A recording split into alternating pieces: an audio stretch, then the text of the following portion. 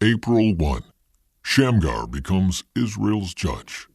After Ehud, Shamgar, son of Anath, rescued Israel. He once killed 600 Philistines with an ox goad. Deborah becomes Israel's judge. After Ehud's death, the Israelites again did evil in the Lord's sight, so the Lord turned them over to King Jabin of Hazor, a Canaanite king. The commander of his army was Sisera, who lived in Harosheth Hagoyim. Sisera, who had 900 iron chariots, ruthlessly oppressed the Israelites for 20 years. Then the people of Israel cried out to the Lord for help. Deborah, the wife of Lapidoth, was a prophet who was judging Israel at that time. She would sit under the palm of Deborah between Ramah and Bethel in the hill country of Ephraim, and the Israelites would go to her for judgment. One day she sent for Barak, son of Abinoam, who lived in Kedesh in the land of Naphtali.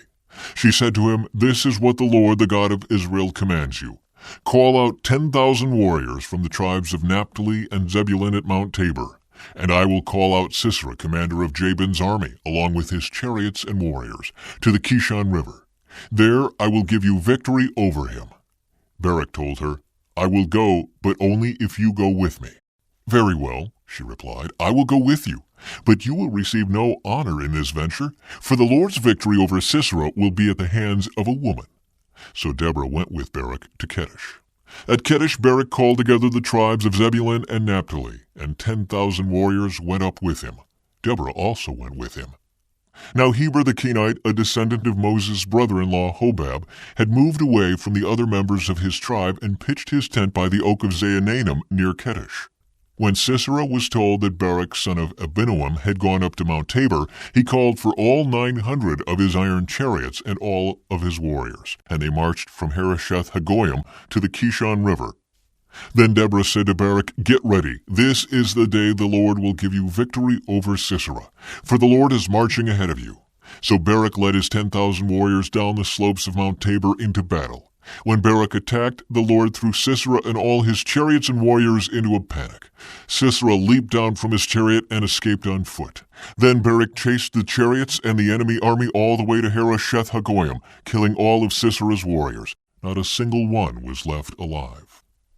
Meanwhile, Sisera ran to the tent of Jael, the wife of Heber the Kenite, because Heber's family was on friendly terms with King Jabin of Hazor. Jael went out to meet Sisera and said to him, "Come into my tent, sir. Come in, don't be afraid." So he went into her tent, and she covered him with a blanket. "Please, give me some water," he said. "I'm thirsty." So she gave him some milk from a leather bag and covered him again.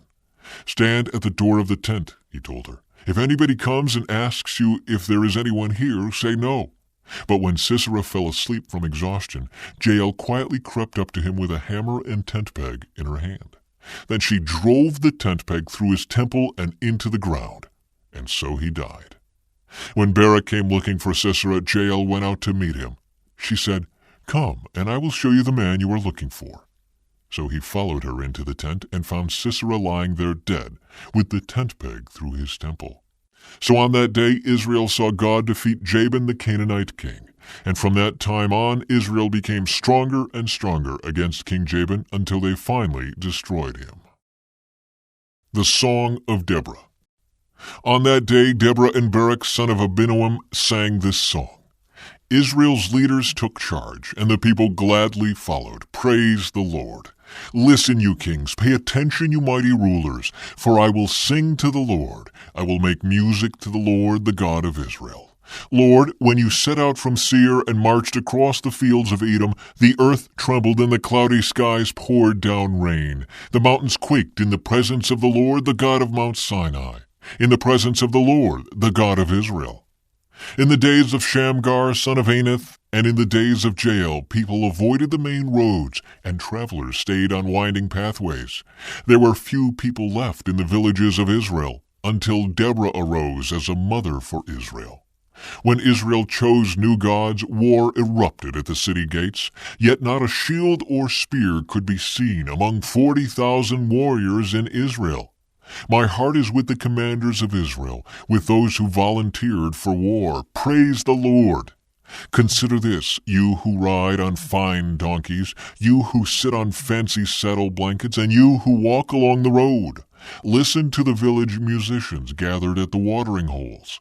They recount the righteous victories of the Lord and the victories of his villagers in Israel. Then the people of the Lord marched down to the city gates. Wake up, Deborah, wake up! Wake up, wake up and sing a song. Arise, Barak, lead your captives away, son of Abinoam. Down from Tabor marched the few against the nobles. The people of the Lord marched down against mighty warriors. They came down from Ephraim, a land that once belonged to the Amalekites. They followed you, Benjamin, with your troops. From Machir the commanders marched down. From Zebulun came those who carry a commander's staff. The princes of Issachar were with Deborah and Barak. They followed Barak rushing into the valley. But in the tribe of Reuben there was great indecision.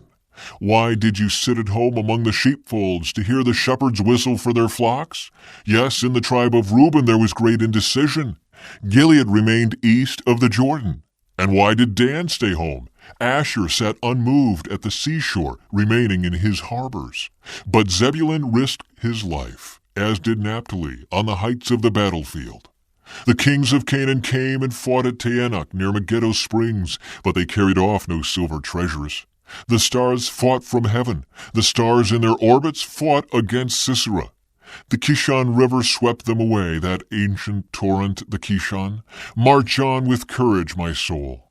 Then the horses' hooves hammered the ground, the galloping of Sisera's mighty steeds. Let the people of Meroz be cursed, said the angel of the Lord. Let them be utterly cursed, because they did not come to help the Lord against the mighty warriors. Most blessed among women is Jael, the wife of Heber the Kenite. May she be blessed above all women who live in tents. Sisera asked for water, and she gave him milk. In a bowl fit for nobles she brought him yogurt. Then with her left hand she reached for a tent peg, and with her right hand for the workman's hammer. She struck Sisera with the hammer, crushing his head.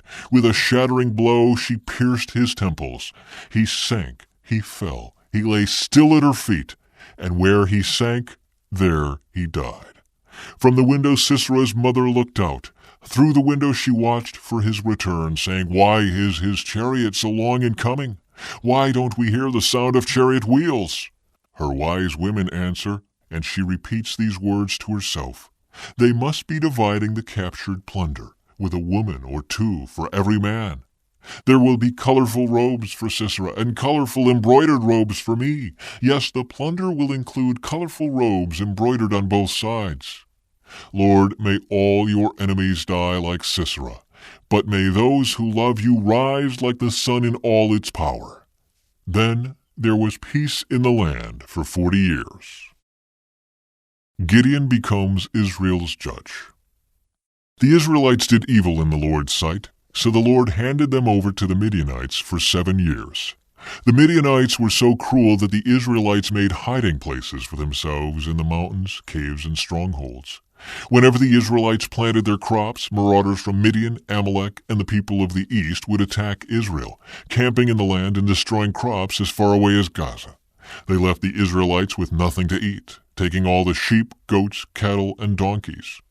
These enemy hordes, coming with their livestock and tents, were as thick as locusts. They arrived on droves of camels too numerous to count, and they stayed until the land was stripped bare. So Israel was reduced to starvation by the Midianites. Then the Israelites cried out to the Lord for help. When they cried out to the Lord because of Midian, the Lord sent a prophet to the Israelites. He said, This is what the Lord, the God of Israel, says. I brought you up out of slavery in Egypt. I rescued you from the Egyptians and from all who oppressed you. I drove out your enemies and gave you their land. I told you, I am the Lord your God. You must not worship the gods of the Amorites, in whose land you now live. But you have not listened to me. Then the angel of the Lord came and sat beneath the great tree at Ophrah, which belonged to Joash of the clan of Abiezer.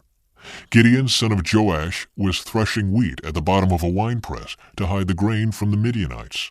The angel of the Lord appeared to him and said, Mighty hero, the Lord is with you.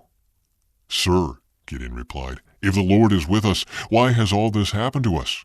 And where are all the miracles our ancestors told us about? Didn't they say, the Lord brought us up out of Egypt? But now the Lord has abandoned us and handed us over to the Midianites. Then the Lord turned to him and said, "Go with the strength you have, and rescue Israel from the Midianites. I am sending you." "But Lord," Gideon replied, "how can I rescue Israel? My clan is the weakest in the whole tribe of Manasseh, and I am the least in my entire family." The Lord said to him, "I will be with you, and you will destroy the Midianites as if you were fighting against one man." Gideon replied, "If you are truly going to help me, show me a sign to prove that it is really the Lord speaking to me. Don't go away until I come back and bring my offering to you." He answered, "I will stay here until you return." Gideon hurried home. He cooked a young goat, and with a basket of flour he baked some bread without yeast. Then, carrying the meat in a basket and the broth in a pot, he brought them out and presented them to the angel who was under the great tree. The angel of God said to him, "Place the meat and the unleavened bread on this rock, and pour the broth over it." And Gideon did as he was told. Then the angel of the Lord touched the meat and bread with the tip of the staff in his hand, and fire flamed up from the rock and consumed all he had brought. And the angel of the Lord disappeared. When Gideon realized that it was the angel of the Lord, he cried out, "O sovereign Lord, I'm doomed. I have seen the angel of the Lord face to face." "It is all right," the Lord replied. "Do not be afraid. You will not die." And Gideon built an altar to the Lord there and named it Yahweh Shalom, which means the Lord is peace. The altar remains in Ophrah in the land of the clan of Abiezer to this day. That night the Lord said to Gideon, "Take the second bull from your father's herd, the one that is 7 years old. Pull down your father's altar to Baal and cut down the Asherah pole standing beside it. Then build an altar to the Lord your God here on this hilltop sanctuary, laying the stones carefully. Sacrifice the bull as a burnt offering on the altar, using as fuel the wood of the Asherah pole you cut down." So Gideon took 10 of his servants and did as the Lord had commanded. But he did it at night because he was afraid of the other members of his father's household and the people of the town. Early the next morning, as the people of the town began to stir, someone discovered that the altar of Baal had been broken down and that the Asherah pole beside it had been cut down. In their place a new altar had been built, and on it were the remains of the bull that had been sacrificed. The people said to each other, "Who did this?" And after asking around and making a careful search, they learned that it was Gideon, the son of Joash. "Bring out your son," the men of the town demanded of Joash. "He must die for destroying the altar of Baal and for cutting down the Asherah pole." But Joash shouted to the mob that confronted him, "Why are you defending Baal? Will you argue his case? Whoever pleads his case will be put to death by morning. If Baal truly is a god, let him defend himself and destroy the one who broke down his altar." From then on, Gideon was called Jerubbaal, which means, "Let Baal defend himself," because he broke down Baal's altar. Gideon asks for a sign.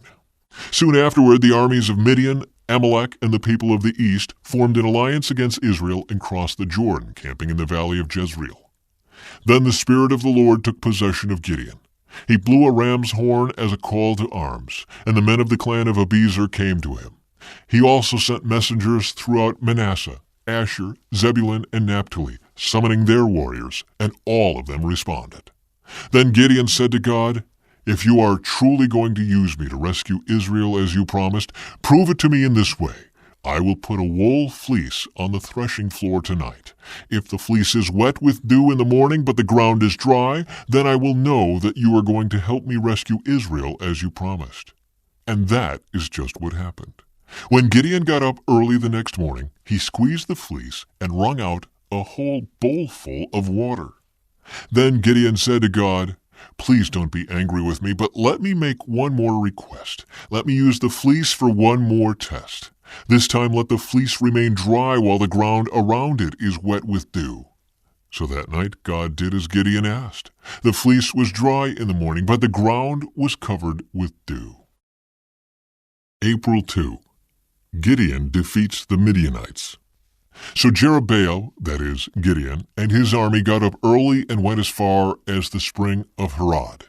The armies of Midian were camped north of them in the valley near the hill of Moreh.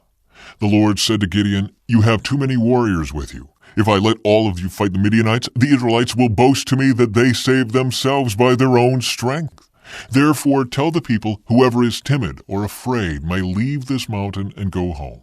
So 22,000 of them went home, leaving only 10,000 who were willing to fight. But the Lord told Gideon, "There are still too many. Bring them down to the spring, and I will test them to determine who will go with you and who will not." When Gideon took his warriors down to the water, the Lord told him, "Divide the men into 2 groups. In one group, put all those who cup water in their hands and lap it up with their tongues like dogs. In the other group, put all those who kneel down and drink with their mouths in the stream." Only 300 of the men drank from their hands. All the others got down on their knees and drank with their mouths in the stream. The Lord told Gideon, "With these 300 men I will rescue you and give you victory over the Midianites. Send all the others home." So Gideon collected the provisions and ram's horns of the other warriors and sent them home. But he kept the 300 men with him. The Midianite camp was in the valley just below Gideon. That night the Lord said, "Get up, go down into the Midianite camp, for I have given you victory over them. But if you are afraid to attack, go down to the camp with your servant Purah. Listen to what the Midianites are saying, and you will be greatly encouraged. Then you will be eager to attack." So Gideon took Purah and went down to the edge of the enemy camp. The armies of Midian, Amalek, and the people of the east had settled in the valley like a swarm of locusts. Their camels were like grains of sand on the seashore, too many to count. Gideon crept up just as a man was telling his companion about a dream. The man said, "I had this dream, and in my dream a loaf of barley bread came tumbling down into the Midianite camp. It hit a tent, turned it over, and knocked it flat." His companion answered, "Your dream can mean only one thing. God has given Gideon, son of Joash the Israelite, victory over Midian and all its allies." When Gideon heard the dream and its interpretation, he bowed in worship before the Lord. Then he returned to the Israelite camp and shouted, "Get up, for the Lord has given you victory over the Midianite hordes." He divided the 300 men into 3 groups and gave each man a ram's horn and a clay jar with a torch in it. Then he said to them, "Keep your eyes on me. When I come to the edge of the camp, do just as I do. As soon as I and those with me blow the ram's horns, blow your horns too, all around the entire camp, and shout, 'For the Lord and for Gideon.'" It was just after midnight, after the changing of the guard, when Gideon and the 100 men with him reached the edge of the Midianite camp. Suddenly they blew the ram's horns and broke their clay jars. Then all 3 groups blew their horns and broke their jars. They held the blazing torches in their left hands and the horns in their right hands, and they all shouted, "A sword for the Lord and for Gideon!" Each man stood at his position around the camp and watched as all the Midianites rushed around in a panic, shouting as they ran to escape. When the 300 Israelites blew their ram's horns, the Lord caused the warriors in the camp to fight against each other with their swords. Those who were not killed fled to places as far away as Beth-shittah, near Zererah, and to the border of Abel-meholah, near Tabith. Then Gideon sent for the warriors of Naphtali, Asher, and Manasseh, who joined in chasing the army of Midian. Gideon also sent messengers throughout the hill country of Ephraim, saying, "Come down to attack the Midianites. Cut them off at the shallow crossings of the Jordan River at Beth-barah." So all the men of Ephraim did as they were told. They captured Oreb and Zeeb, the 2 Midianite commanders, killing Oreb at the rock of Oreb and Zeeb at the winepress of Zeeb. And they continued to chase the Midianites. Afterward the Israelites brought the heads of Oreb and Zeeb to Gideon, who was by the Jordan River. Gideon kills Zebah and Zalmunna. Then the people of Ephraim asked Gideon, "Why have you treated us this way? Why didn't you send for us when you first went out to fight the Midianites?" And they argued heatedly with Gideon. But Gideon replied, "What have I accomplished compared to you? Aren't even the leftover grapes of Ephraim's harvest better than the entire crop of my little clan of Abiezer? God gave you victory over Oreb and Zeeb, the commanders of the Midianite army. What have I accomplished compared to that?" When the men of Ephraim heard Gideon's answer, their anger subsided. Gideon then crossed the Jordan River with his 300 men, and though exhausted, they continued to chase the enemy. When they reached Succoth, Gideon asked the leaders of the town, "Please give my warriors some food. They are very tired. I am chasing Zebah and Zalmunna, the kings of Midian." But the officials of Succoth replied, "Catch Zebah and Zalmunna first, and then we will feed your army." So Gideon said, After the Lord gives me victory over Zebah and Zalmunna, I will return and tear your flesh with the thorns and briars from the wilderness." From there Gideon went up to Peniel and again asked for food, but he got the same answer. So he said to the people of Peniel, "After I return in victory, I will tear down this tower." By this time Zebah and Zalmunna were in Karkor with 15,000 warriors, all that remained of the allied armies of the east, for 120,000 had already been killed. Gideon circled around by the caravan route east of Nobah and Jogbeah, taking the Midianite army by surprise. Zebah and Zalmunna, the two Midianite kings, fled, but Gideon chased them down and captured all their warriors.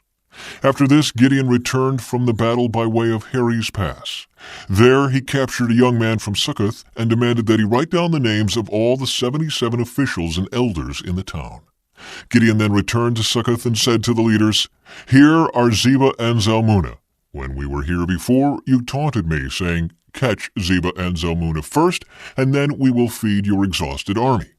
Then Gideon took the elders of the town and taught them a lesson, punishing them with thorns and briars from the wilderness. He also tore down the tower of Peniel and killed all the men in the town. Then Gideon asked Zebah and Zalmunna, "The men you killed at Tabor, what were they like?" "Like you," they replied. "They all had the look of a king's son." "They were my brothers, the sons of my own mother," Gideon exclaimed. "As surely as the Lord lives, I wouldn't kill you if you hadn't killed them." Turning to Jether, his oldest son, he said, "Kill them." But Jether did not draw his sword, for he was only a boy and was afraid.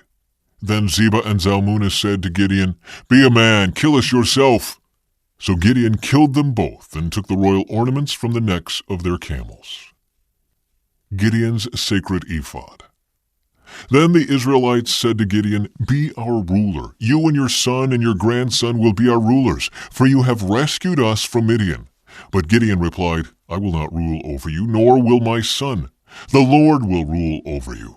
However, I do have one request, that each of you give me an earring from the plunder you collected from your fallen enemies." The enemies, being Ishmaelites, all wore gold earrings. "Gladly," they replied. They spread out a cloak, and each one threw in a gold earring he had gathered from the plunder. The weight of the gold earrings was 43 pounds, not including the royal ornaments and pendants, the purple clothing worn by the kings of Midian, or the chains around the necks of their camels. Gideon made a sacred ephod from the gold and put it in Ophrah, his hometown. But soon all the Israelites prostituted themselves by worshipping it, and it became a trap for Gideon and his family. That is the story of how the people of Israel defeated Midian, which never recovered.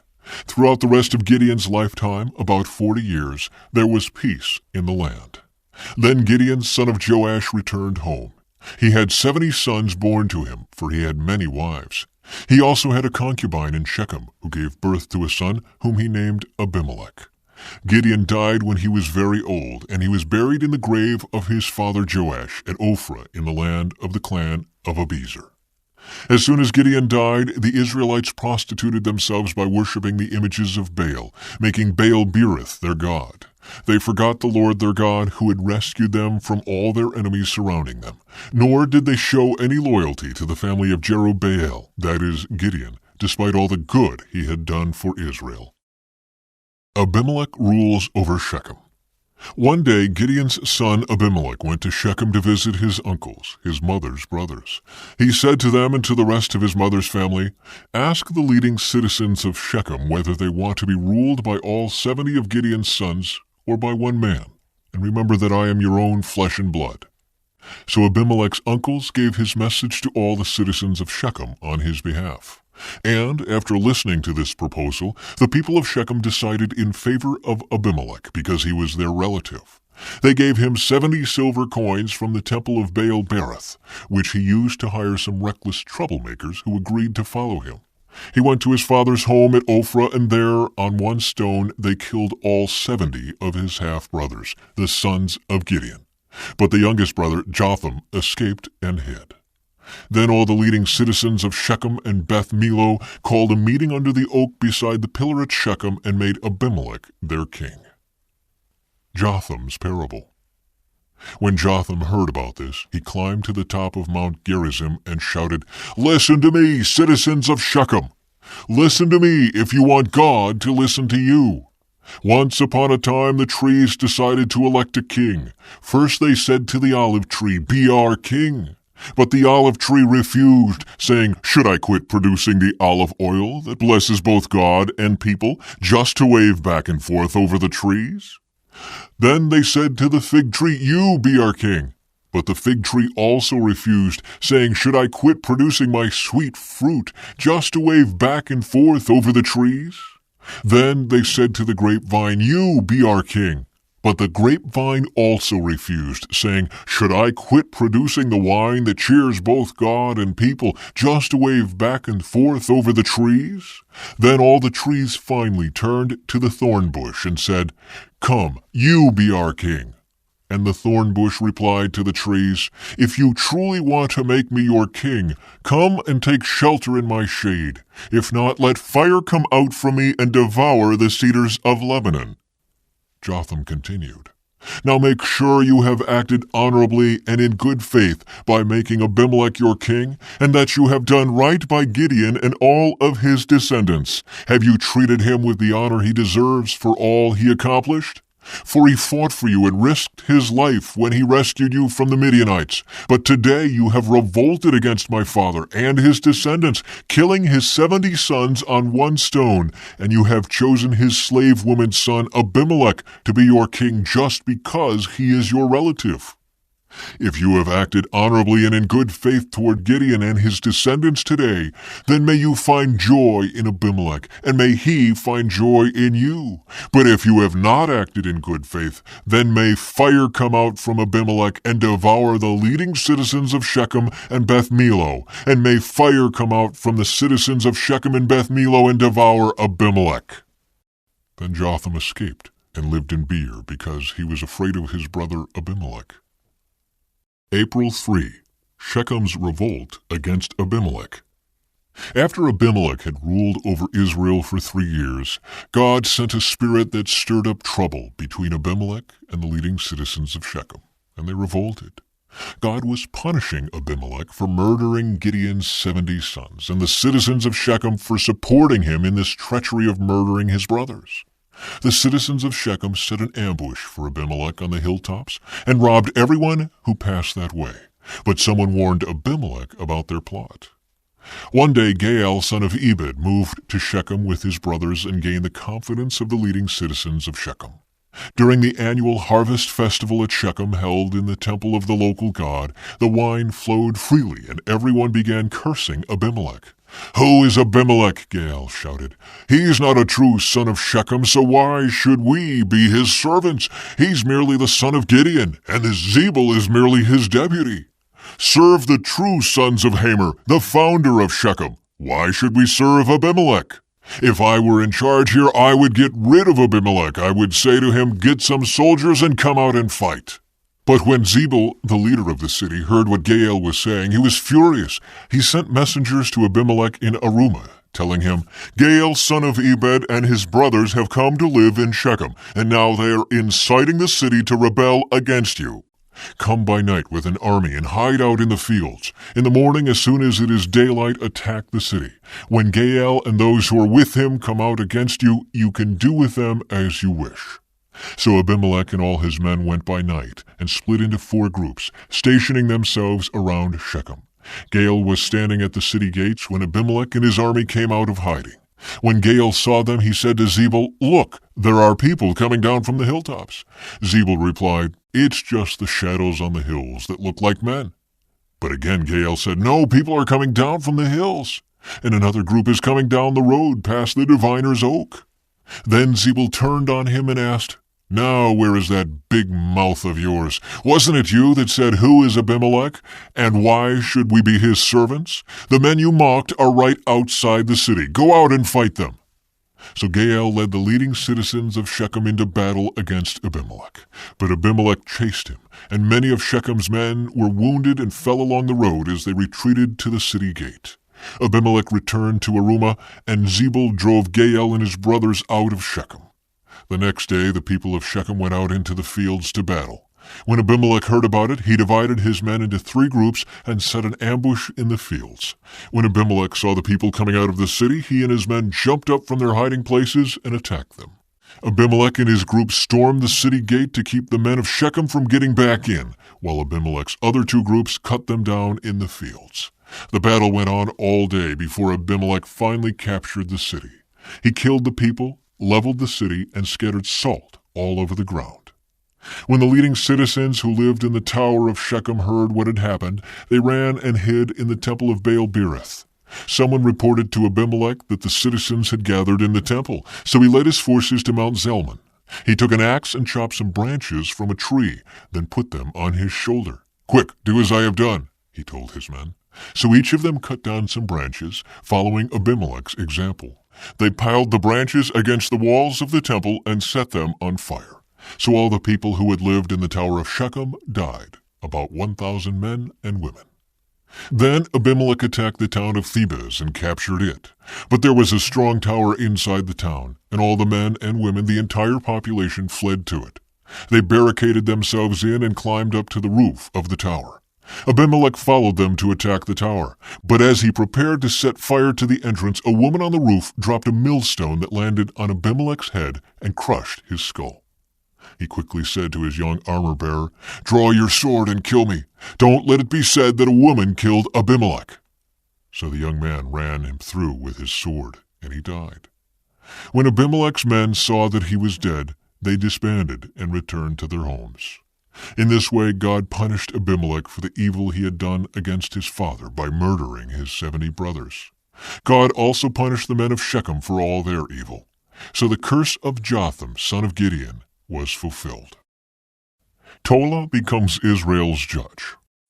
After Abimelech died, Tola, son of Puah, son of Dodo, was the next person to rescue Israel. He was from the tribe of Issachar, but lived in the town of Shamir in the hill country of Ephraim. He judged Israel for 23 years. When he died, he was buried in Shamir. Jair becomes Israel's judge. After Tola died, Jair from Gilead judged Israel for 22 years. His 30 sons rode around on 30 donkeys, and they owned 30 towns in the land of Gilead, which are still called the towns of Jair. When Jair died, he was buried in Canaan. The Ammonites oppress Israel. Again the Israelites did evil in the Lord's sight. They served the images of Baal and Ashtoreth and the gods of Aram, Sidon, Moab, Ammon, and Philistia. They abandoned the Lord and no longer served him at all. So the Lord burned with anger against Israel, and he turned them over to the Philistines and the Ammonites, who began to oppress them that year. For 18 years they oppressed all the Israelites east of the Jordan River in the land of the Amorites, that is, in Gilead. The Ammonites also crossed to the west side of the Jordan and attacked Judah, Benjamin, and Ephraim. The Israelites were in great distress. Finally they cried out to the Lord for help, saying, "We have sinned against you because we have abandoned you as our God, and have served the images of Baal." The Lord replied, "Did I not rescue you from the Egyptians, the Amorites, the Ammonites, the Philistines, the Sidonians, the Amalekites, and the Maonites?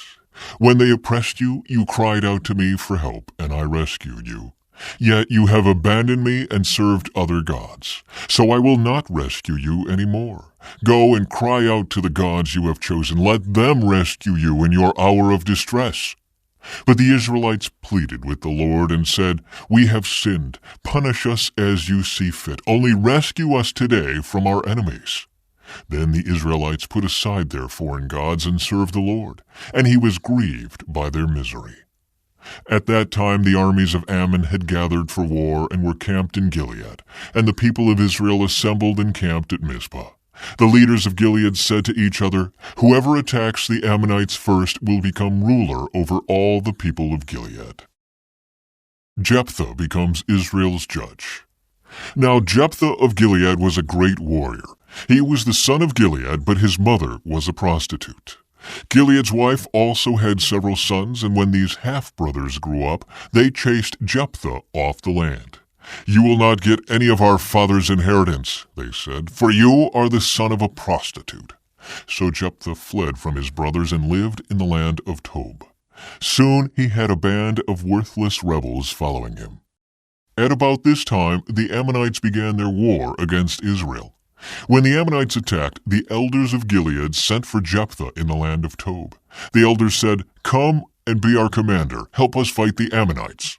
But Jephthah said to them, "Aren't you the ones who hated me and drove me from my father's house? Why do you come to me now when you are in trouble?" "Because we need you," the elders replied. "If you lead us in battle against the Ammonites, we will make you ruler over all the people of Gilead." Jephthah said to the elders, "Let me get this straight. If I come with you, and if the Lord gives me victory over the Ammonites, will you really make me ruler over all the people?" "The Lord is our witness," the elders replied. "We promise to do whatever you say." So Jephthah went with the elders of Gilead, and the people made him their ruler and commander of the army. At Mizpah, in the presence of the Lord, Jephthah repeated what he had said to the elders. Then Jephthah sent messengers to the king of Ammon, asking, "Why have you come out to fight against my land?" The king of Ammon answered Jephthah's messengers, "When the Israelites came out of Egypt, they stole my land from the Arnon River to the Jabbok River and all the way to the Jordan. Now then, give back the land peaceably." Jephthah sent this message back to the Ammonite king. This is what Jephthah says: "Israel did not steal any land from Moab or Ammon. When the people of Israel arrived at Kadesh on their journey from Egypt after crossing the Red Sea, they sent messengers to the king of Edom asking for permission to pass through his land, but their request was denied. Then they asked the king of Moab for similar permission, but he wouldn't let them pass through either. So the people of Israel stayed in Kadesh. Finally, they went around Edom and Moab through the wilderness. They traveled along Moab's eastern border and camped on the other side of the Arnon River. But they never once crossed the Arnon River into Moab, for the Arnon was the border of Moab. Then Israel sent messengers to King Sihon of the Amorites, who ruled from Heshbon, asking for permission to cross through his land to get to their destination. But King Sihon didn't trust Israel to pass through his land. Instead, he mobilized his army at Jahaz and attacked them. But the Lord, the God of Israel, gave his people victory over King Sihon. So Israel took control of all the land of the Amorites who lived in that region, from the Arnon River to the Jabbok River, and from the eastern wilderness to the Jordan. So you see, it was the Lord, the God of Israel, who took away the land from the Amorites and gave it to Israel. Why then should we give it back to you? You keep whatever your god Chemosh gives you, and we will keep whatever the Lord our God gives us. Are you any better than Balak, son of Zippor, king of Moab? Did he try to make a case against Israel for disputed land? Did he go to war against them? Israel has been living here for 300 years, inhabiting Heshbon and its surrounding settlements, all the way to Aror and its settlements, and in all the towns along the Arnon River. Why have you made no effort to recover it before now? Therefore I have not sinned against you, rather you have wronged me by attacking me. Let the Lord who is judge decide today which of us is right, Israel or Ammon." But the king of Ammon paid no attention to Jephthah's message. April 4. Jephthah's vow. At that time the Spirit of the Lord came upon Jephthah, and he went throughout the land of Gilead and Manasseh, including Mizpah in Gilead, and from there he led an army against the Ammonites. And Jephthah made a vow to the Lord. He said, "If you give me victory over the Ammonites, I will give to the Lord whatever comes out of my house to meet me when I return in triumph. I will sacrifice it as a burnt offering." So Jephthah led his army against the Ammonites, and the Lord gave him victory. He crushed the Ammonites, devastating about 20 towns from Aror to an area near Minnith and as far away as Abel-keramim. In this way Israel defeated the Ammonites. When Jephthah returned home to Mizpah, his daughter came out to meet him, playing on a tambourine and dancing for joy. She was his one and only child. He had no other sons or daughters.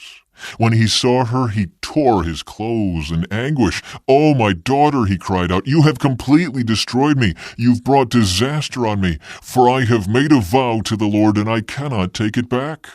And she said, "Father, If you have made a vow to the Lord, you must do to me what you have vowed, for the Lord has given you a great victory over your enemies, the Ammonites. But first, let me do this one thing. Let me go up and roam in the hills and weep with my friends for 2 months, because I will die a virgin." "You may go," Jephthah said.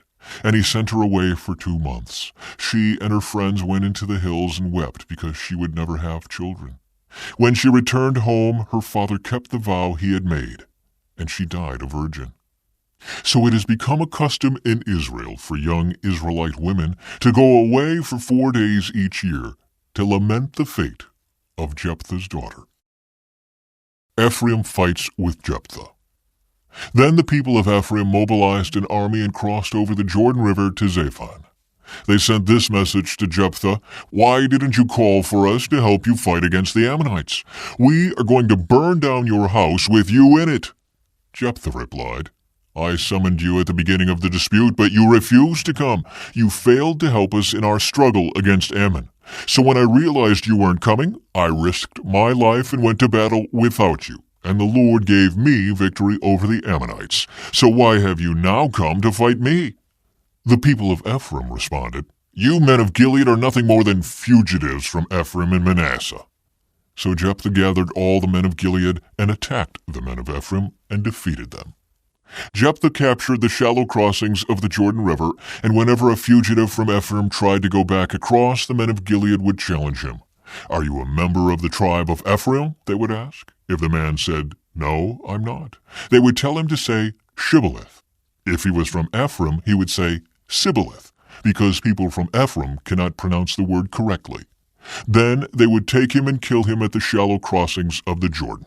In all, 42,000 Ephraimites were killed at that time.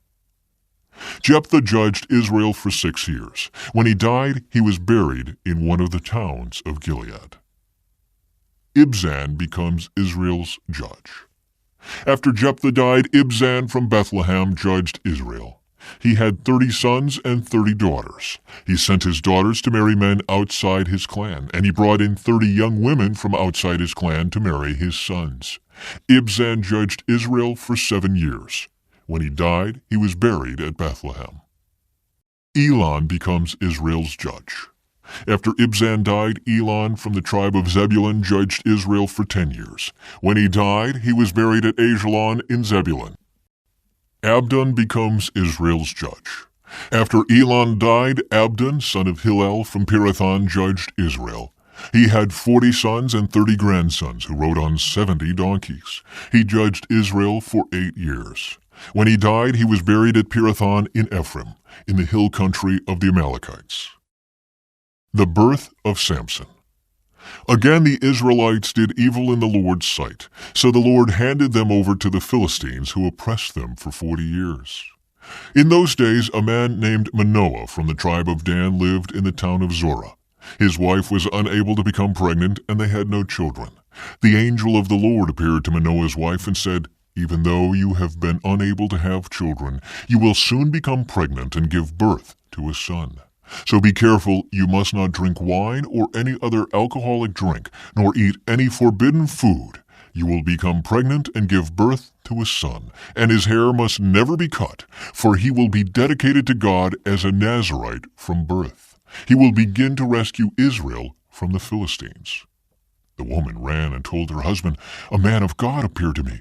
He looked like one of God's angels, terrifying to see.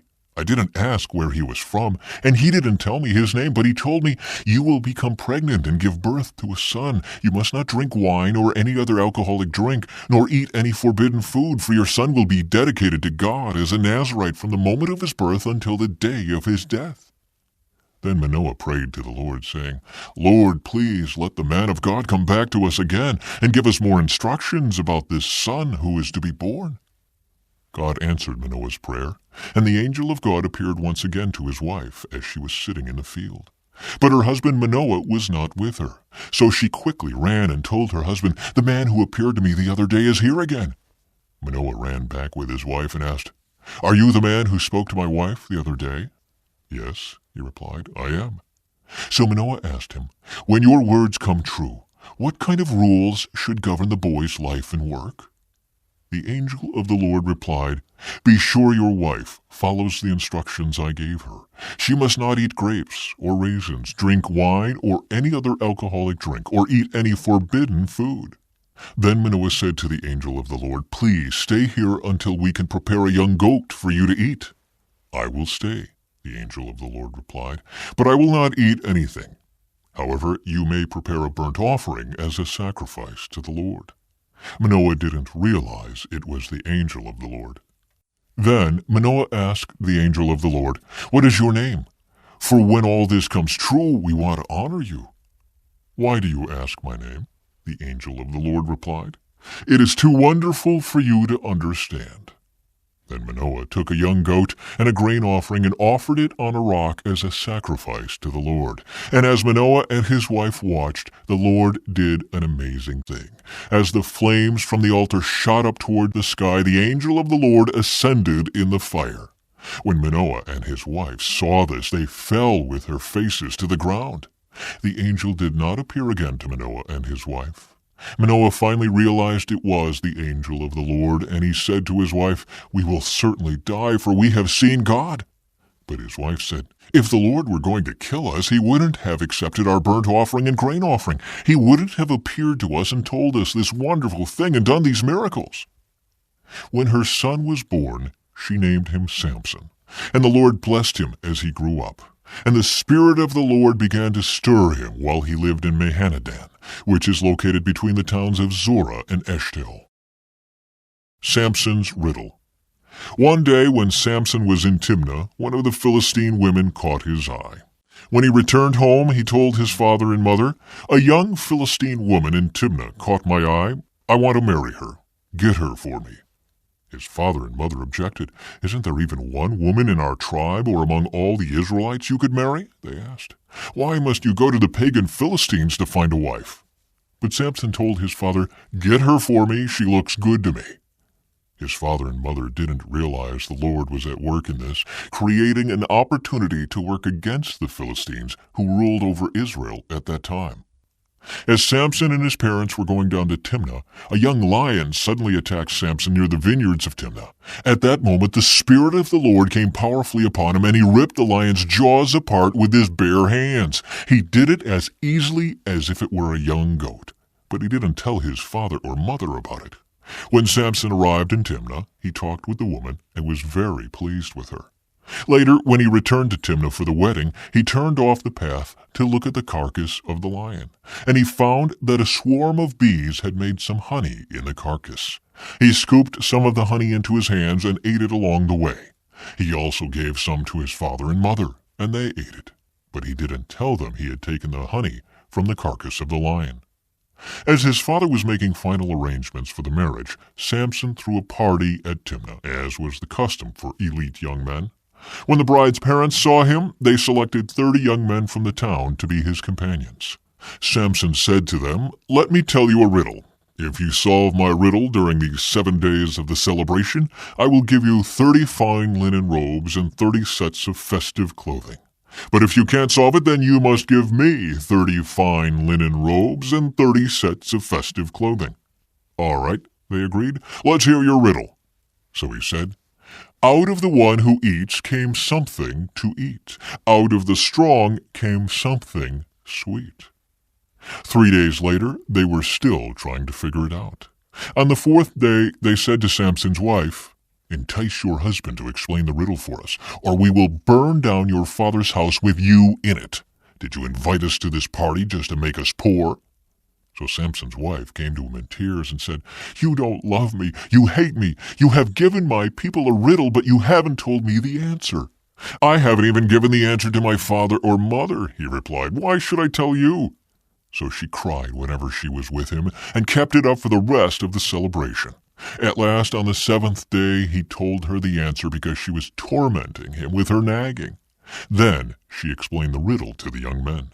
So before sunset of the 7th day, the men of the town came to Samson with their answer.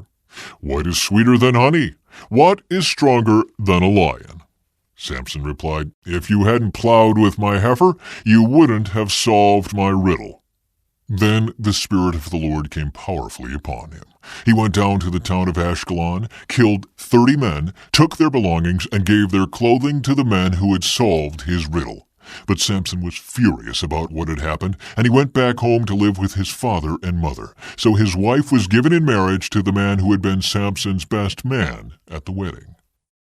Samson's vengeance on the Philistines. Later on, during the wheat harvest, Samson took a young goat as a present to his wife. He said, "I'm going into my wife's room to sleep with her." But her father wouldn't let him in. "I truly thought you must hate her," her father explained, "so I gave her in marriage to your best man. But look, her younger sister is even more beautiful than she is. Marry her instead." Samson said, "This time I cannot be blamed for everything I am going to do to you Philistines." Then he went out and caught 300 foxes. He tied their tails together in pairs, and he fastened a torch to each pair of tails. Then he lit the torches and let the foxes run through the grain fields of the Philistines. He burned all their grain to the ground, including the sheaves and the uncut grain. He also destroyed their vineyards and olive groves.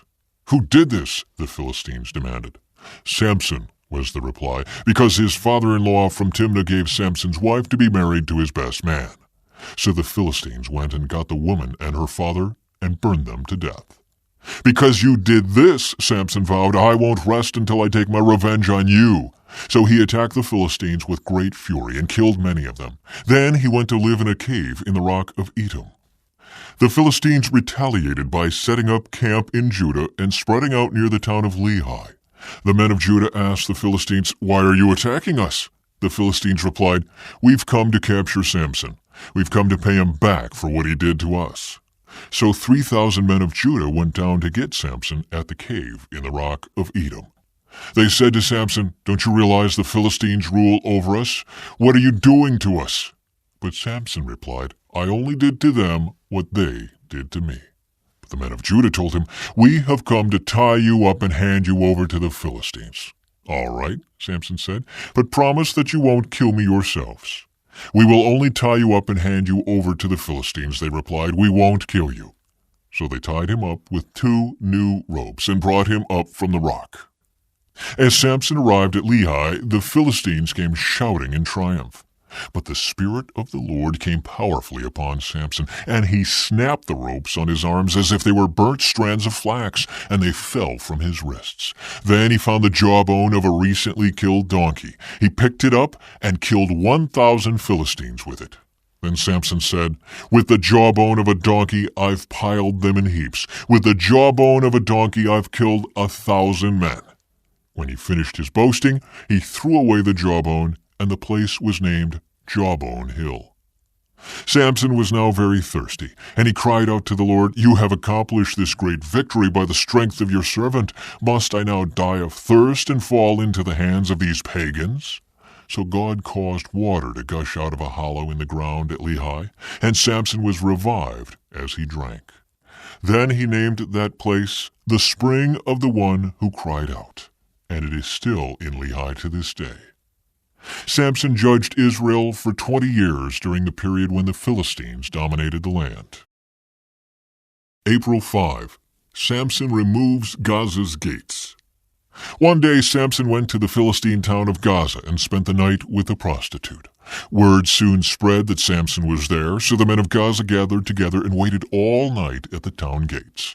They kept quiet during the night, saying to themselves, "When the light of morning comes, we will kill him." But Samson stayed in bed only until midnight. Then he got up, took hold of the doors of the town gate, including the 2 posts, and lifted them up, bar and all. He put them on his shoulders and carried them all the way to the top of the hill, across from Hebron. Samson and Delilah. Sometime later, Samson fell in love with a woman named Delilah, who lived in the valley of Sorek. The rulers of the Philistines went to her and said, "Entice Samson to tell you what makes him so strong and how he can be overpowered and tied up securely. Then each of us will give you 1,100 pieces of silver." So Delilah said to Samson, "Please tell me what makes you so strong and what it would take to tie you up securely." Samson replied, "If I were tied up with 7 new bowstrings that have not yet been dried, I would become as weak as anyone else." So the Philistine rulers brought Delilah 7 new bowstrings, and she tied Samson up with them. She had hidden some men in one of the inner rooms of her house, and she cried out, "Samson, the Philistines have come to capture you!" But Samson snapped the bowstrings as a piece of string snaps when it is burned by a fire. So the secret of his strength was not discovered. Afterward, Delilah said to him, "You've been making fun of me and telling me lies. Now please tell me how you can be tied up securely." Samson replied, "If I were tied up with brand new ropes that had never been used, I would become as weak as anyone else." So Delilah took new ropes and tied him up with them. The men were hiding in the inner room as before, and again Delilah cried out, "Samson, the Philistines have come to capture you." But again Samson snapped the ropes from his arms as if they were thread. Then Delilah said, "You've been making fun of me and telling me lies. Now tell me how you can be tied up securely." Samson replied, "If you were to weave the 7 braids of my hair into the fabric on your loom and tighten it with the loom shuttle, I would become as weak as anyone else." So, while he slept, Delilah wove the 7 braids of his hair into the fabric. Then she tightened it with the loom shuttle. Again she cried out, "Samson, the Philistines have come to capture you." But Samson woke up, pulled back the loom shuttle, and yanked his hair away from the loom and the fabric. Then Delilah pouted. "How can you tell me I love you when you don't share your secrets with me?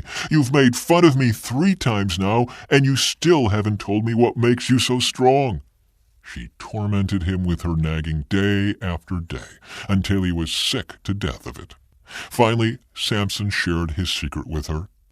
"My hair has never been cut," he confessed, "for I was dedicated to God as a Nazirite from birth. If my head were shaved, my strength would leave me, and I would become as weak as anyone else." Delilah realized he had finally told her the truth, so she sent for the Philistine rulers. "Come back one more time," she said, "for he has finally told me his secret." So the Philistine rulers returned with the money in their hands. Delilah lulled Samson to sleep with his head in her lap, and then she called in a man to shave off the 7 locks of his hair. In this way she began to bring him down, and his strength left him. Then she cried out, "Samson, the Philistines have come to capture you." When he woke up, he thought, "I will do as before and shake myself free." But he didn't realize the Lord had left him. So the Philistines captured him and gouged out his eyes. They took him to Gaza, where he was bound with bronze chains and forced to grind grain in the prison. But before long, his hair began to grow back. Samson's final victory. The Philistine rulers held a great festival, offering sacrifices and praising their god Dagon. They said, "Our God has given us victory over our enemy Samson." When the people saw him, they praised their God, saying, "Our God has delivered our enemy to us. The one who killed so many of us is now in our power." Half drunk by now, the people demanded, "Bring out Samson so he can amuse us." So he was brought from the prison to amuse them, and they had him stand between the pillars supporting the roof. Samson said to the young servant who was leading him by the hand, "Place my hands against the pillars that hold up the temple. I want to rest against them." Now the temple was completely filled with people. All the Philistine rulers were there, and there were about 3,000 men and women on the roof who were watching as Samson amused them. Then Samson prayed to the Lord, "Sovereign Lord, remember me again. O God, please strengthen me just one more time. With one blow, let me pay back the Philistines for the loss of my 2 eyes." Then Samson put his hands on the 2 center pillars that held up the temple. Pushing against them with both hands, he prayed, "Let me die with the Philistines." And the temple crashed down on the Philistine rulers and all the people. So he killed more people when he died than he had during his entire lifetime. Later, his brothers and other relatives went down to get his body. They took him back home and buried him between Zorah and Eshtaol, where his father Manoah was buried. Samson had judged Israel for 20 years. Micah's idols. There was a man named Micah who lived in the hill country of Ephraim. One day he said to his mother, "I heard you place a curse on the person who stole 1,100 pieces of silver from you. Well, I have the money. I was the one who took it." "The Lord bless you for admitting it," his mother replied. He returned the money to her, and she said, "I now dedicate these silver coins to the Lord. In honor of my son, I will have an image carved and an idol cast." So when he returned the money to his mother, she took 200 silver coins and gave them to a silversmith, who made them into an image and an idol. And these were placed in Micah's house. Micah set up a shrine for the idol, and he made a sacred ephod and some household idols. Then he installed one of his sons as his personal priest. In those days, Israel had no king. All the people did whatever seemed right in their own eyes. One day, a young Levite who had been living in Bethlehem in Judah arrived in that area. He had left Bethlehem in search of another place to live, and as he traveled, he came to the hill country of Ephraim. He happened to stop at Micah's house as he was traveling through. "Where are you from?" Micah asked him. He replied, "I am a Levite from Bethlehem in Judah, and I am looking for a place to live."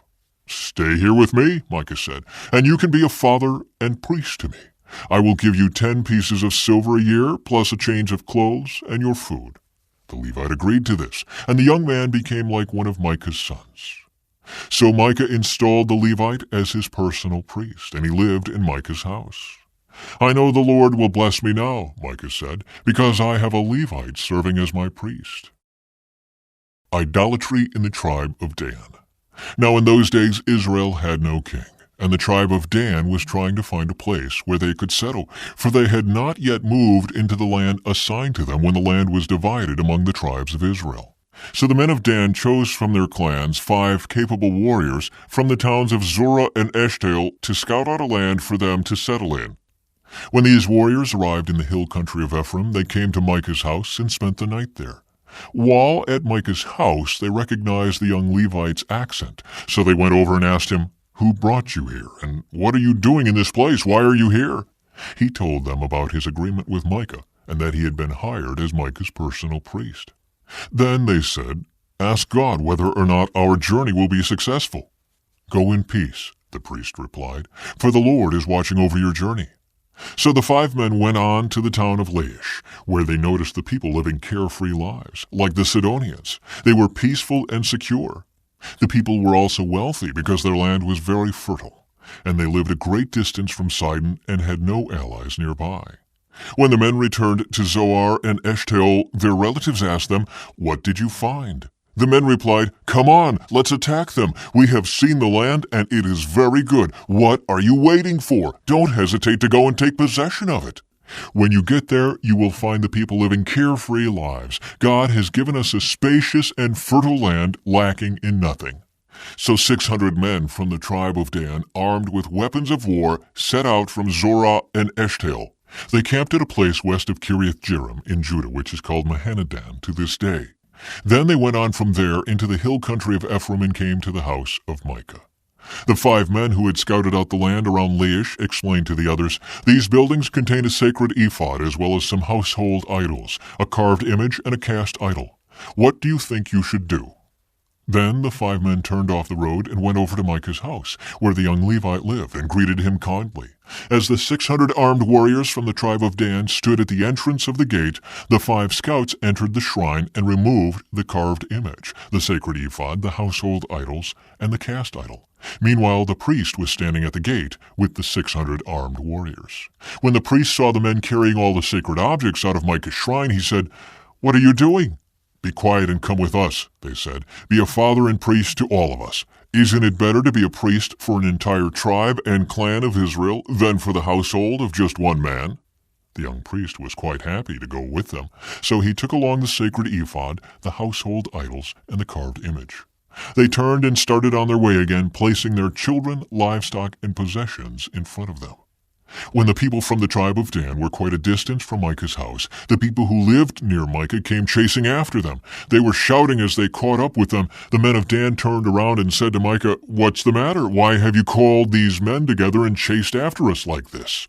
"What do you mean, what's the matter?" Micah replied. "You've taken away all the gods I have made and my priests, and I have nothing left." The men of Dan said, "Watch what you say. There are some short-tempered men around here who might get angry and kill you and your family." So the men of Dan continued on their way. When Micah saw that there were too many of them for him to attack, he turned around and went home. Then, with Micah's idols and his priest, the men of Dan came to the town of Laish, whose people were peaceful and secure. They attacked with swords and burned the town to the ground. There was no one to rescue the people, for they lived a great distance from Sidon and had no allies nearby. This happened in the valley near Beth Rehob. Then the people of the tribe of Dan rebuilt the town and lived there. They renamed the town Dan after their ancestor Israel's son, but it had originally been called Laish. Then they set up the carved image, and they appointed Jonathan, son of Gershom, son of Moses, as their priest.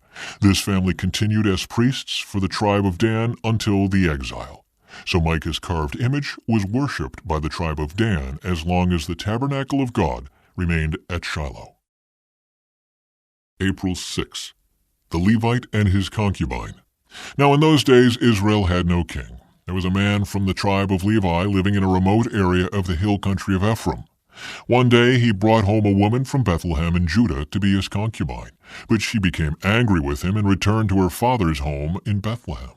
After about 4 months, her husband set out for Bethlehem to speak personally to her and persuade her to come back. He took with him a servant and a pair of donkeys. When he arrived at her father's house, her father saw him and welcomed him. Her father urged him to stay a while, so he stayed 3 days, eating, drinking, and sleeping there. On the 4th day the man was up early, ready to leave, but the woman's father said to his son-in-law, "Have something to eat before you go." So the 2 men sat down together and had something to eat and drink. Then the woman's father said, "Please stay another night and enjoy yourself." The man got up to leave, but his father-in-law kept urging him to stay, so he finally gave in and stayed the night. On the morning of the 5th day, he was up early again, ready to leave, and again the woman's father said, "Have something to eat. Then you can leave later this afternoon." So they had another day of feasting. Later, as the man and his concubine and servant were preparing to leave, his father-in-law said, "Look, it's almost evening. Stay the night and enjoy yourself. Tomorrow you can get up early and be on your way." But this time the man was determined to leave. So he took his 2 saddled donkeys and his concubine and headed in the direction of Jebus, that is, Jerusalem. It was late in the day when they neared Jebus, and the man's servant said to him, "Let's stop at this Jebusite town and spend the night there." "No," his master said, "we can't stay in this foreign town where there are no Israelites. Instead, we will go on to Gibeah. Come on, let's try to get as far as Gibeah or Ramah, and we'll spend the night in one of those towns." So they went on. The sun was setting as they came to Gibeah, a town in the land of Benjamin. So they stopped there to spend the night. They rested in the town square, but no one took them in for the night. That evening an old man came home from his work in the fields. He was from the hill country of Ephraim, but he was living in Gibeah, where the people were from the tribe of Benjamin. When he saw the travelers sitting in the town square, he asked them where they were from and where they were going. "We have been in Bethlehem in Judah," the man replied. "We are on our way to a remote area in the hill country of Ephraim, which is my home. I traveled to Bethlehem, and now I'm returning home. But no one has taken us in for the night, even though we have everything we need. We have straw and feed for our donkeys, and plenty of bread and wine for ourselves." "You're welcome to stay with me," the old man said. "I will give you anything you might need, but whatever you do, don't spend the night in the square." So he took them home with him and fed the donkeys. After they washed their feet, they ate and drank together. While they were enjoying themselves, a crowd of troublemakers from the town surrounded the house. They began beating at the door and shouting to the old man, "Bring out the man who is staying with you so we can have sex with him." The old man stepped outside to talk to them. "No, my brothers, don't do such an evil thing, for this man is a guest in my house, and such a thing would be shameful. Here, take my virgin daughter and this man's concubine. I will bring them out to you, and you can abuse them and do whatever you like. But don't do such a shameful thing to this man." But they wouldn't listen to him. So the Levite took hold of his concubine and pushed her out the door. The men of the town abused her all night, taking turns raping her until morning. Finally, at dawn, they let her go. At daybreak, the woman returned to the house where her husband was staying. She collapsed at the door of the house and lay there until it was light. When her husband opened the door to leave, there lay his concubine with her hands on the threshold. He said, "Get up, let's go." But there was no answer. So he put her body on his donkey and took her home. When he got home, he took a knife and cut his concubine's body into 12 pieces. Then he sent one piece to each tribe throughout all the territory of Israel. Everyone who saw it said, "Such a horrible crime has not been committed in all the time since Israel left Egypt. Think about it. What are we going to do? Who's going to speak up?" Israel's war with Benjamin. Then all the Israelites were united as one man, from Dan in the north to Beersheba in the south, including those from across the Jordan in the land of Gilead. The entire community assembled in the presence of the Lord at Mizpah. The leaders of all the people in all the tribes of Israel, 400,000 warriors armed with swords, took their positions in the assembly of the people of God. Word soon reached the land of Benjamin that the other tribes had gone up to Mizpah. The Israelites then asked how this terrible crime had happened. The Levite, the husband of the woman who had been murdered, said, "My concubine and I came to spend the night in Gibeah, a town that belongs to the people of Benjamin.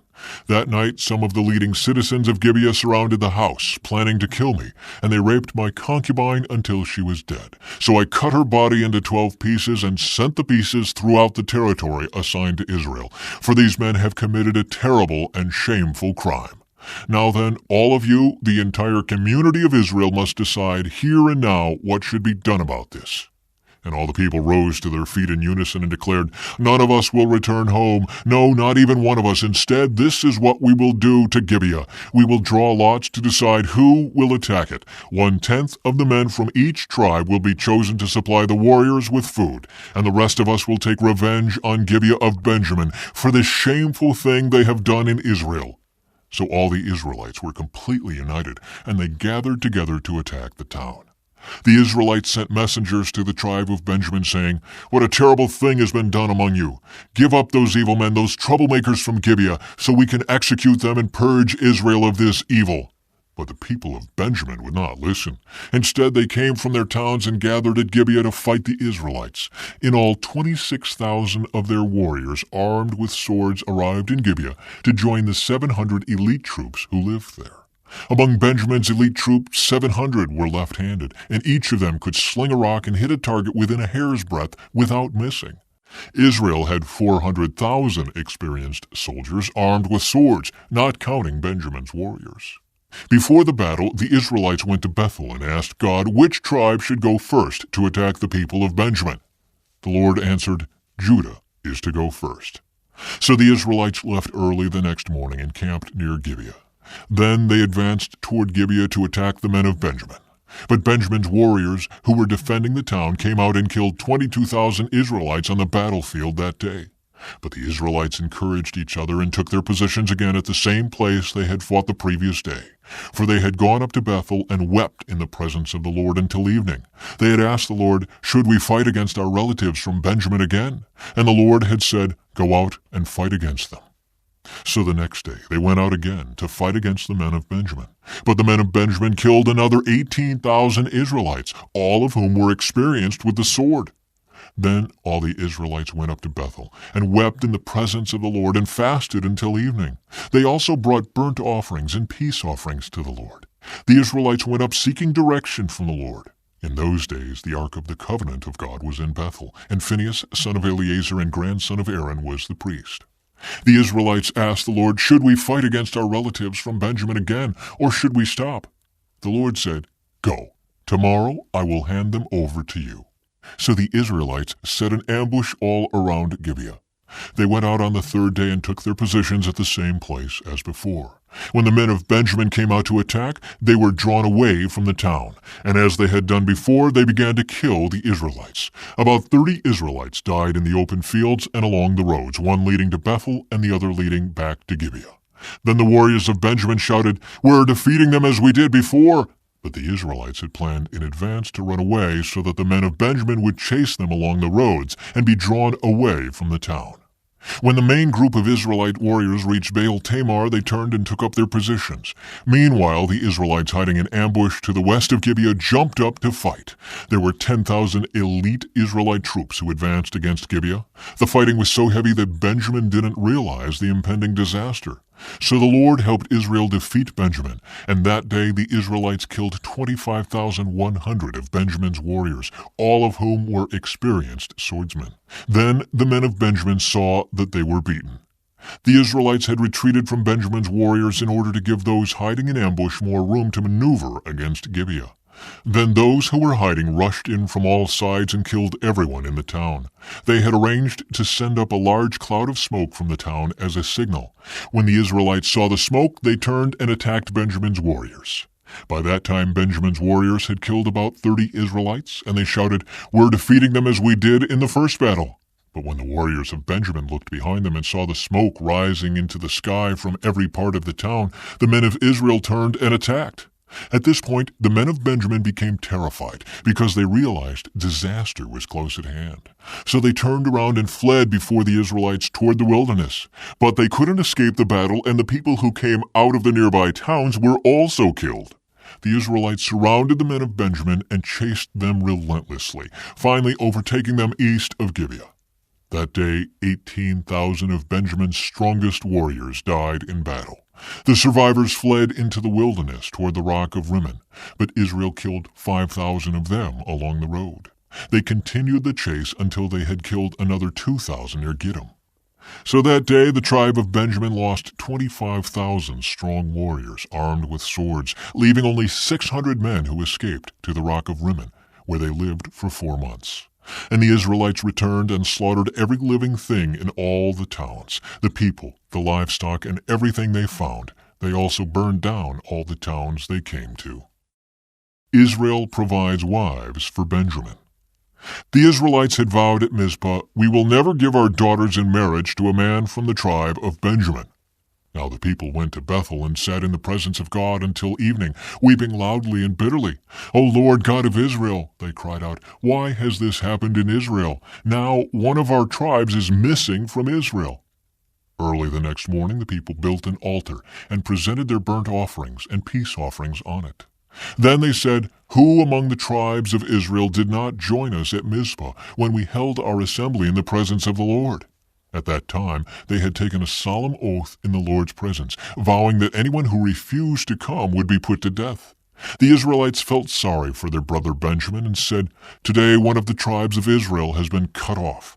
How can we find wives for the few who remain, since we have sworn by the Lord not to give them our daughters in marriage?" So they asked, "Who among the tribes of Israel did not join us at Mizpah when we assembled in the presence of the Lord?" And they discovered that no one from Jabesh-Gilead had attended the assembly. For after they counted all the people, no one from Jabesh-Gilead was present. So the assembly sent 12,000 of their best warriors to Jabesh-Gilead with orders to kill everyone there, including women and children. "This is what you are to do," they said, "completely destroy all the males and every woman who is not a virgin." Among the residents of Jabesh-Gilead they found 400 young virgins who had never slept with a man, and they brought them to the camp at Shiloh in the land of Canaan. The Israelite assembly sent a peace delegation to the remaining people of Benjamin who were living at the rock of Rimmon.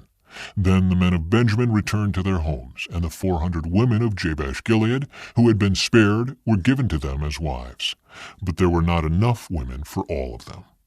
The people felt sorry for Benjamin because the Lord had made this gap among the tribes of Israel. So the elders of the assembly asked, "How can we find wives for the few who remain, since the women of the tribe of Benjamin are dead? There must be heirs for the survivors, so that an entire tribe of Israel is not wiped out. But we cannot give them our own daughters in marriage because we have sworn with a solemn oath that anyone who does this will fall under God's curse." Then they thought of the annual festival of the Lord held in Shiloh, south of Lebonah and north of Bethel, along the east side of the road that goes from Bethel to Shechem. They told the men of Benjamin who still needed wives, "Go and hide in the vineyards. When you see the young women of Shiloh come out for their dances, rush out from the vineyards, and each of you can take one of them home to the land of Benjamin to be your wife. And when their fathers and brothers come to us and protest, we will tell them, 'Please be sympathetic. Let them have your daughters, for we didn't find wives for all of them when we destroyed Jabesh-Gilead. And you are not guilty of breaking the vow, since you did not actually give your daughters to them in marriage.'" So the men of Benjamin did as they were told. Each man caught one of the women as she danced in the celebration and carried her off to be his wife. They returned to their own land, and they rebuilt their towns and lived in them. Then the people of Israel departed by tribes and families, and they returned to their own homes. In those days Israel had no king. All the people did whatever seemed right in their own eyes. April 7. Elimelech moves his family to Moab. In the days when the judges ruled in Israel, a severe famine came upon the land. So a man from Bethlehem in Judah left his home and went to live in the country of Moab, taking his wife and 2 sons with him. The man's name was Elimelech, and his wife was Naomi. Their 2 sons were Mahlon and Chilion. They were Ephrathites from Bethlehem in the land of Judah. And when they reached Moab, they settled there. Then Elimelech died, and Naomi was left with her 2 sons. The 2 sons married Moabite women. One married a woman named Orpah, and the other a woman named Ruth. But about 10 years later, both Mahlon and Chilion died. This left Naomi alone without her 2 sons or her husband. Naomi and Ruth return. Then Naomi heard in Moab that the Lord had blessed his people in Judah by giving them good crops again. So Naomi and her daughters-in-law got ready to leave Moab to return to her homeland. With her 2 daughters-in-law, she set out from the place where she had been living, and they took the road that would lead them back to Judah. But on the way, Naomi said to her 2 daughters-in-law, "Go back to your mother's homes, and may the Lord reward you for your kindness to your husbands and to me. May the Lord bless you with the security of another marriage." Then she kissed them goodbye, and they all broke down and wept. "No," they said, "we want to go with you to your people." But Naomi replied, "Why should you go on with me? Can I still give birth to other sons who could grow up to be your husbands? No, my daughters, return to your parents' homes, for I am too old to marry again. And even if it were possible, and I were to get married tonight and bear sons, then what? Would you wait for them to grow up and refuse to marry someone else? No, of course not, my daughters. Things are far more bitter for me than for you, because the Lord himself has raised his fist against me."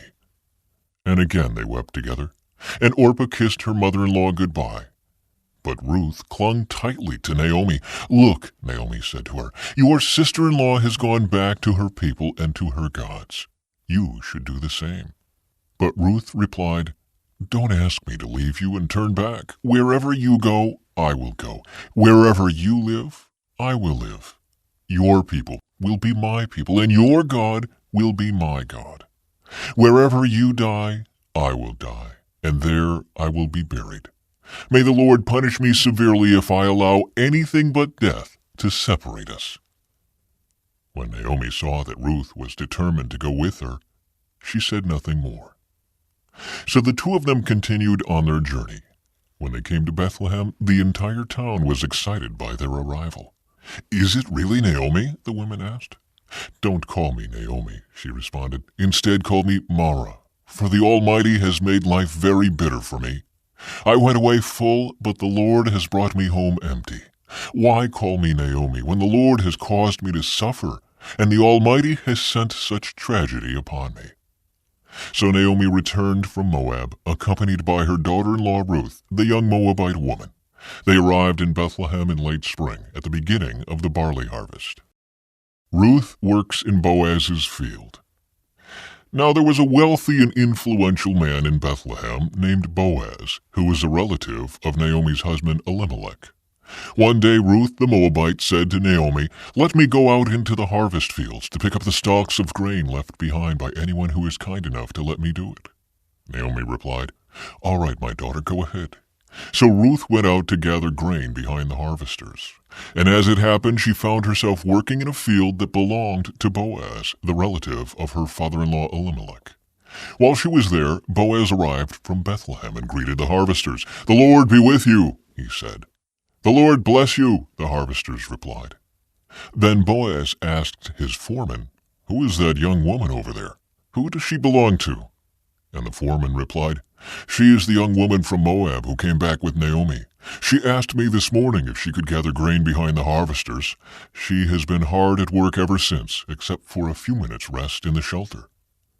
Boaz went over and said to Ruth, "Listen, my daughter, stay right here with us when you gather grain. Don't go to any other fields. Stay right behind the young women working in my field. See which part of the field they are harvesting and then follow them. I have warned the young men not to treat you roughly, and when you are thirsty, help yourself to the water they have drawn from the well." Ruth fell at his feet and thanked him warmly. "What have I done to deserve such kindness?" she asked. "I am only a foreigner." "Yes, I know," Boaz replied, "but I also know about everything you have done for your mother-in-law since the death of your husband. I have heard how you left your father and mother and your own land to live here among complete strangers. May the Lord, the God of Israel, under whose wings you have come to take refuge, reward you fully for what you have done." "I hope I continue to please you, sir," she replied. "You have comforted me by speaking so kindly to me, even though I am not one of your workers." At mealtime, Boaz called to her, "Come over here and help yourself to some food. You can dip your bread in the sour wine." So she sat with his harvesters, and Boaz gave her some roasted grain to eat. She ate all she wanted and still had some left over. When Ruth went back to work again, Boaz ordered his young men, "Let her gather grain right among the sheaves without stopping her, and pull out some heads of barley from the bundles and drop them on purpose for her. Let her pick them up and don't give her a hard time." So Ruth gathered barley there all day, and when she beat out the grain that evening, it filled an entire basket. She carried it back into town and showed it to her mother-in-law. Ruth also gave her the roasted grain that was left over from her meal. "Where did you gather all this grain today?" Naomi asked. "Where did you work? May the Lord bless the one who helped you." So Ruth told her mother-in-law about the man in whose field she had worked. She said, "The man I worked with today is named Boaz." "May the Lord bless him," Naomi told her daughter-in-law. "He is showing his kindness to us as well as to your dead husband. That man is one of our closest relatives, one of our family redeemers." Then Ruth said, "What's more, Boaz even told me to come back and stay with his harvesters until the entire harvest is completed." "Good," Naomi exclaimed. "Do as he said, my daughter. Stay with his young women right through the whole harvest. You might be harassed in other fields, but you'll be safe with him." So Ruth worked alongside the women in Boaz's fields and gathered grain with them until the end of the barley harvest. Then she continued working with them through the wheat harvest in early summer, and all the while she lived with her mother-in-law. Ruth at the threshing floor. One day Naomi said to Ruth, "My daughter, it's time that I found a permanent home for you, so that you will be provided for. Boaz is a close relative of ours, and he's been very kind by letting you gather grain with his young women. Tonight he will be winnowing barley at the threshing floor. Now do as I tell you. Take a bath and put on perfume and dress in your nicest clothes. Then go to the threshing floor. But don't let Boaz see you until he has finished eating and drinking. Be sure to notice where he lies down. Then go and uncover his feet and lie down there. He will tell you what to do." "I will do everything you say," Ruth replied. So she went down to the threshing floor that night and followed the instructions of her mother-in-law. After Boaz had finished eating and drinking and was in good spirits, he lay down at the far end of the pile of grain and went to sleep. Then Ruth came quietly, uncovered his feet, and lay down. Around midnight, Boaz suddenly woke up and turned over. He was surprised to find a woman lying at his feet. "Who are you?" he asked. "I am your servant Ruth," she replied. "Spread the corner of your covering over me, for you are my family redeemer." "The Lord bless you, my daughter," Boaz exclaimed. "You are showing even more family loyalty now than you did before, for you have not gone after a younger man, whether rich or poor. Now don't worry about a thing, my daughter. I will do what is necessary, for everyone in town knows you are a virtuous woman. But while it's true that I am one of your family redeemers, there is another man who is more closely related to you than I am. Stay here tonight, and in the morning I will talk to him. If he is willing to redeem you, very well, let him marry you. But if he is not willing, then as surely as the Lord lives, I will redeem you myself. Now lie down here until morning."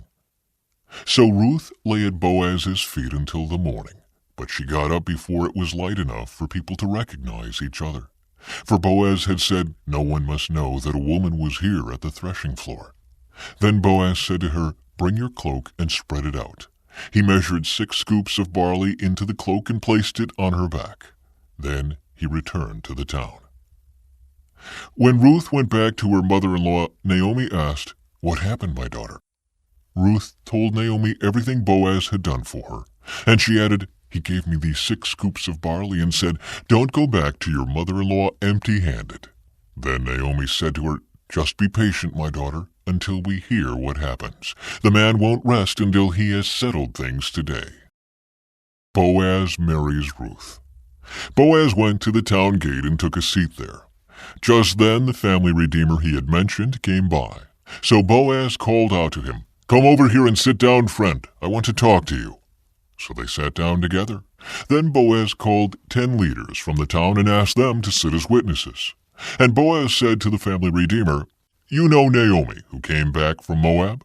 She is selling the land that belonged to our relative Elimelech. I thought I should speak to you about it so that you can redeem it if you wish. If you want the land, then buy it here in the presence of these witnesses. But if you don't want it, let me know right away, because I am next in line to redeem it after you." The man replied, "All right, I'll redeem it." Then Boaz told him, "Of course, your purchase of the land from Naomi also requires that you marry Ruth, the Moabite widow. That way she can have children who will carry on her husband's name and keep the land in the family." "Then I can't redeem it," the family redeemer replied, "because this might endanger my own estate. You redeem the land. I cannot do it." Now in those days it was the custom in Israel for anyone transferring a right of purchase to remove his sandal and hand it to the other party. This publicly validated the transaction. So the other family redeemer drew off his sandal as he said to Boaz, "You buy the land." Then Boaz said to the elders and to the crowd standing around, "You are witnesses that today I have bought from Naomi all the property of Elimelech, Kilion, and Mahlon. And with the land I have acquired Ruth, the Moabite widow of Mahlon, to be my wife. This way she can have a son to carry on the family name of her dead husband and to inherit the family property here in his hometown. You are all witnesses today." Then the elders and all the people standing in the gate replied, "We are witnesses. May the Lord make this woman who is coming into your home like Rachel and Leah, from whom all the nation of Israel descended. May you prosper in Ephrathah and be famous in Bethlehem. And may the Lord give you descendants by this young woman who will be like those of our ancestor Perez, the son of Tamar in Judah." April 8. The descendants of Boaz. So Boaz took Ruth into his home, and she became his wife. When he slept with her, the Lord enabled her to become pregnant, and she gave birth to a son. Then the women of the town said to Naomi, "Praise the Lord, who has now provided a redeemer for your family. May this child be famous in Israel. May he restore your youth and care for you in your old age. For he is the son of your daughter-in-law who loves you and has been better to you than 7 sons. Naomi took the baby and cuddled him to her breast, and she cared for him as if he were her own. The neighbor women said, "Now at last Naomi has a son again." And they named him Obed. He became the father of Jesse and the grandfather of David. This is the genealogical record of their ancestor Perez. Perez was the father of Hezron. Hezron was the father of Ram. Ram was the father of Amminadab. Amminadab was the father of Nahshon. Nahshon was the father of Salmon. Salmon was the father of Boaz. Boaz was the father of Obed. Obed was the father of Jesse. Jesse was the father of David. From Judah's grandson Hezron to David. The sons of Hezron were Jerahmeel, Ram, and Caleb. Ram was the father of Amminadab. Amminadab was the father of Nahshon, a leader of Judah. Nahshon was the father of Salmon. Salmon was the father of Boaz. Boaz was the father of Obed. Obed was the father of Jesse. Jesse's first son was Eliab. His second was Abinadab. His third was Shimei. His fourth was Nethanel. His fifth was Radai. His sixth was Ozam. And his seventh was David. Their sisters were named Zuriah and Abigail. Zuriah had 3 sons named Abishai, Joab, and Asahel. Abigail married a man named Jether, an Ishmaelite, and they had a son named Amasa. Descendants of Hezron's son Caleb. Hezron's son Caleb had sons from his wife Azubah and from Jerioth. Her sons were named Jesher, Shobab, and Arden.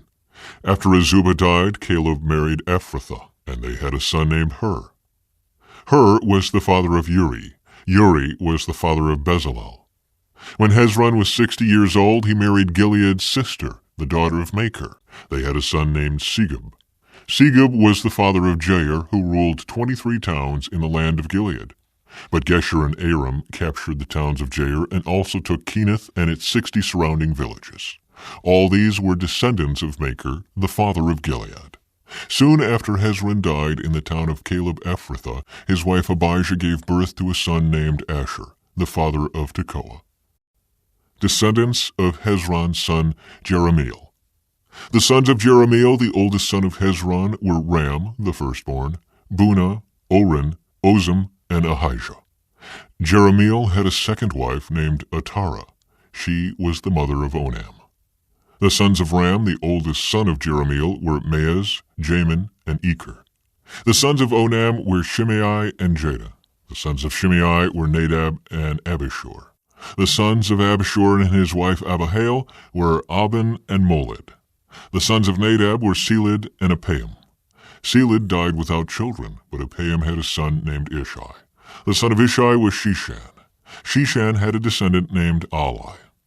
The sons of Jada, Shimei's brother, were Jether and Jonathan. Jether died without children, but Jonathan had 2 sons, named Peleth and Zaza. These were all descendants of Jerahmeel.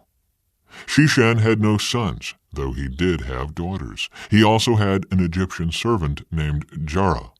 Shishan gave one of his daughters to be the wife of Jarrah, and they had a son named Edai. Edai was the father of Nathan. Nathan was the father of Zabad. Zabad was the father of Ephlol. Ephlol was the father of Obed. Obed was the father of Jehu. Jehu was the father of Azariah. Azariah was the father of Helez. Helez was the father of Elasa. Elasa was the father of Sismai. Sismai was the father of Shalom. Shalom was the father of Jechamiah. Jechamiah was the father of Elishama. Descendants of Hezron's son Caleb.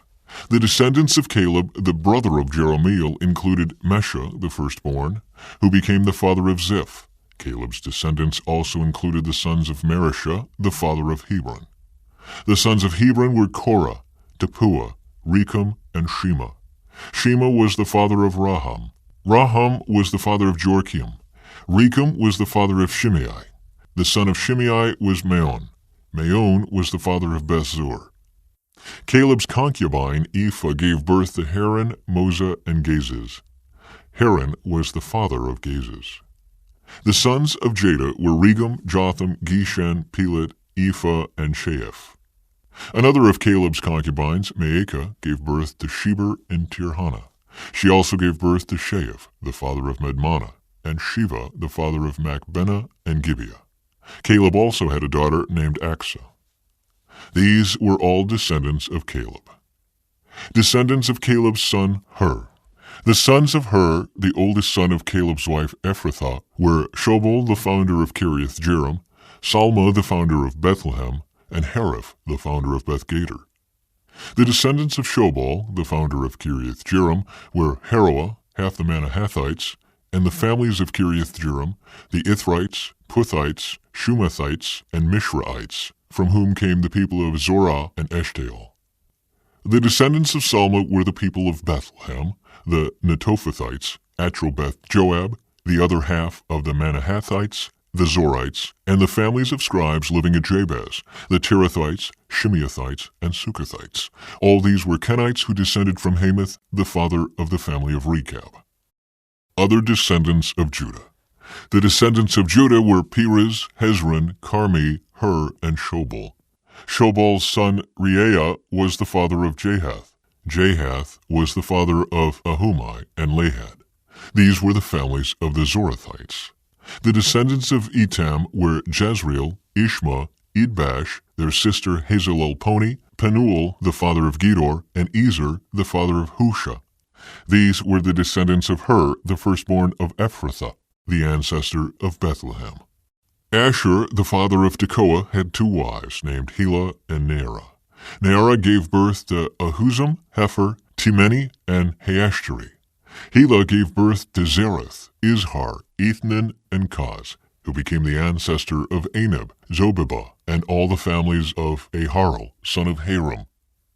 There was a man named Jabez who was more honorable than any of his brothers. His mother named him Jabez because his birth had been so painful. He was the one who prayed to the God of Israel, "Oh, that you would bless me and expand my territory. Please be with me in all that I do and keep me from all trouble and pain." And God granted him his request. Caleb, the brother of Shuah, was the father of Mihir. Mihir was the father of Eshton. Eshton was the father of Bethrapha, Paseah, and Tehinnah. Tehinnah was the father of Ir-Nahash. These were the descendants of Rechah. The sons of Kenaz were Othniel and Seraiah. Othniel's sons were Hathath and Meonothai. Meonothai was the father of Ophrah. Seraiah was the father of Joab, the founder of the Valley of Craftsmen, so called because they were craftsmen. The sons of Caleb, son of Jephunneh, were Iru, Elah, and Nahum. The son of Elah was Kenaz. The sons of Jehalelel were Ziph, Ziphah, Tiria, and Azarel. The sons of Ezra were Jether, Merid, Epher, and Jalon. One of Merid's wives became the mother of Miriam, Shemai, and Ishbah, the father of Eshtemoa. He married a woman from Judah, who became the mother of Jered, the father of Gedor, Heber, the father of Soko, and Jekuthiel, the father of Zanoah. Merid also married Bithia, a daughter of Pharaoh, and she bore him children.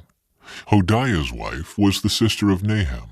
One of her sons was the father of Keilah, the Garmite, and another was the father of Eshtemoa, the Maacathite. The sons of Shimon were Amnon, Rena, Ben-Hanan, and Telon. The descendants of Ishai were Zoheth and Ben-Zoheth. Descendants of Judah's son, Shelah.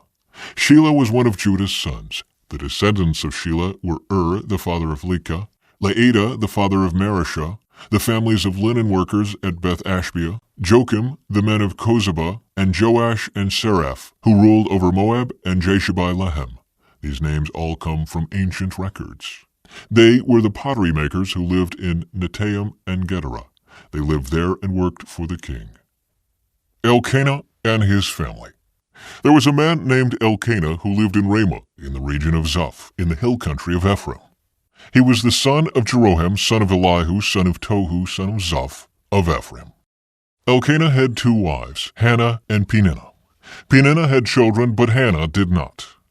Each year Elkanah would travel to Shiloh to worship and sacrifice to the Lord of Heaven's armies at the tabernacle. The priests of the Lord at that time were the 2 sons of Eli, Hophni and Phinehas. On the days Elkanah presented his sacrifice, he would give portions of the meat to Peninnah and each of her children. And though he loved Hannah, he would give her only one choice portion, because the Lord had given her no children. So Peninnah would taunt Hannah and make fun of her because the Lord had kept her from having children. Year after year it was the same. Peninnah would taunt Hannah as they went to the tabernacle. Each time Hannah would be reduced to tears and would not even eat. "Why are you crying, Hannah?" Elkanah would ask. "Why aren't you eating? Why be downhearted just because you have no children? You have me. Isn't that better than having 10 sons? April 9. Hannah's prayer for a son. Once after a sacrificial meal at Shiloh, Hannah got up and went to pray. Eli the priest was sitting at his customary place beside the entrance of the tabernacle. Hannah was in deep anguish, crying bitterly as she prayed to the Lord. And she made this vow: "O Lord of heaven's armies, if you will look upon my sorrow and answer my prayer and give me a son, then I will give him back to you. He will be yours for his entire lifetime, and as a sign that he has been dedicated to the Lord, his hair will never be cut." As she was praying to the Lord, Eli watched her. Seeing her lips moving but hearing no sound, he thought she had been drinking. "Must you come here drunk?" he demanded. "Throw away your wine." "Oh, no, sir," she replied. "I haven't been drinking wine or anything stronger. But I am very discouraged, and I was pouring out my heart to the Lord. Don't think I am a wicked woman, for I have been praying out of great anguish and sorrow." "In that case," Eli said, "go in peace. May the God of Israel grant the request you have asked of him." "Oh, thank you, sir," she exclaimed. Then she went back and began to eat again, and she was no longer sad. Samuel's birth and dedication. The entire family got up early the next morning and went to worship the Lord once more. Then they returned home to Ramah. When Elkanah slept with Hannah, the Lord remembered her plea, and in due time she gave birth to a son. She named him Samuel, for she said, I asked the Lord for him. The next year, Elkanah and his family went on their annual trip to offer a sacrifice to the Lord. But Hannah did not go. She told her husband, Wait until the boy is weaned. Then I will take him to the tabernacle and leave him there with the Lord permanently. Whatever you think is best, Elkanah agreed. Stay here for now, and may the Lord help you keep your promise. So she stayed home and nursed the boy until he was weaned. When the child was weaned, Hannah took him to the tabernacle in Shiloh. They brought along a 3-year-old bull for the sacrifice and a basket of flour and some wine. After sacrificing the bull, they brought the boy to Eli. Sir, do you remember me? Hannah asked. I am the woman who stood here several years ago praying to the Lord. I asked the Lord to give me this boy, and he has granted my request. Now I am giving him to the Lord, and he will belong to the Lord his whole life. And they worshiped the Lord there. Hannah's prayer of praise. Then Hannah prayed, My heart rejoices in the Lord. The Lord has made me strong. Now I have an answer for my enemies. I rejoice because you rescued me. No one is holy like the Lord. There is no one besides you. There is no rock like our God. Stop acting so proud and haughty. Don't speak with such arrogance, for the Lord is a God who knows what you have done. He will judge your actions. The bow of the mighty is now broken, and those who stumbled are now strong. Those who were well-fed are now starving, and those who were starving are now full. The childless woman now has 7 children, and the woman with many children wastes away. The Lord gives both death and life. He brings some down to the grave, but raises others up. The Lord makes some poor and others rich. He brings some down and lifts others up. He lifts the poor from the dust and the needy from the garbage dump. He sets them among princes, placing them in seats of honor. For all the earth is the Lord's, and he has set the world in order. He will protect his faithful ones, but the wicked will disappear in darkness. No one will succeed by strength alone. Those who fight against the Lord will be shattered. He thunders against them from heaven. The Lord judges throughout the earth. He gives power to his king. He increases the strength of his anointed one. Then Elkanah returned home to Ramah without Samuel, and the boy served the Lord by assisting Eli the priest.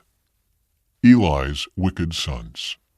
Now the sons of Eli were scoundrels who had no respect for the Lord or for their duties as priests. Whenever anyone offered a sacrifice, Eli's sons would send over a servant with a 3-pronged fork. While the meat of the sacrifice animal was still boiling, the servant would stick the fork into the pot and demand that whatever it brought up be given to Eli's sons. All the Israelites who came to worship at Shiloh were treated this way. Sometimes the servant would come even before the animal's fat had been burned on the altar. He would demand raw meat before it had been boiled so that it could be used for roasting. The man offering the sacrifice might reply, Take as much as you want, but the fat must be burned first. Then the servant would demand, No, give it to me now, or I'll take it by force. So the sin of these young men was very serious in the Lord's sight, for they treated the Lord's offerings with contempt. But Samuel, though he was only a boy, served the Lord. He wore a linen garment like that of a priest. Each year his mother made a small coat for him and brought it to him when she came with her husband for the sacrifice. Before they returned home, Eli would bless Elkanah and his wife and say, May the Lord give you other children to take the place of this one she gave to the Lord. And the Lord gave Hannah 3 sons and 2 daughters. Meanwhile, Samuel grew up in the presence of the Lord. Now Eli was very old, but he was aware of what his sons were doing to the people of Israel. He knew, for instance, that his sons were seducing the young women who assisted at the entrance of the tabernacle. Eli said to them, I have been hearing reports from all the people about the wicked things you are doing. Why do you keep sinning? You must stop, my sons. The reports I hear among the Lord's people are not good. If someone sins against another person, God can mediate for the guilty party. But if someone sins against the Lord, who can intercede? But Eli's sons wouldn't listen to their father, for the Lord was already planning to put them to death. Meanwhile, the boy Samuel grew taller and grew in favor with the Lord and with the people. A warning for Eli's family. One day a man of God came to Eli and gave him this message from the Lord. I revealed myself to your ancestors when the people of Israel were slaves in Egypt. I chose your ancestor Aaron from among all the tribes of Israel to be my priest, to offer sacrifices on my altar, to burn incense, and to wear the priestly vest as he served me. And I assigned the sacrificial offerings to you priests. So why do you scorn my sacrifices and offerings? Why do you give your sons more honor than you give me? For you and they have become fat from the best offerings of my people Israel. Therefore the Lord, the God of Israel, says, I promised that your branch of the tribe of Levi would always be my priests. But I will honor those who honor me, and I will despise those who think lightly of me. The time is coming when I will put an end to your family, so it will no longer serve as my priests. All the members of your family will die before their time. None will reach old age. You will watch with envy as I pour out prosperity on the people of Israel. But no members of your family will ever live out their days. Those who survive will live in sadness and grief, and their children will die a violent death. And to prove that what I have said will come true, I will cause your two sons, Hophni and Phinehas, to die on the same day. Then I will raise up a faithful priest who will serve me and do what I desire.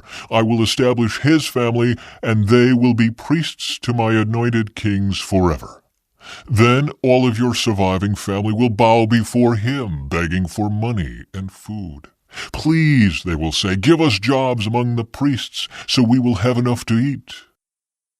The Lord speaks to Samuel. Meanwhile, the boy Samuel served the Lord by assisting Eli.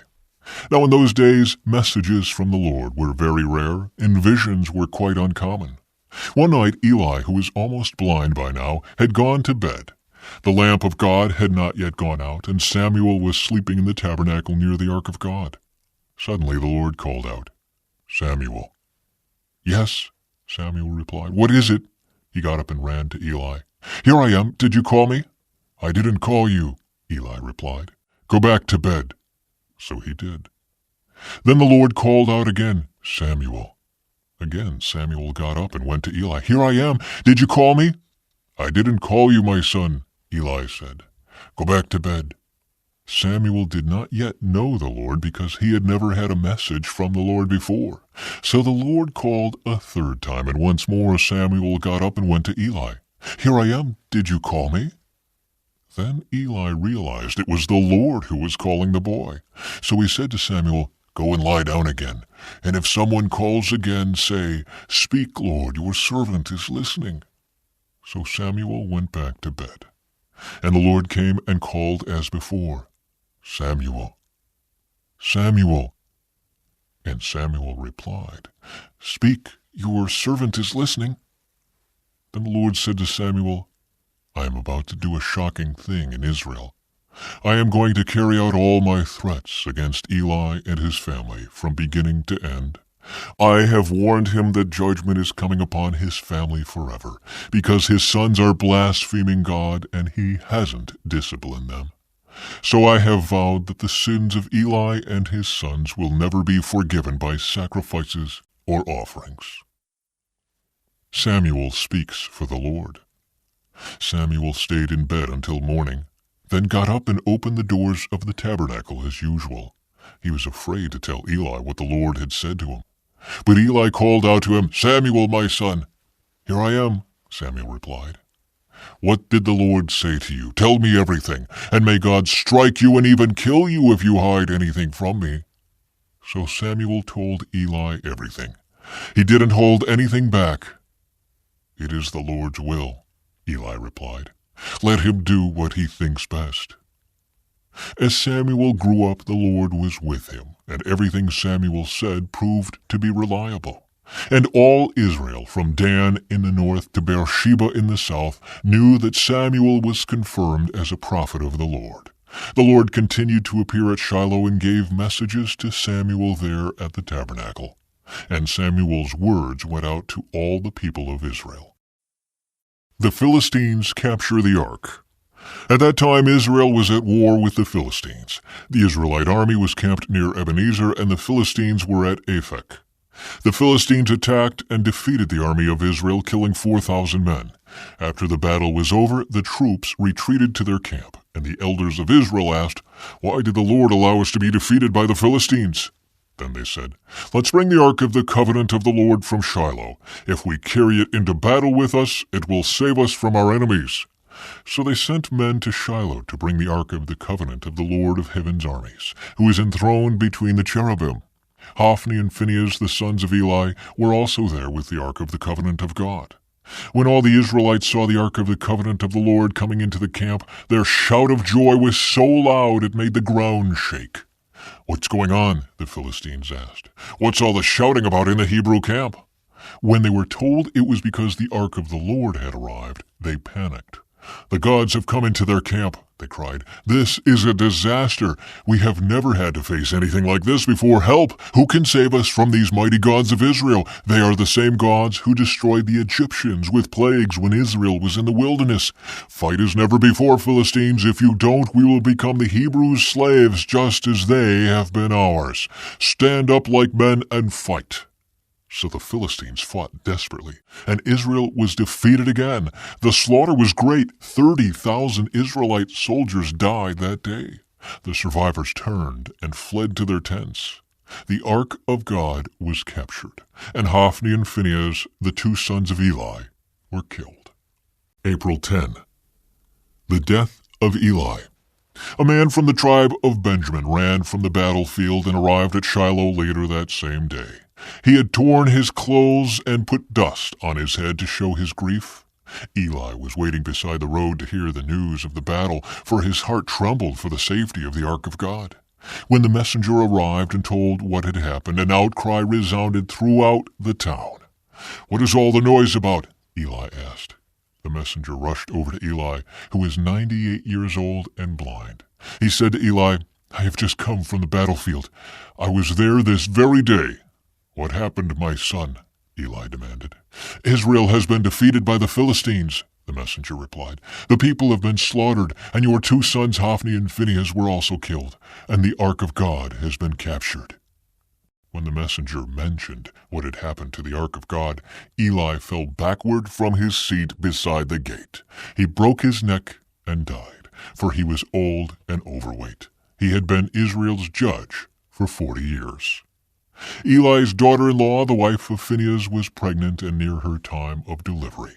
When she heard that the ark of God had been captured and that her father-in-law and husband were dead, she went into labor and gave birth.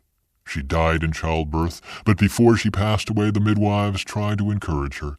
"Don't be afraid," they said. "You have a baby boy." But she did not answer or pay attention to them. She named the child Ichabod, which means, "Where is the glory?" For she said, "Israel's glory is gone." She named him this because the ark of God had been captured, and because her father-in-law and husband were dead. Then she said, "The glory has departed from Israel, for the ark of God has been captured." The ark in Philistia. After the Philistines captured the ark of God, they took it from the battleground at Ebenezer to the town of Ashdod. They carried the ark of God into the temple of Dagon and placed it beside an idol of Dagon. But when the citizens of Ashdod went to see it the next morning, Dagon had fallen with his face to the ground in front of the ark of the Lord. So they took Dagon and put him in his place again. But the next morning the same thing happened. Dagon had fallen face down before the ark of the Lord again. This time his head and hands had broken off and were lying in the doorway. Only the trunk of his body was left intact. That is why to this day neither the priests of Dagon nor anyone who enters the temple of Dagon in Ashdod will step on its threshold. Then the Lord's heavy hand struck the people of Ashdod and the nearby villages with a plague of tumors. When the people realized what was happening, they cried out, "We can't keep the ark of the God of Israel here any longer. He is against us. We will all be destroyed along with Dagon, our God." So they called together the rulers of the Philistine towns and asked, "What should we do with the ark of the God of Israel?" The rulers discussed it and replied, "Move it to the town of Gath." So they moved the ark of the God of Israel to Gath. But when the ark arrived at Gath, The Lord's heavy hand fell on its men, young and old. He struck them with a plague of tumors, and there was a great panic. So they sent the ark of God to the town of Ekron. But when the people of Ekron saw it coming, they cried out, "They are bringing the ark of the God of Israel here to kill us too." The people summoned the Philistine rulers again and begged them, "Please send the ark of the God of Israel back to its own country, or it will kill us all." For the deadly plague from God had already begun, and great fear was sweeping across the town. Those who didn't die were afflicted with tumors, and the cry from the town rose to heaven. The Philistines returned the ark. The ark of the Lord remained in Philistine territory 7 months in all. Then the Philistines called in their priests and diviners and asked them, "What should we do about the ark of the Lord? Tell us how to return it to its own country." "Send the ark of the God of Israel back with a gift," they were told. "Send a guilt offering so the plague will stop. Then, if you are healed, you will know it was his hand that caused the plague." "What sort of guilt offering should we send?" they asked. And they were told, "Since the plague has struck both you and your 5 rulers, make 5 gold tumors and 5 gold rats, just like those that have ravaged your land. Make these things to show honor to the God of Israel. Perhaps then he will stop afflicting you, your gods, and your land. Don't be stubborn and rebellious as Pharaoh and the Egyptians were. By the time God was finished with them, they were eager to let Israel go. Now build a new cart and find 2 cows that have just given birth to calves. Make sure the cows have never been yoked to a cart. Hitch the cows to the cart, but shut their calves away from them in a pen. Put the ark of the Lord on the cart, and beside it place a chest containing the gold rats and gold tumors you are sending as a guilt offering.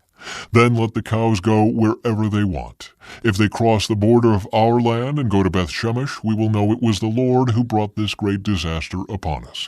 If they don't, we will know it was not his hand that caused the plague. It came simply by chance." So these instructions were carried out. 2 cows were hitched to the cart, and their newborn calves were shut up in a pen. Then the ark of the Lord and the chest containing the gold rats and gold tumors were placed on the cart. And sure enough, without veering off in other directions, the cows went straight along the road toward Beth-Shemesh, lowing as they went. The Philistine rulers followed them as far as the border of Beth-Shemesh. The people of Beth-Shemesh were harvesting wheat in the valley, and when they saw the ark, they were overjoyed. The cart came into the field of a man named Joshua, and stopped beside a large rock. So the people broke up the wood of the cart for a fire and killed the cows and sacrificed them to the Lord as a burnt offering. Several men of the tribe of Levi lifted the ark of the Lord and the chest containing the gold rats and gold tumors from the cart and placed them on the large rock. Many sacrifices and burnt offerings were offered to the Lord that day by the people of Beth-Shemesh. The 5 Philistine rulers watched all this and then returned to Ekron that same day. The 5 gold tumors sent by the Philistines as a guilt offering to the Lord were gifts from the rulers of Ashdod, Gaza, Ashkelon, Gath, and Ekron. The 5 gold rats represented the 5 Philistine towns and their surrounding villages, which were controlled by the 5 rulers. The large rock at Beth-Shemesh, where they set the ark of the Lord, still stands in the field of Joshua as a witness to what happened there. The ark moved to Kiriath-Jearim. But the Lord killed 70 men from Beth-Shemesh because they looked into the ark of the Lord, and the people mourned greatly because of what the Lord had done.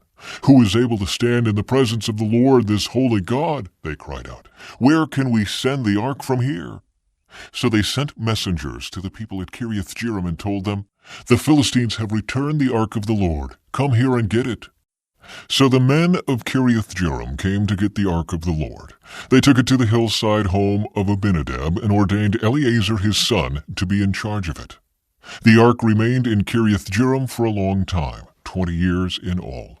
During that time all Israel mourned because it seemed the Lord had abandoned them. Samuel leads Israel to victory. Then Samuel said to all the people of Israel, "If you are really serious about wanting to return to the Lord, get rid of your foreign gods and your images of Ashtoreth. Determine to obey only the Lord. Then he will rescue you from the Philistines." So the Israelites got rid of their images of Baal and Ashtoreth and worshipped only the Lord. Then Samuel told them, "Gather all of Israel to Mizpah, and I will pray to the Lord for you." So they gathered at Mizpah, and in a great ceremony drew water from a well and poured it out before the Lord. They also went without food all day and confessed that they had sinned against the Lord. It was at Mizpah that Samuel became Israel's judge. When the Philistine rulers heard that Israel had gathered at Mizpah, they mobilized their army and advanced. The Israelites were badly frightened when they learned that the Philistines were approaching. "Don't stop pleading with the Lord our God to save us from the Philistines," they begged Samuel. So Samuel took a young lamb and offered it to the Lord as a whole burnt offering. He pleaded with the Lord to help Israel, and the Lord answered him. Just as Samuel was sacrificing the burnt offering, the Philistines arrived to attack Israel. But the Lord spoke with a mighty voice of thunder from heaven that day, and the Philistines were thrown into such confusion that the Israelites defeated them. The men of Israel chased them from Mizpah to a place below Beth-kar, slaughtering them all along the way. Samuel then took a large stone and placed it between the towns of Mizpah and Jeshanah. He named it Ebenezer, which means the stone of help, for he said, "Up to this point the Lord has helped us." So the Philistines were subdued and didn't invade Israel again for some time. And throughout Samuel's lifetime, the Lord's powerful hand was raised against the Philistines. The Israelite villages near Ekron and Gath that the Philistines had captured were restored to Israel, along with the rest of the territory that the Philistines had taken. And there was peace between Israel and the Amorites in those days. Samuel continued as Israel's judge for the rest of his life. Each year he traveled around, setting up his court first at Bethel, then at Gilgal, and then at Mizpah. He judged the people of Israel at each of these places. Then he would return to his home at Ramah, and he would hear cases there too. And Samuel built an altar to the Lord at Ramah. Israel requests a king. As Samuel grew old, he appointed his sons to be judges over Israel. Joel and Abijah, his oldest sons, held court in Beersheba. But they were not like their father, for they were greedy for money. They accepted bribes and perverted justice. Finally, all the elders of Israel met at Ramah to discuss the matter with Samuel. "Look," they told him, "you are now old, and your sons are not like you. Give us a king to judge us, like all the other nations have." Samuel was displeased with their request and went to the Lord for guidance. "Do everything they say to you," the Lord replied, "for it is me they are rejecting, not you. They don't want me to be their king any longer. Ever since I brought them from Egypt, they have continually abandoned me and followed other gods, and now they are giving you the same treatment. Do as they ask, but solemnly warn them about the way a king will reign over them." Samuel warns against a kingdom. So Samuel passed on the Lord's warning to the people who were asking him for a king. "This is how a king will reign over you," Samuel said. "The king will draft your sons and assign them to his chariots and his charioteers, making them run before his chariots. Some will be generals and captains in his army. Some will be forced to plow in his fields and harvest his crops, and some will make his weapons and chariot equipment. The king will take your daughters from you and force them to cook and bake and make perfumes for him. He will take away the best of your fields and vineyards and olive groves and give them to his own officials. He will take 1/10 of your grain and your grape harvest and distribute it among his officers and attendants. He will take your male and female slaves and demand the finest of your cattle and donkeys for his own use. He will demand 1/10 of your flocks, and you will be his slaves. When that day comes, you will beg for relief from this king you are demanding, but then the Lord will not help you." But the people refused to listen to Samuel's warning. "Even so, we still want a king," they said. "We want to be like the nations around us. Our king will judge us and lead us into battle." So Samuel repeated to the Lord what the people had said, and the Lord replied, "Do as they say, and give them a king." Then Samuel agreed and sent the people home. April 11. Saul meets Samuel. There was a wealthy, influential man named Kish from the tribe of Benjamin. He was the son of Abiel, son of Zeror, son of Bechereth, son of Aphiah, of the tribe of Benjamin. His son Saul was the most handsome man in Israel, head and shoulders taller than anyone else in the land. One day Kish's donkeys strayed away, and he told Saul, "Take a servant with you and go look for the donkeys." So Saul took one of the servants and traveled through the hill country of Ephraim, the land of Shalisha, the Shalem area, and the entire land of Benjamin, but they couldn't find the donkeys anywhere. Finally they entered the region of Zuph, and Saul said to his servant, "Let's go home. By now my father will be more worried about us than about the donkeys." But the servant said, "I've just thought of something. There is a man of God who lives here in this town. He is held in high honor by all the people because everything he says comes true. Let's go find him. Perhaps he can tell us which way to go." "But we don't have anything to offer him," Saul replied. "Even our food is gone and we don't have a thing to give him." "Well," the servant said, "I have one small silver piece. We can at least offer it to the man of God and see what happens." In those days, if people wanted a message from God, they would say, "Let's go and ask the seer," for prophets used to be called seers. "All right," Saul agreed, "let's try it." So they started into the town where the man of God lived. As they were climbing the hill to the town, they met some young women coming out to draw water. So Saul and his servant asked, "Is the seer here today?" "Yes," they replied. "Stay right on this road. He is at the town gates. He has just arrived to take part in a public sacrifice up at the place of worship. Hurry and catch him before he goes up there to eat. The guests won't begin eating until he arrives to bless the food." So they entered the town, and as they passed through the gates, Samuel was coming out toward them to go up to the place of worship. Now the Lord had told Samuel the previous day, "About this time tomorrow I will send you a man from the land of Benjamin. Anoint him to be the leader of my people Israel. He will rescue them from the Philistines, for I have looked down on my people in mercy and have heard their cry." When Samuel saw Saul, the Lord said, "That's the man I told you about. He will rule my people." Just then Saul approached Samuel at the gateway and asked, "Can you please tell me where the seer's house is?" "I am the seer," Samuel replied. "Go up to the place of worship ahead of me. We will eat there together, and in the morning I'll tell you what you want to know and send you on your way. And don't worry about those donkeys that were lost 3 days ago, for they have been found. And I am here to tell you that you and your family are the focus of all Israel's hopes." Saul replied, "But I am only from the tribe of Benjamin, the smallest tribe in Israel, and my family is the least important of all the families of that tribe. Why are you talking like this to me?" Then Samuel brought Saul and his servant into the hall and placed them at the head of the table, honoring them above the 30 special guests. Samuel then instructed the cook to bring Saul the finest cut of meat, the piece that had been set aside for the guest of honor. So the cook brought in the meat and placed it before Saul. "Go ahead and eat it," Samuel said. "I was saving it for you even before I invited these others." So Saul ate with Samuel that day. When they came down from the place of worship and returned to town, Samuel took Saul up to the roof of the house and prepared a bed for him there. At daybreak the next morning, Samuel called to Saul, "Get up, it's time you were on your way." So Saul got ready, and he and Samuel left the house together. When they reached the edge of town, Samuel told Saul to send his servant on ahead. After the servant was gone, Samuel said, "Stay here, for I have received a special message for you from God." Samuel anoints Saul as king. Then Samuel took a flask of olive oil and poured it over Saul's head. He kissed Saul and said, "I am doing this because the Lord has appointed you to be the ruler over Israel, his special possession. When you leave me today, you will see 2 men beside Rachel's tomb at Zelzah, on the border of Benjamin. They will tell you that the donkeys have been found and that your father has stopped worrying about them and is now worried about you.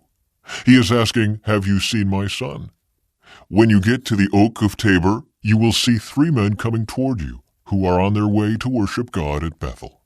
One will be bringing 3 young goats, another will have 3 loaves of bread, and the third will be carrying a wineskin full of wine. They will greet you and offer you 2 of the loaves, which you are to accept. When you arrive at Gibeah of God, where the garrison of the Philistines is located, you will meet a band of prophets coming down from the place of worship. They will be playing a harp, a tambourine, a flute, and a lyre, and they will be prophesying. At that time the Spirit of the Lord will come powerfully upon you, and you will prophesy with them. You will be changed into a different person. After these signs take place, do what must be done, for God is with you. Then go down to Gilgal ahead of me. I will join you there to sacrifice burnt offerings and peace offerings. You must wait for 7 days until I arrive and give you further instructions." Samuel's signs are fulfilled. As Saul turned and started to leave, God gave him a new heart, and all Samuel's signs were fulfilled that day.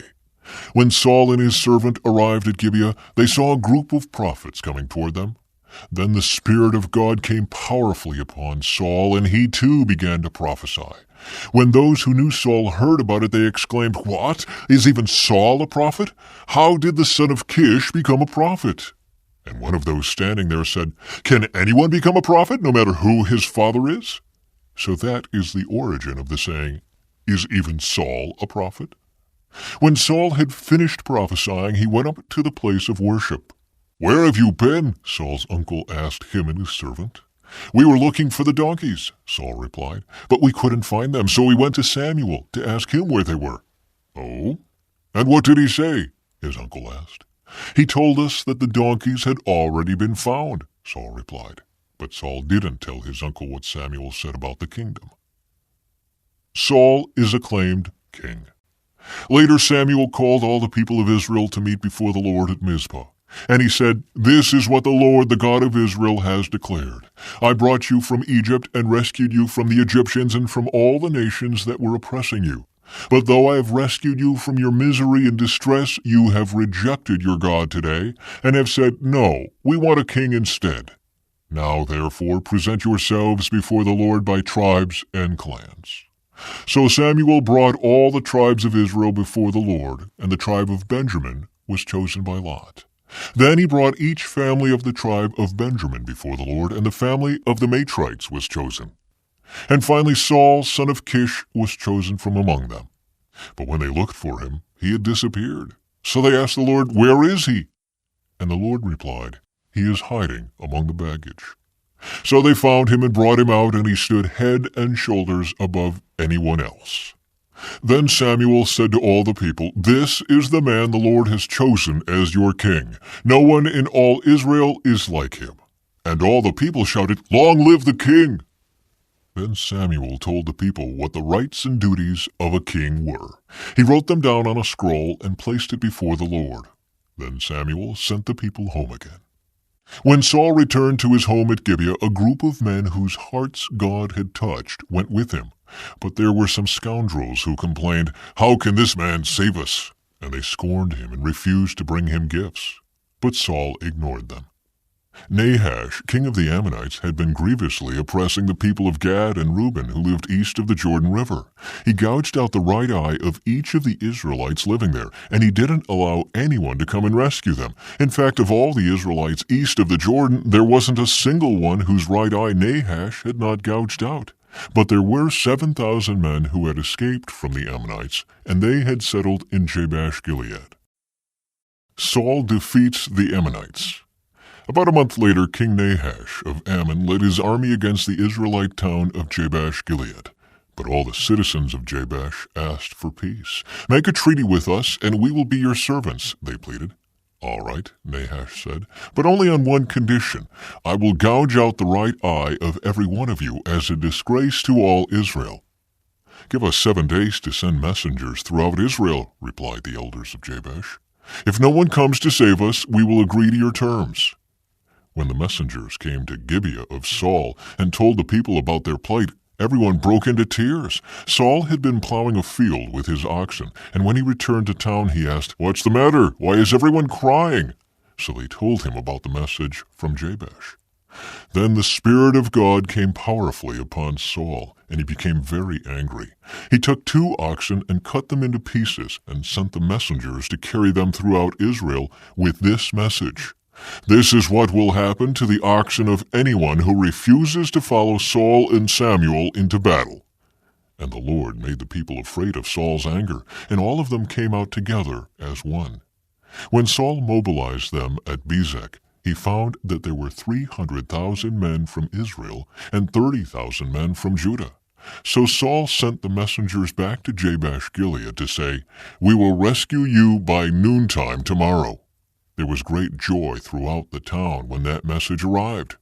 The men of Jabesh then told their enemies, "Tomorrow we will come out to you, and you can do to us whatever you wish." But before dawn the next morning Saul arrived, having divided his army into 3 detachments. He launched a surprise attack against the Ammonites and slaughtered them the whole morning. The remnant of their army was so badly scattered that no 2 of them were left together. Then the people exclaimed to Samuel, "Now where are those men who said, 'Why should Saul rule over us? Bring them here, and we will kill them.'" But Saul replied, "No one will be executed today, for today the Lord has rescued Israel." Then Samuel said to the people, "Come, let us all go to Gilgal to renew the kingdom." So they all went to Gilgal, and in a solemn ceremony before the Lord they made Saul king.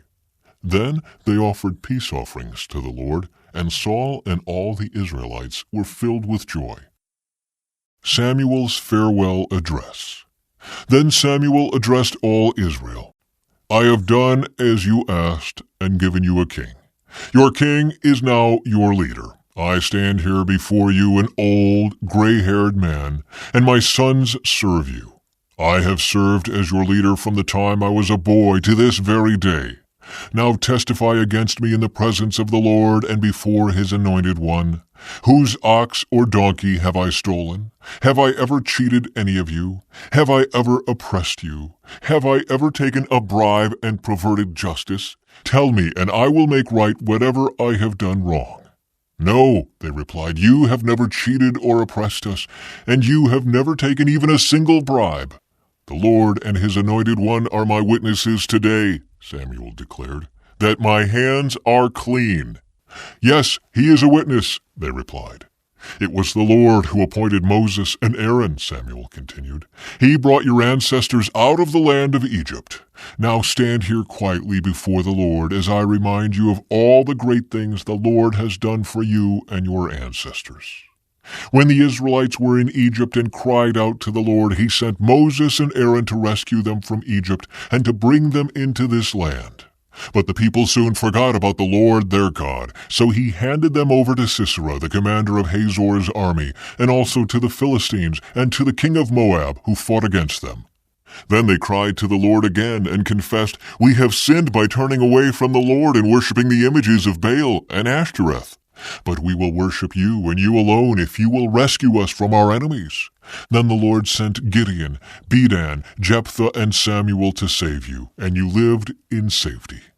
But when you were afraid of Nahash, the king of Ammon, you came to me and said that you wanted a king to reign over you, even though the Lord your God was already your king.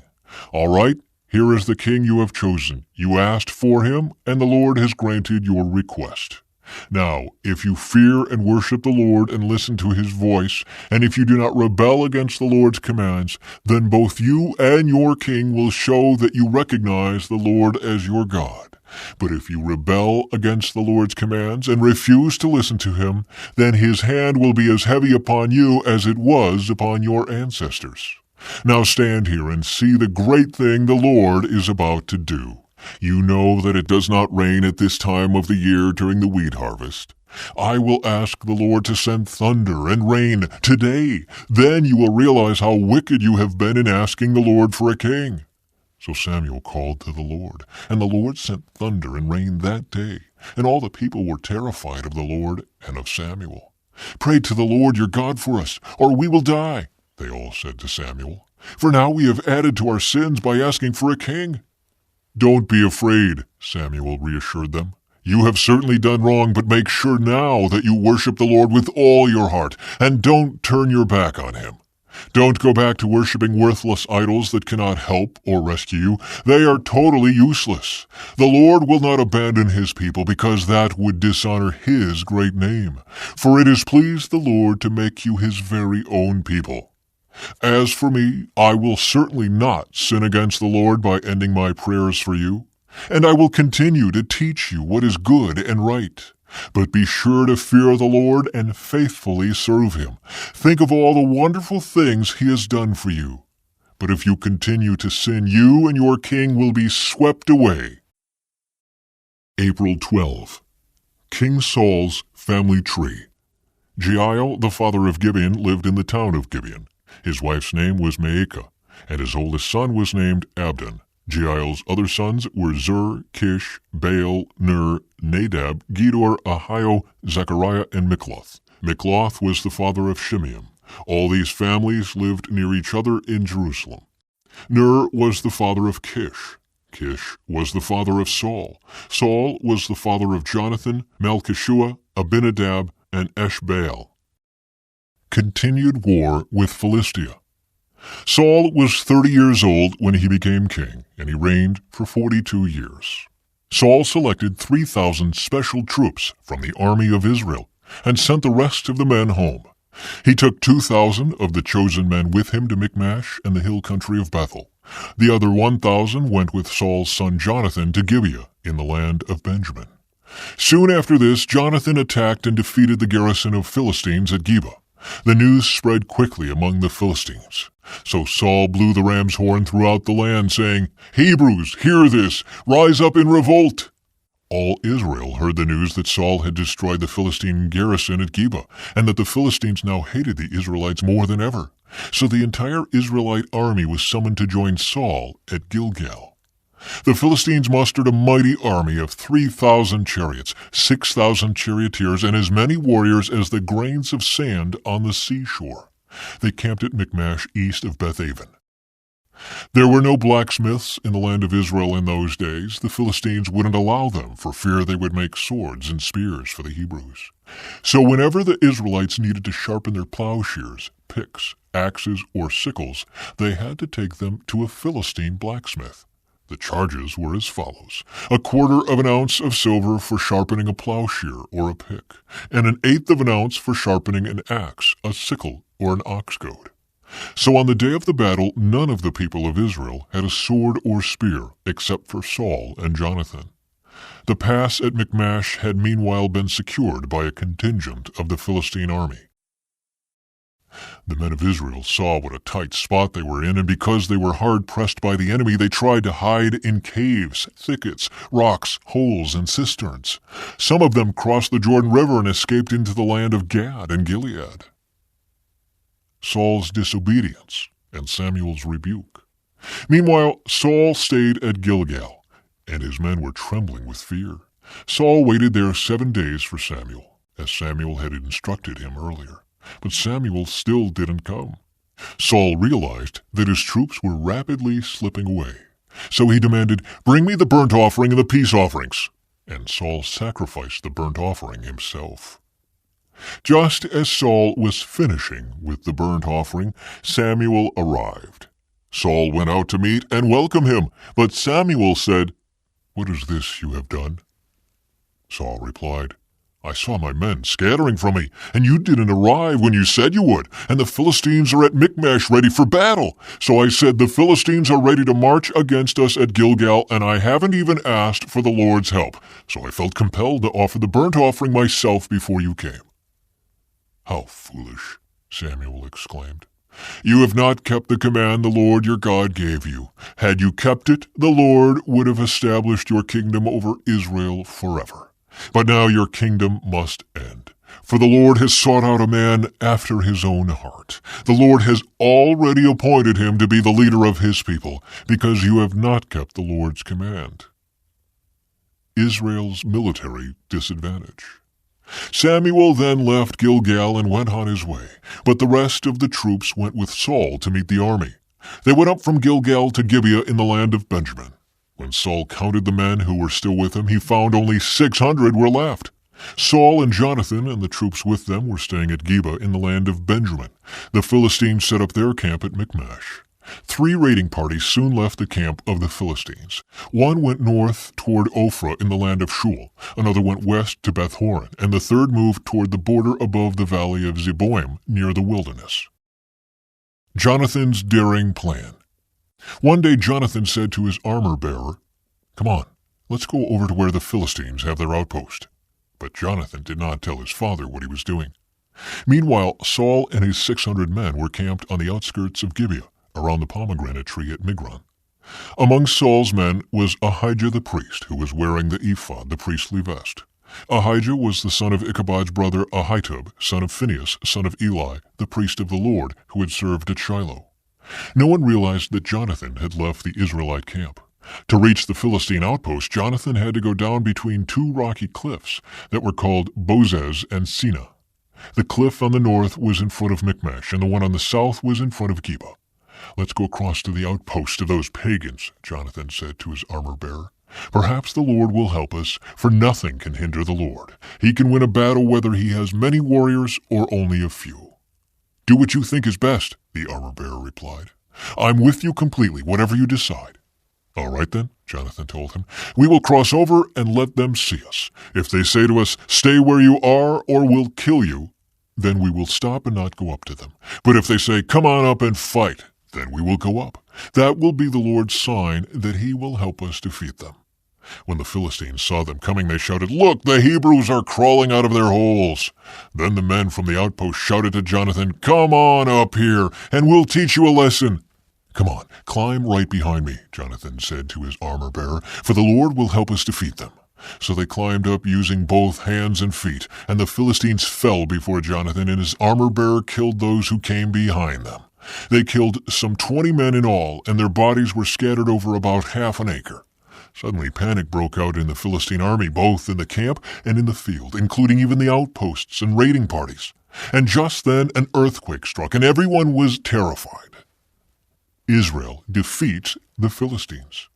Saul's lookouts in Gibeah of Benjamin saw a strange sight. The vast army of Philistines began to melt away in every direction. "Call the roll and find out who's missing," Saul ordered. And when they checked, they found that Jonathan and his armor-bearer were gone.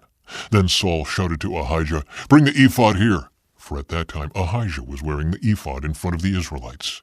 But while Saul was talking to the priest, the confusion in the Philistine camp grew louder and louder. So Saul said to the priest, "Never mind, let's get going." Then Saul and all his men rushed out to the battle and found the Philistines killing each other. There was terrible confusion everywhere. Even the Hebrews, who had previously gone over to the Philistine army, revolted and joined in with Saul, Jonathan, and the rest of the Israelites. Likewise, the men of Israel, who were hiding in the hill country of Ephraim, joined the chase when they saw the Philistines running away. So the Lord saved Israel that day, and the battle continued to rage even beyond Beth-aven. Saul's foolish oath. Now the men of Israel were pressed to exhaustion that day because Saul had placed them under an oath, saying, "Let a curse fall on anyone who eats before evening, before I have full revenge on my enemies." So no one ate anything all day, even though they had all found honeycomb on the ground in the forest. They didn't dare touch the honey because they all feared the oath they had taken. But Jonathan had not heard his father's command, and he dipped the end of his stick into a piece of honeycomb and ate the honey. After he had eaten it, he felt refreshed. But one of the men saw him and said, "Your father made the army take a strict oath that anyone who eats food today will be cursed. That is why everyone is weary and faint." "My father has made trouble for us all," Jonathan exclaimed. "A command like that only hurts us. See how refreshed I am now that I have eaten this little bit of honey. If the men had been allowed to eat freely from the food they found among our enemies, think how many more Philistines we could have killed." They chased and killed the Philistines all day from Michmash to Ajalon, growing more and more faint. That evening they rushed for the battle plunder and butchered the sheep, goats, cattle, and calves, but they ate them without draining the blood. Someone reported to Saul, "Look, the men are sinning against the Lord by eating meat that still has blood in it." "That is very wrong," Saul said. "Find a large stone and roll it over here. Then go out among the troops and tell them, 'Bring the cattle, sheep, and goats here to me. Kill them here and drain the blood before you eat them. Do not sin against the Lord by eating meat with the blood still in it." So that night all the troops brought their animals and slaughtered them there. Then Saul built an altar to the Lord. It was the first of the altars he built to the Lord. Then Saul said, "Let's chase the Philistines all night and plunder them until sunrise. Let's destroy every last one of them." His men replied, "We'll do whatever you think is best." But the priest said, "Let's ask God first." So Saul asked God, "Should we go after the Philistines? Will you help us defeat them?" But God made no reply that day. Then Saul said to the leaders, "Something's wrong. I want all my army commanders to come here. We must find out what sin was committed today. I vow by the name of the Lord who rescued Israel that the sinner will surely die, even if it is my own son Jonathan." But no one would tell him what the trouble was. Then Saul said, "Jonathan and I will stand over here, and all of you stand over there." And the people responded to Saul, "Whatever you think is best." Then Saul prayed, "O Lord, God of Israel, please show us who is guilty and who is innocent." Then they cast sacred lots, and Jonathan and Saul were chosen as the guilty ones, and the people were declared innocent. Then Saul said, "Now cast lots again and choose between me and Jonathan." And Jonathan was shown to be the guilty one. "Tell me what you have done," Saul demanded of Jonathan. "I tasted a little honey," Jonathan admitted. "It was only a little bit on the end of my stick. Does that deserve death?" "Yes, Jonathan," Saul said. "You must die. May God strike me and even kill me if you do not die for this." But the people broke in and said to Saul, "Jonathan has won this great victory for Israel. Should he die? Far from it. As surely as the Lord lives, not one hair on his head will be touched, for God helped him do a great deed today." So the people rescued Jonathan, and he was not put to death. Then Saul called back the army from chasing the Philistines, and the Philistines returned home. Saul's military successes. Now when Saul had secured his grasp on Israel's throne, he fought against his enemies in every direction, against Moab, Ammon, Edom, the kings of Zobah, and the Philistines. And wherever he turned, he was victorious. He performed great deeds and conquered the Amalekites, saving Israel from all those who had plundered them. Saul's sons included Jonathan, Ishbosheth, and Malchishua. He also had 2 daughters, Merab, who was older, and Michal. Saul's wife was Ahinoam, the daughter of Ahimaaz. The commander of Saul's army was Abner, the son of Saul's uncle Ner. Saul's father Kish and Abner's father Ner were both sons of Abiel. The Israelites fought constantly with the Philistines throughout Saul's lifetime. So whenever Saul observed a young man who was brave and strong, he drafted him into his army. April 13. Saul destroys the Amalekites. One day Samuel said to Saul, "It was the Lord who told me to anoint you as king of his people Israel. Now listen to this message from the Lord. This is what the Lord of heaven's armies has declared. I have decided to settle accounts with the nation of Amalek for opposing Israel when they came from Egypt. Now go and completely destroy the entire Amalekite nation, men, women, children, babies, cattle, sheep, goats, camels, and donkeys." So Saul mobilized his army at Telaim. There were 200,000 soldiers from Israel and 10,000 men from Judah. Then Saul and his army went to a town of the Amalekites and lay in wait in the valley. Saul sent this warning to the Kenites: "Move away from where the Amalekites live, or you will die with them, for you showed kindness to all the people of Israel when they came up from Egypt." So the Kenites packed up and left. Then Saul slaughtered the Amalekites from Havilah all the way to Shur, east of Egypt. He captured Agag, the Amalekite king, but completely destroyed everyone else. Saul and his men spared Agag's life and kept the best of the sheep and goats, the cattle, the fat calves, and the lambs, everything, in fact, that appealed to them. They destroyed only what was worthless or of poor quality. The Lord rejects Saul. Then the Lord said to Samuel, "I am sorry that I ever made Saul king, for he has not been loyal to me, and has refused to obey my command." Samuel was so deeply moved when he heard this that he cried out to the Lord all night. Early the next morning Samuel went to find Saul. Someone told him, "Saul went to the town of Carmel to set up a monument to himself. Then he went on to Gilgal." When Samuel finally found him, Saul greeted him cheerfully. "May the Lord bless you," he said. "I have carried out the Lord's command." "Then what is all the bleating of sheep and goats, and the lowing of cattle I hear?" Samuel demanded. "It's true that the army spared the best of the sheep, goats, and cattle," Saul admitted, "but they are going to sacrifice them to the Lord your God. We have destroyed everything else." Then Samuel said to Saul, "Stop. Listen to what the Lord told me last night." "What did he tell you?" Saul asked. And Samuel told him, "Although you may think little of yourself, are you not the leader of the tribes of Israel? The Lord has anointed you king of Israel, and the Lord sent you on a mission and told you, 'Go and completely destroy the sinners, the Amalekites, until they are all did? Why haven't you obeyed the Lord? Why did you rush for the plunder and do what was evil in the Lord's sight? But I did obey the Lord, Saul insisted. I carried out the mission he gave me. I brought back King Agag, but I destroyed everyone else. Then my troops brought in the best of the sheep, goats, cattle, and plunder to sacrifice to the Lord your God in Gilgal. But Samuel replied, what is more pleasing to the Lord, your burnt offerings and sacrifices, or your obedience to his voice?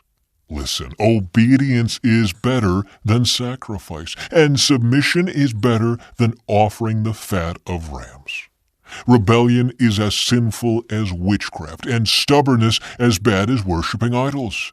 So because you have rejected the command of the Lord, he has rejected you as king. Saul pleads for forgiveness. Then Saul admitted to Samuel, yes, I have sinned. I have disobeyed your instructions and the Lord's command, for I was afraid of the people and did what they demanded. But now please forgive my sin and come back with me so that I may worship the Lord. But Samuel replied, I will not go back with you. Since you have rejected the Lord's command, he has rejected you as king of Israel. As Samuel turned to go, Saul tried to hold him back and tore the hem of his robe. And Samuel said to him, the Lord has torn the kingdom of Israel from you today, and has given it to someone else, one who is better than you. And he who is the glory of Israel will not lie, nor will he change his mind, for he is not human, that he should change his mind. And Saul pleaded again, I know I have sinned, but please at least honor me before the elders of my people and before Israel by coming back with me so that I may worship the Lord your God. So Samuel finally agreed and went back with him, and Saul worshiped the Lord. Samuel executes King Agag. Then Samuel said, bring King Agag to me. Agag arrived full of hope, for he thought, surely the worst is over, and I have been spared. But Samuel said, as your sword has killed the sons of many mothers, now your mother will be childless. And Samuel cut Agag to pieces before the Lord at Gilgal. Then Samuel went home to Ramah, and Saul returned to his house at Gibeah of Saul.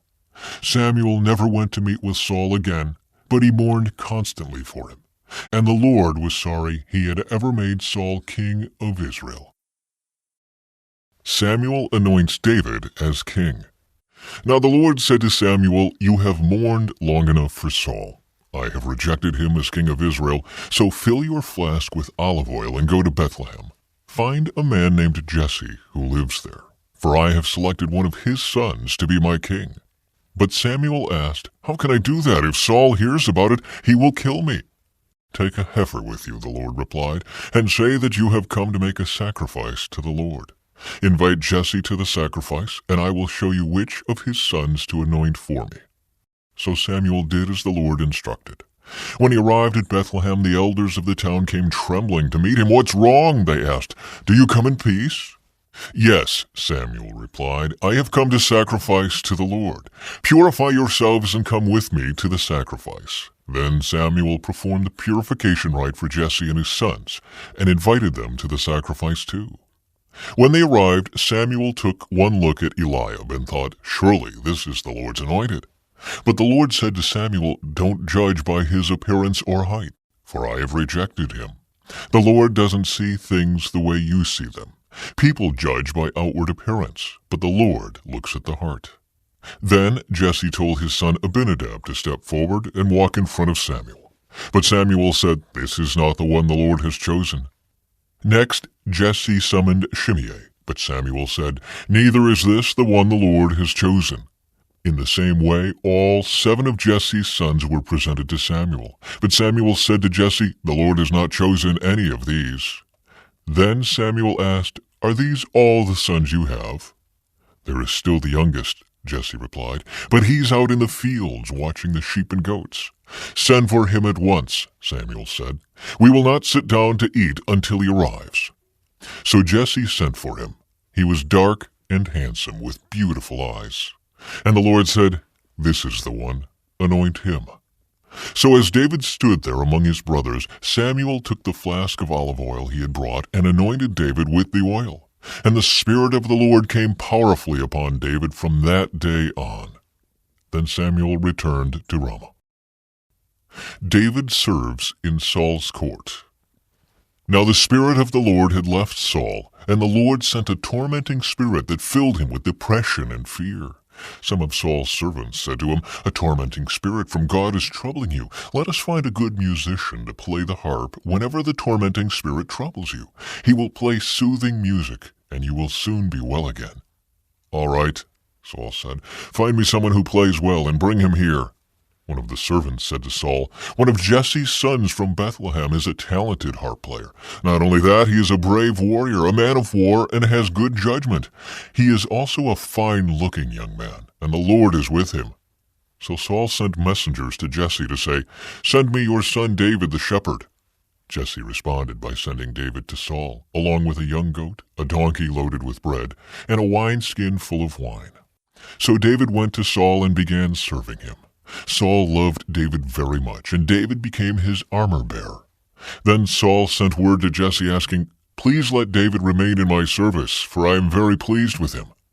And whenever the tormenting spirit from God troubled Saul, David would play the harp.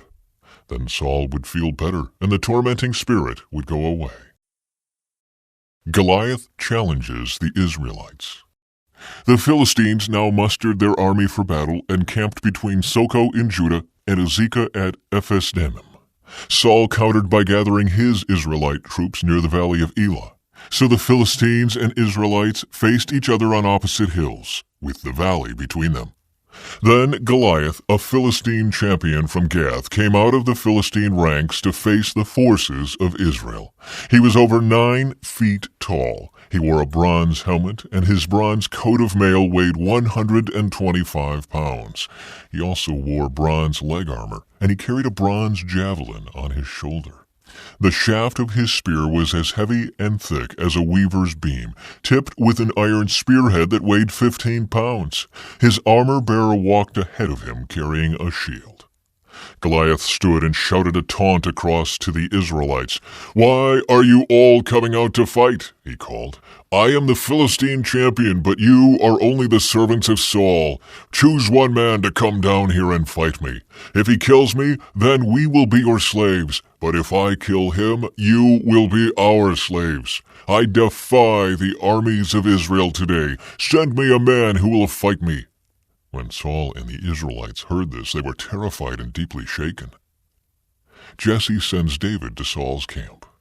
Now David was the son of a man named Jesse, an Ephrathite from Bethlehem in the land of Judah. Jesse was an old man at that time, and he had 8 sons.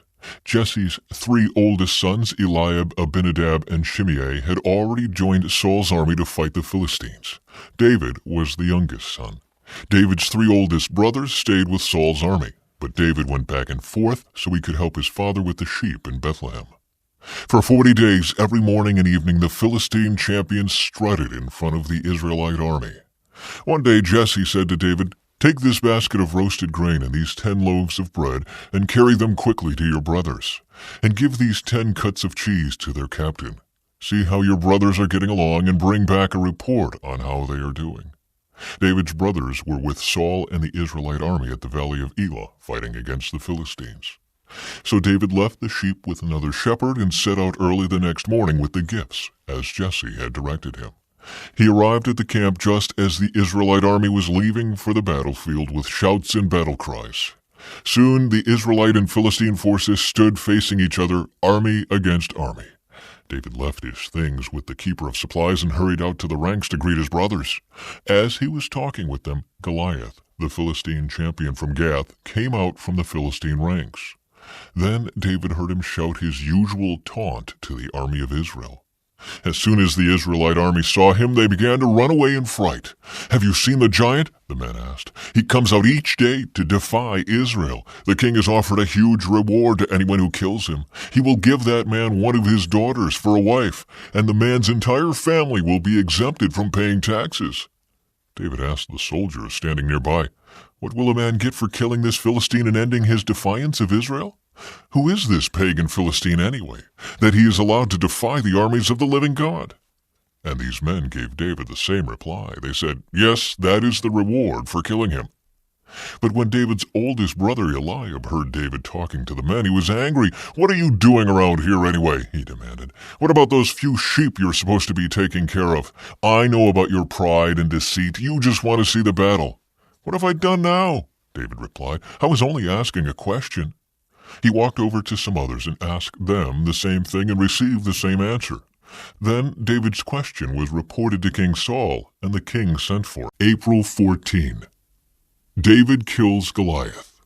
"Don't worry about this Philistine," David told Saul. "I'll go fight him." "Don't be ridiculous," Saul replied. "There's no way you can fight this Philistine and possibly win. You're only a boy, and he's been a man of war since his youth." But David persisted.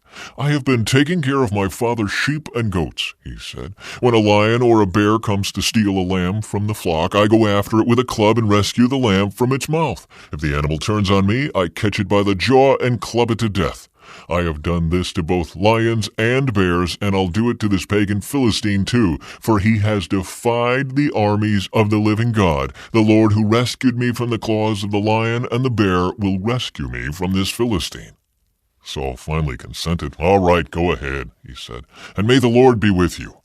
Then Saul gave David his own armor, a bronze helmet and a coat of mail. David put it on, strapped the sword over it, and took a step or two to see what it was like, for he had never worn such things before. "I can't go in these," he protested to Saul. "I'm not used to them." So David took them off again. He picked up 5 smooth stones from a stream and put them into a shepherd's bag. Then, armed only with his shepherd's staff and sling, he started across the valley to fight the Philistine. Goliath walked out toward David with his shield-bearer ahead of him, sneering in contempt at this ruddy-faced boy.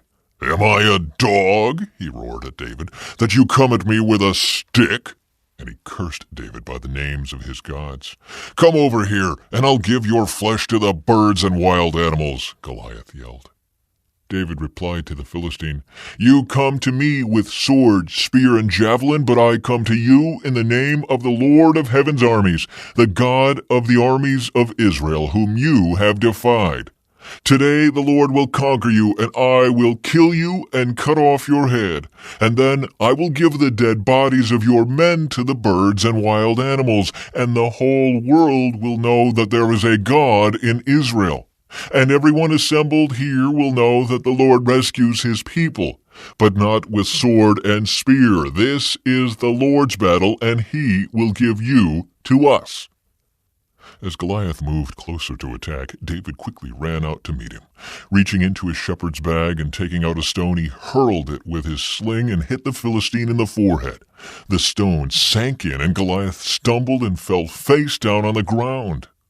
So David triumphed over the Philistine with only a sling and a stone, for he had no sword. Then David ran over and pulled Goliath's sword from its sheath. David used it to kill him and cut off his head.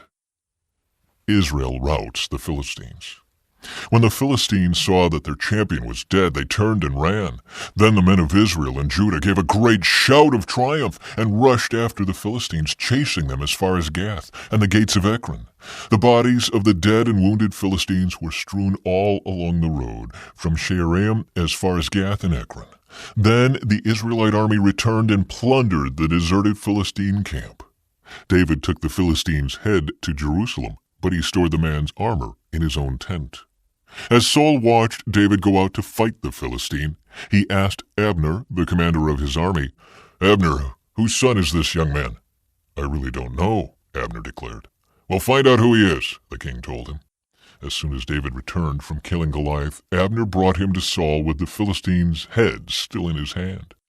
"Tell me about your father, young man," Saul said. And David replied, "His name is Jesse, and we live in Bethlehem." Saul becomes jealous of David.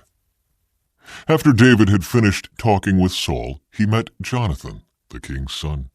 There was an immediate bond between them, for Jonathan loved David. From that day on, Saul kept David with him and wouldn't let him return home.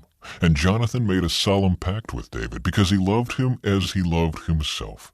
Jonathan sealed the pact by taking off his robe and giving it to David, together with his tunic, sword, bow, and belt. Whatever Saul asked David to do, David did it successfully. So Saul made him a commander over the men of war, an appointment that was welcomed by the people and Saul's officers alike. When the victorious Israelite army was returning home after David had killed the Philistine, women from all the towns of Israel came out to meet King Saul. They sang and danced for joy with tambourines and cymbals. This was their song. Saul has killed his thousands and David his 10,000s. This made Saul very angry. "What's this?" he said. "They credit David with 10,000s and me with only thousands. Next they'll be making him their king." So from that time on, Saul kept a jealous eye on David. The very next day, a tormenting spirit from God overwhelmed Saul, and he began to rave in his house like a madman. David was playing the harp, as he did each day, but Saul had a spear in his hand, and he suddenly hurled it at David, intending to pin him to the wall. But David escaped him twice. Saul was then afraid of David, for the Lord was with David and had turned away from Saul. Finally, Saul sent him away and appointed him commander over 1,000 men, and David faithfully led his troops into battle. David continued to succeed in everything he did, for the Lord was with him. When Saul recognized this, he became even more afraid of him. But all Israel and Judah loved David because he was so successful at leading his troops into battle. David marries Saul's daughter. One day Saul said to David, "I am ready to give you my older daughter, Merab, as your wife. But first you must prove yourself to be a real warrior by fighting the Lord's battles." For Saul thought, "I'll send him out against the Philistines and let them kill him rather than doing it myself." "Who am I, and what is my family in Israel, that I should be the king's son-in-law?" David exclaimed. "My father's family is nothing." So when the time came for Saul to give his daughter Merab in marriage to David, he gave her instead to Adriel, a man from Meholah. In the meantime, Saul's daughter Michal had fallen in love with David, and Saul was delighted when he heard about it. "Here's another chance to see him killed by the Philistines," Saul said to himself. But to David he said, "Today you have a second chance to become my son-in-law." Then Saul told his men to say to David, "The king really likes you, and so do we. Why don't you accept the king's offer and become his son-in-law?" When Saul's men said these things to David, he replied, "How can a poor man from a humble family afford the bride price for the daughter of a king?" When Saul's men reported this back to the king, he told them, "Tell David that all I want for the bride price is 100 Philistine foreskins. Vengeance on my enemies is all I really want." But what Saul had in mind was that David would be killed in the fight. David was delighted to accept the offer. Before the time limit expired, he and his men went out and killed 200 Philistines. Then David fulfilled the king's requirement by presenting all their foreskins to him. So Saul gave his daughter Michal to David to be his wife. When Saul realized that the Lord was with David and how much his daughter Michal loved him, Saul became even more afraid of him, and he remained David's enemy for the rest of his life. Every time the commanders of the Philistines attacked, David was more successful against them than all the rest of Saul's officers. So David's name became very famous. Saul tries to kill David. Saul now urged his servants and his son Jonathan to assassinate David. But Jonathan, because of his strong affection for David, told him what his father was planning. "Tomorrow morning," he warned him, "you must find a hiding place out in the fields. I'll ask my father to go out there with me, and I'll talk to him about you. Then I'll tell you everything I can find out." The next morning Jonathan spoke with his father about David, saying many good things about him. "The king must not sin against his servant David," Jonathan said. "He's never done anything to harm you. He has always helped you in any way he could. Have you forgotten about the time he risked his life to kill a Philistine giant, and how the Lord brought a great victory to all Israel as a result? You were certainly happy about it then. Why should you murder an innocent man like David? There's no reason for it at all." So Saul listened to Jonathan and vowed, "As surely as the Lord lives, David will not be killed." Afterward, Jonathan called David and told him what had happened. Then he brought David to Saul, and David served in the court as before. War broke out again after that, and David led his troops against the Philistines. He attacked them with such fury that they all ran away. But one day when Saul was sitting at home with spear in hand, the tormenting spirit from the Lord suddenly came upon him again. As David played his harp, Saul hurled his spear at David, but David dodged out of the way, and leaving the spear stuck in the wall, he fled and escaped into the night. Michal saves David's life. Then Saul sent troops to watch David's house. They were told to kill David when he came out the next morning. But Michal, David's wife, warned him, "If you don't escape tonight, you will be dead by morning." So she helped him climb out through a window, and he fled and escaped. Then she took an idol and put it in his bed, covered it with blankets, and put a cushion of goat's hair at its head. When the troops came to arrest David, she told them he was sick and couldn't get out of bed. But Saul sent the troops back to get David. He ordered, "Bring him to me in his bed so I can kill him."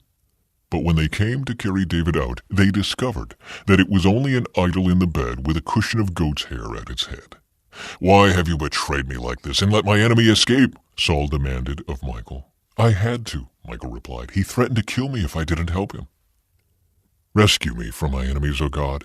Protect me from those who have come to destroy me. Rescue me from these criminals. Save me from these murderers. They have set an ambush for me. Fierce enemies are out there waiting, Lord, though I have not sinned or offended them. I have done nothing wrong, yet they prepare to attack me. Wake up, see what is happening, and help me. O Lord God of heaven's armies, the God of Israel, wake up and punish those hostile nations. Show no mercy to wicked traitors. They come out at night, snarling like vicious dogs as they prowl the streets. Listen to the filth that comes from their mouths. Their words cut like swords. After all, who can hear us? They sneer. But Lord, you laugh at them. You scoff at all the hostile nations. You are my strength. I wait for you to rescue me. For you, O God, are my fortress. In his unfailing love, my God will stand with me. He will let me look down in triumph on all my enemies. Don't kill them, for my people soon forget such lessons. Stagger them with your power and bring them to their knees, O Lord, our shield. Because of the sinful things they say, because of the evil that is on their lips, let them be captured by their pride, their curses, and their lies. Destroy them in your anger. Wipe them out completely. Then the whole world will know that God reigns in Israel. My enemies come out at night, snarling like vicious dogs as they prowl the streets. They scavenge for food, but go to sleep unsatisfied. But as for me, I will sing about your power. Each morning I will sing with joy about your unfailing love. For you have been my refuge, a place of safety when I am in distress. O my strength, to you I sing praises, for you, O God, are my refuge, the God who shows me unfailing love. David escapes to Ramah. So David escaped and went to Ramah to see Samuel, and he told him all that Saul had done to him. Then Samuel took David with him to live in Naioth. When the report reached Saul that David was at Naioth in Ramah, he sent troops to capture him. But when they arrived and saw Samuel leading a group of prophets who were prophesying, the Spirit of God came upon Saul's men, and they also began to prophesy. When Saul heard what had happened, he sent other troops, but they too prophesied. The same thing happened a third time. Finally, Saul himself went to Ramah and arrived at the great well in Siku. "Where are Samuel and David?" he demanded. "They are at Naioth in Ramah," someone told him. But on the way to Naioth in Ramah, the Spirit of God came even upon Saul, and he too began to prophesy all the way to Naioth. He tore off his clothes and lay naked on the ground all day and all night, prophesying in the presence of Samuel. The people who were watching exclaimed, "What? Is even Saul a prophet?" April 15. Jonathan helps David. David now fled from Naioth in Ramah and found Jonathan. "What have I done?" he exclaimed. "What is my crime? How have I offended your father that he is so determined to kill me?" "That's not true," Jonathan protested. "You are not going to die. He always tells me everything he's going to do, even the little things. I know my father wouldn't hide something like this from me. It just isn't so." Then David took an oath before Jonathan and said, "Your father knows perfectly well about our friendship, so he has said to himself, 'I won't tell Jonathan. Why should I hurt him?'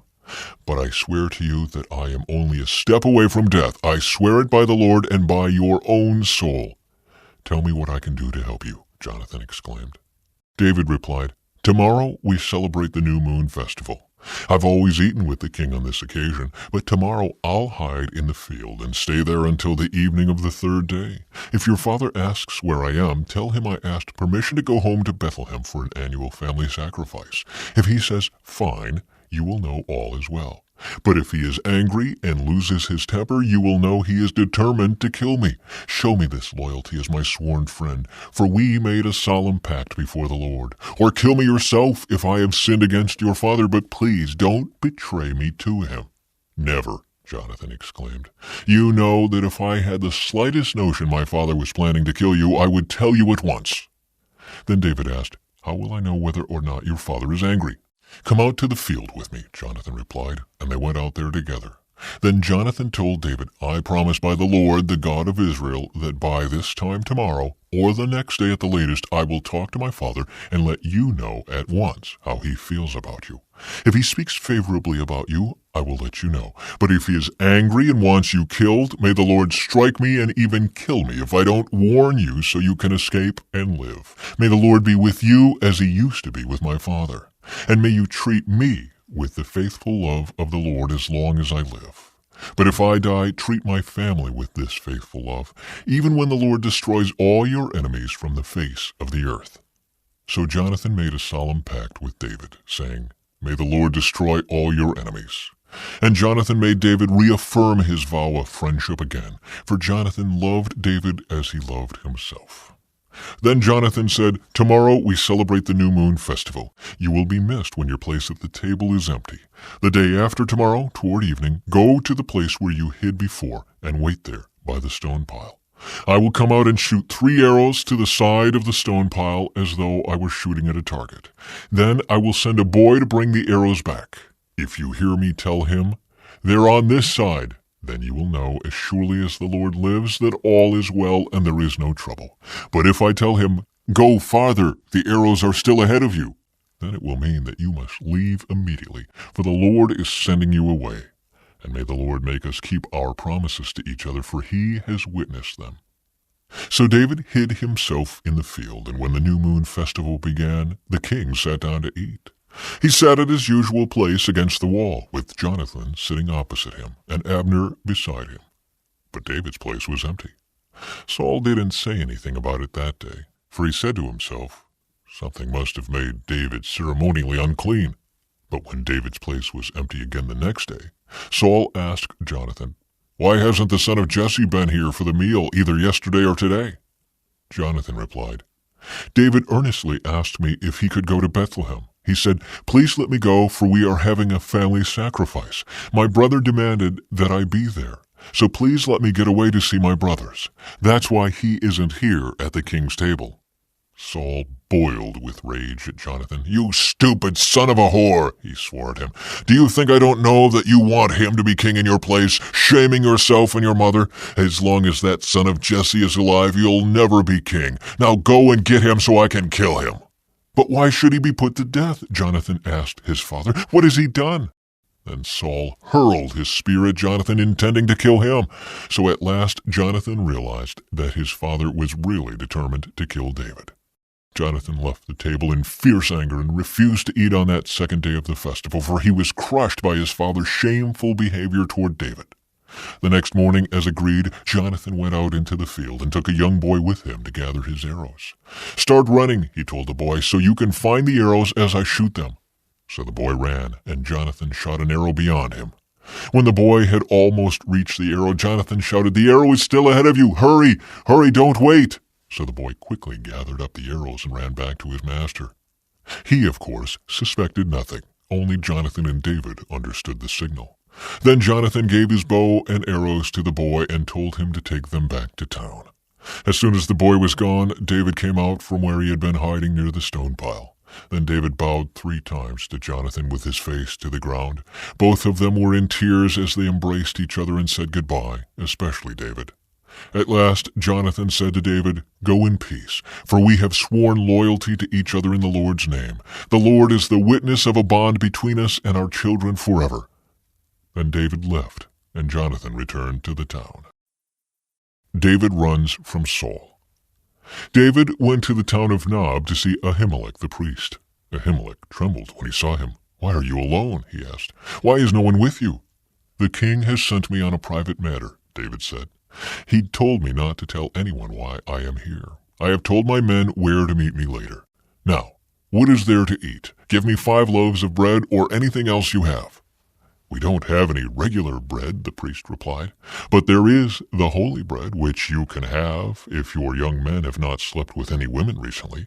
"Don't worry," David replied. "I never allow my men to be with women when they are on a campaign, and since they stay clean even on ordinary trips, how much more on this one?" Since there was no other food available, the priest gave him the holy bread, the bread of the presence that was placed before the Lord in the tabernacle. It had just been replaced that day with fresh bread. Now Doeg the Edomite, Saul's chief herdsman, was there that day, having been detained before the Lord. David asked Ahimelech, "Do you have a spear or sword? The king's business was so urgent that I didn't even have time to grab a weapon."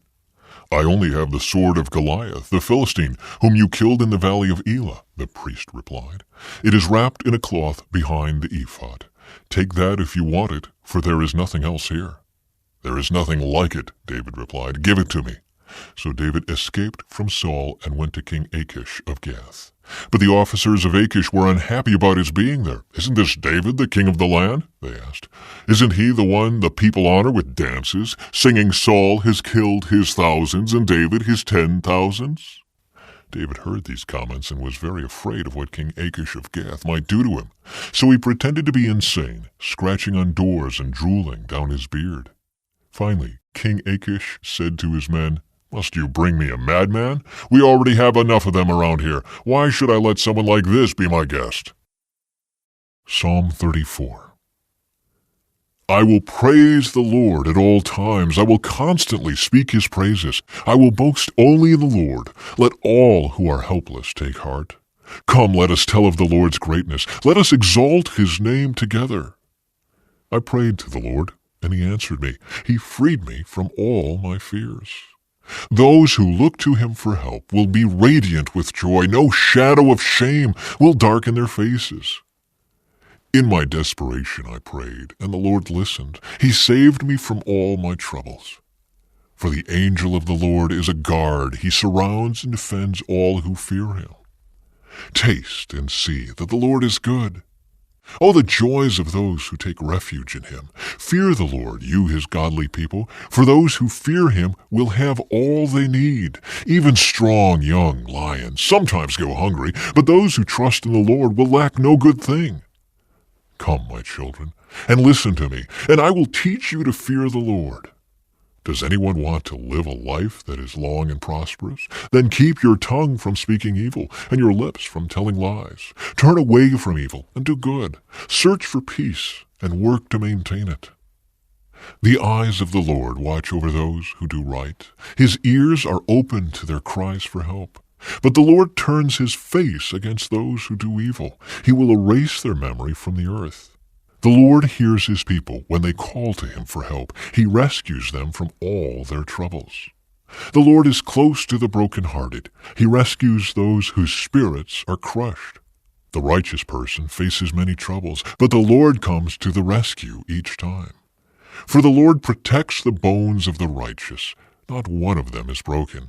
Calamity will surely overtake the wicked, and those who hate the righteous will be punished. But the Lord will redeem those who serve him. No one who takes refuge in him will be condemned.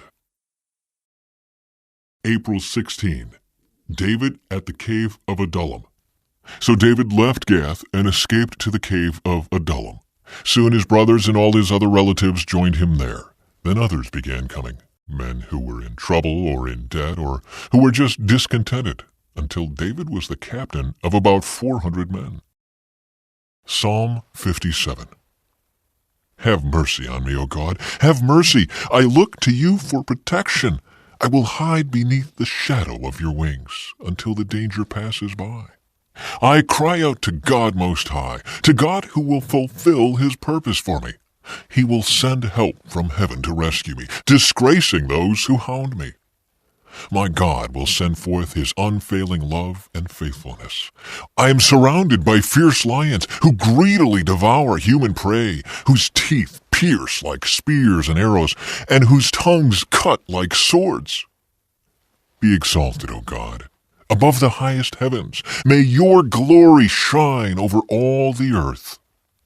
My enemies have set a trap for me. I am weary from distress. They have dug a deep pit in my path, but they themselves have fallen into it. My heart is confident in you, O God. My heart is confident. No wonder I can sing your praises. Wake up, my heart. Wake up, O lyre and harp. I will wake the dawn with my song. I will thank you, Lord, among all the people. I will sing your praises among the nations. For your unfailing love is as high as the heavens. Your faithfulness reaches to the clouds. Be exalted, O God, above the highest heavens. May your glory shine over all the earth. Psalm 142. I cry out to the Lord. I plead for the Lord's mercy.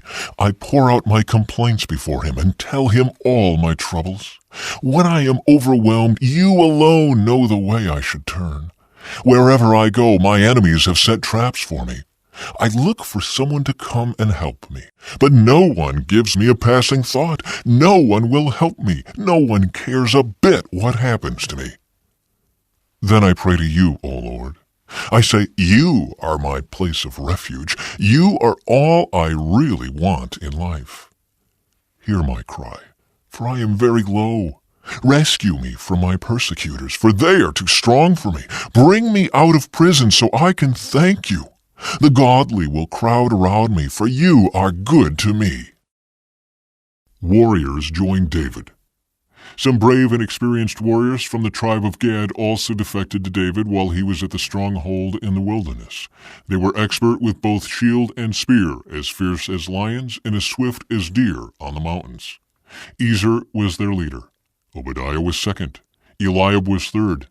Mishmannah was fourth. Jeremiah was fifth. Adai was sixth. Eliel was seventh. Johanan was eighth. Elzabad was ninth. Jeremiah was 10th. Machbani was 11th. These warriors from Gad were army commanders. The weakest among them could take on 100 regular troops, and the strongest could take on 1,000. These were the men who crossed the Jordan River during its seasonal flooding at the beginning of the year and drove out all the people living in the lowlands on both the east and west banks. Others from Benjamin and Judah came to David at the stronghold. David went out to meet them and said, "If you have come in peace to help me, we are friends. But if you have come to betray me to my enemies, when I am innocent, then may the God of our ancestors see it and punish you." Then the Spirit came upon Amasai, the leader of the 30, and he said, "We are yours, David. We are on your side, son of Jesse. Peace and prosperity be with you, and success to all who help you. For your God is the one who helps you." So David let them join him, and he made them officers over his troops. David protects his parents. Later, David went to Mizpah in Moab, where he asked the king, "Please allow my father and mother to live here with you until I know what God is going to do for me." So David's parents stayed in Moab with the king during the entire time David was living in his stronghold. David returns to Judah. One day the prophet Gad told David, "Leave the stronghold and return to the land of Judah." So David went to the forest of Hereth. The news of his arrival in Judah soon reached Saul. At the time the king was sitting beneath the tamarisk tree on the hill at Gibeah, holding his spear and surrounded by his officers. "Listen here, you men of Benjamin," Saul shouted to his officers when he heard the news. "Has that son of Jesse promised every one of you fields and vineyards? Has he promised to make you all generals and captains in his army? Is that why you have conspired against me? For not one of you told me when my own son made a solemn pact with the son of Jesse. You're not even sorry for me. Think of it, my own son encouraging him to kill me, as he is trying to do this very day." Then Doeg the Edomite, who was standing there with Saul's men, spoke up. "When I was at Nob," he said, "I saw the son of Jesse talking to the priest Ahimelech, son of Ahitub. Ahimelech consulted the Lord for him. Then he gave him food and the sword of Goliath the Philistine." The slaughter of the priests. King Saul immediately sent for Ahimelech and all his family who served as priests at Nob. When they arrived, Saul shouted at him, "Listen to me, you son of a high tub!" "What is it, my king?" Ahimelech asked. "Why have you and the son of Jesse conspired against me?" Saul demanded. "Why did you give him food and a sword? Why have you consulted God for him? Why have you encouraged him to kill me as he is trying to do this very day?" "But, sir," Ahimelech replied, "is anyone among all your servants as faithful as David, your son-in-law? Why, he is the captain of your bodyguard and a highly honored member of your household. This was certainly not the first time I had consulted God for him. May the king not accuse me and my family in this matter, for I knew nothing at all of any plot against you." "You will surely die, Ahimelech, along with your entire family," the king shouted, and he ordered his bodyguards, "Kill these priests of the Lord, for they are allies and conspirators with David. They knew he was running away from me, but they didn't tell me." But Saul's men refused to kill the Lord's priests. Then the king said to Doeg, "You do it." So Doeg the Edomite turned on them and killed them that day, 85 priests in all, still wearing their priestly garments. Then he went to Nob, the town of the priests, and killed the priests' families, men and women, children and babies, and all the cattle, donkeys, sheep, and goats. Only Abiathar, one of the sons of Ahimelech, escaped and fled to David. When he told David that Saul had killed the priests of the Lord, David exclaimed, "I knew it. When I saw Doeg the Edomite there that day, I knew he was sure to tell Saul. Now I have caused the death of all your father's family. Stay here with me and don't be afraid. I will protect you with my own life, for the same person wants to kill us both." Psalm 52.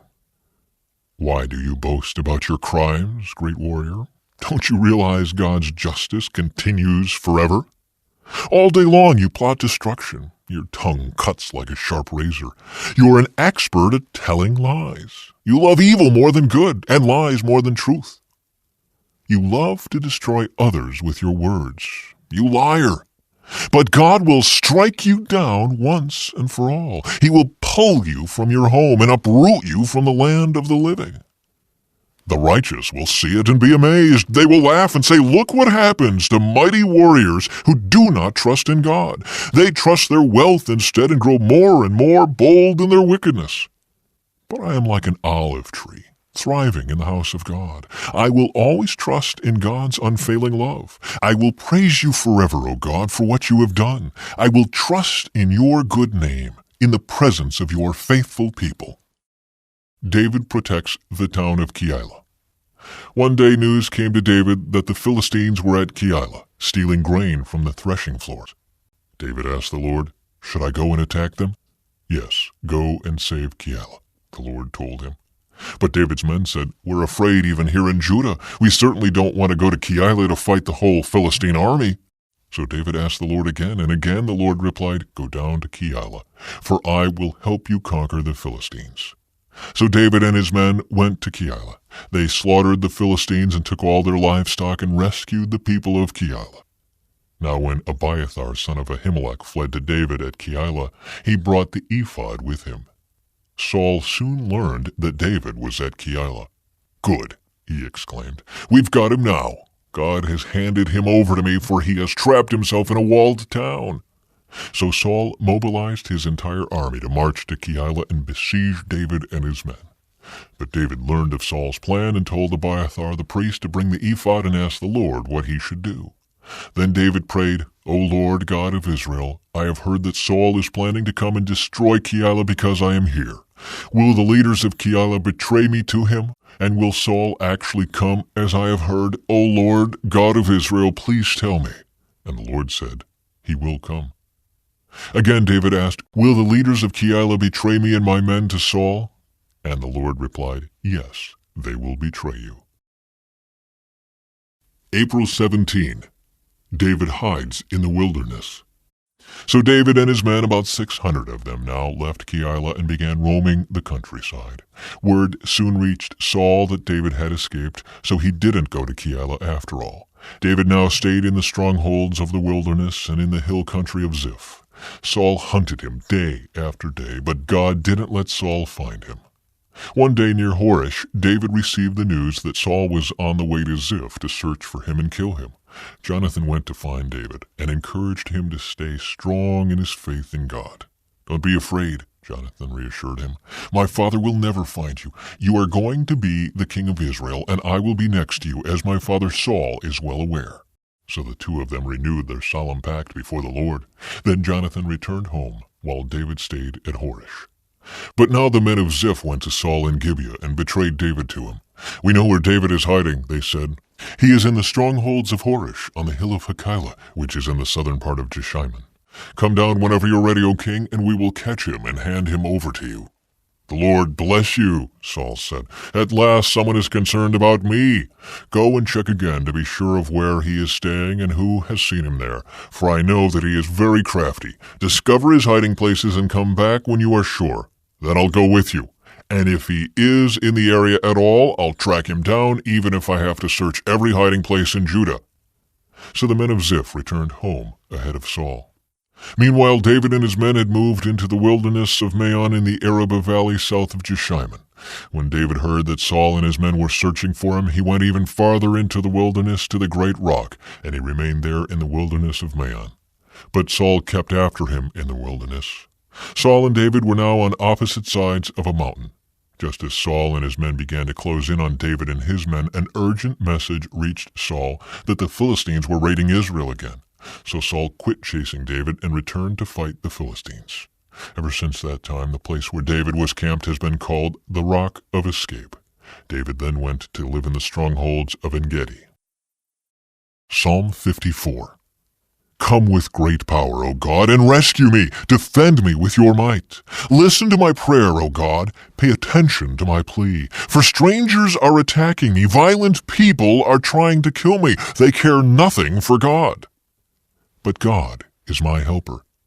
The Lord keeps me alive. May the evil plans of my enemies be turned against them. Do as you promised and put an end to them. I will sacrifice a voluntary offering to you. I will praise your name, O Lord, for it is good. For you have rescued me from my troubles and helped me to triumph over my enemies. David spares Saul's life. After Saul returned from fighting the Philistines, he was told that David had gone into the wilderness of En-Gedi. So Saul chose 3,000 elite troops from all Israel and went to search for David and his men near the rocks of the wild goats. At the place where the road passes some sheepfolds, Saul went into a cave to relieve himself. But as it happened, David and his men were hiding farther back in that very cave. "Now's your opportunity," David's men whispered to him. "Today the Lord is telling you, I will certainly put your enemy into your power, to do with as you wish." So David crept forward and cut off a piece of the hem of Saul's robe. But then David's conscience began bothering him because he had cut Saul's robe. "The Lord knows I shouldn't have done that to my lord the king," he said to his men. "The Lord forbid that I should do this to my lord the king and attack the Lord's anointed one, for the Lord himself has chosen him." So David restrained his men and did not let them kill Saul. After Saul had left the cave and gone on his way, David came out and shouted after him, "My lord the king!" And when Saul looked around, David bowed low before him. Then he shouted to Saul, "Why do you listen to the people who say I am trying to harm you? This very day you can see with your own eyes it isn't true. For the Lord placed you at my mercy back there in the cave. Some of my men told me to kill you, but I spared you. For I said, I will never harm the king. He is the Lord's anointed one. Look, my father, at what I have in my hand. It is a piece of the hem of your robe. I cut it off, but I didn't kill you. This proves that I am not trying to harm you, and that I have not sinned against you, even though you have been hunting for me to kill me. May the Lord judge between us. Perhaps the Lord will punish you for what you are trying to do to me, but I will never harm you.